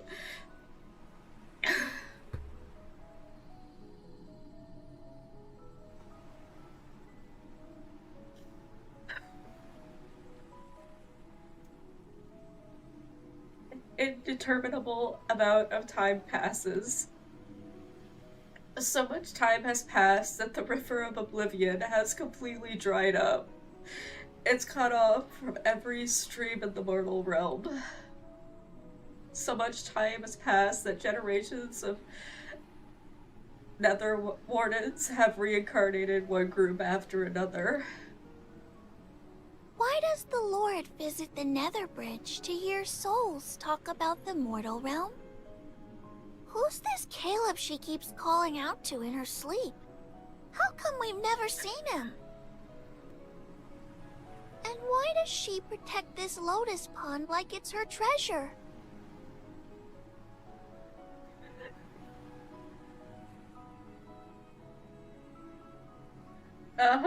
Me too. I wish that too.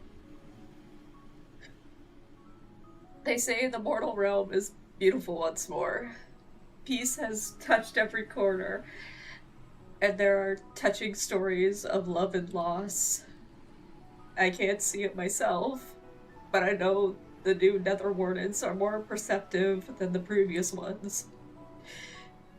They also like to ramble. The Nether Bridge is livelier now. You died recently, yes? What's the mortal realm like now? It's even more beautiful. Humans have built large, grand temples for the mortal realm's ruler, and... Someone rules the world of mortals? Doesn't the Nether realm have its own lord? Of course there's someone ruling the mortal realm. He fills every temple with dozens of portraits. They all depict the same person, and she looks exactly like...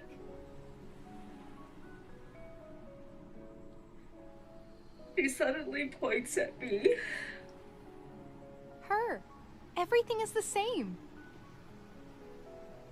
She's the lord of the Nether realm. It's impossible for her to be related to whoever rules the mortal realm.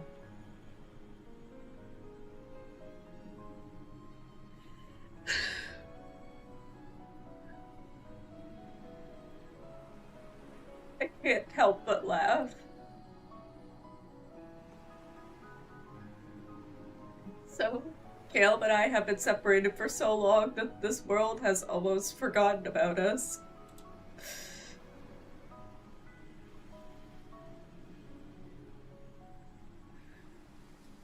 More time passes.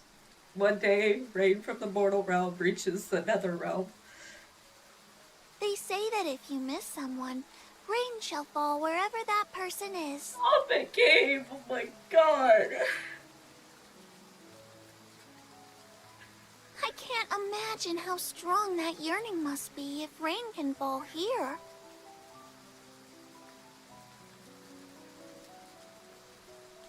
I pretend to be troubled, but I collect every raindrop and the Nether Wardens, with the Nether Wardens and store them.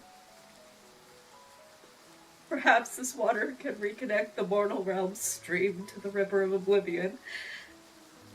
And when the waters flow once more, I'll be able to cross over and see my Caleb again. Caleb, I promise to give you everything. I know that I said I'm your most beloved, so please wait for me just a while longer. The day will come when both our wishes are fulfilled.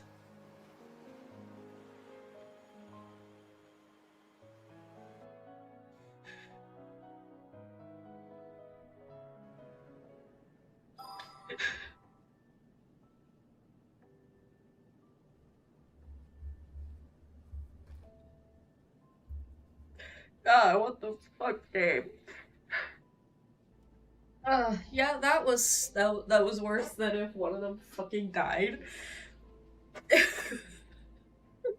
That That was horrible. The fight. Well, you just gotta expect that I cry. Anything that's remotely sad, I am sobbing.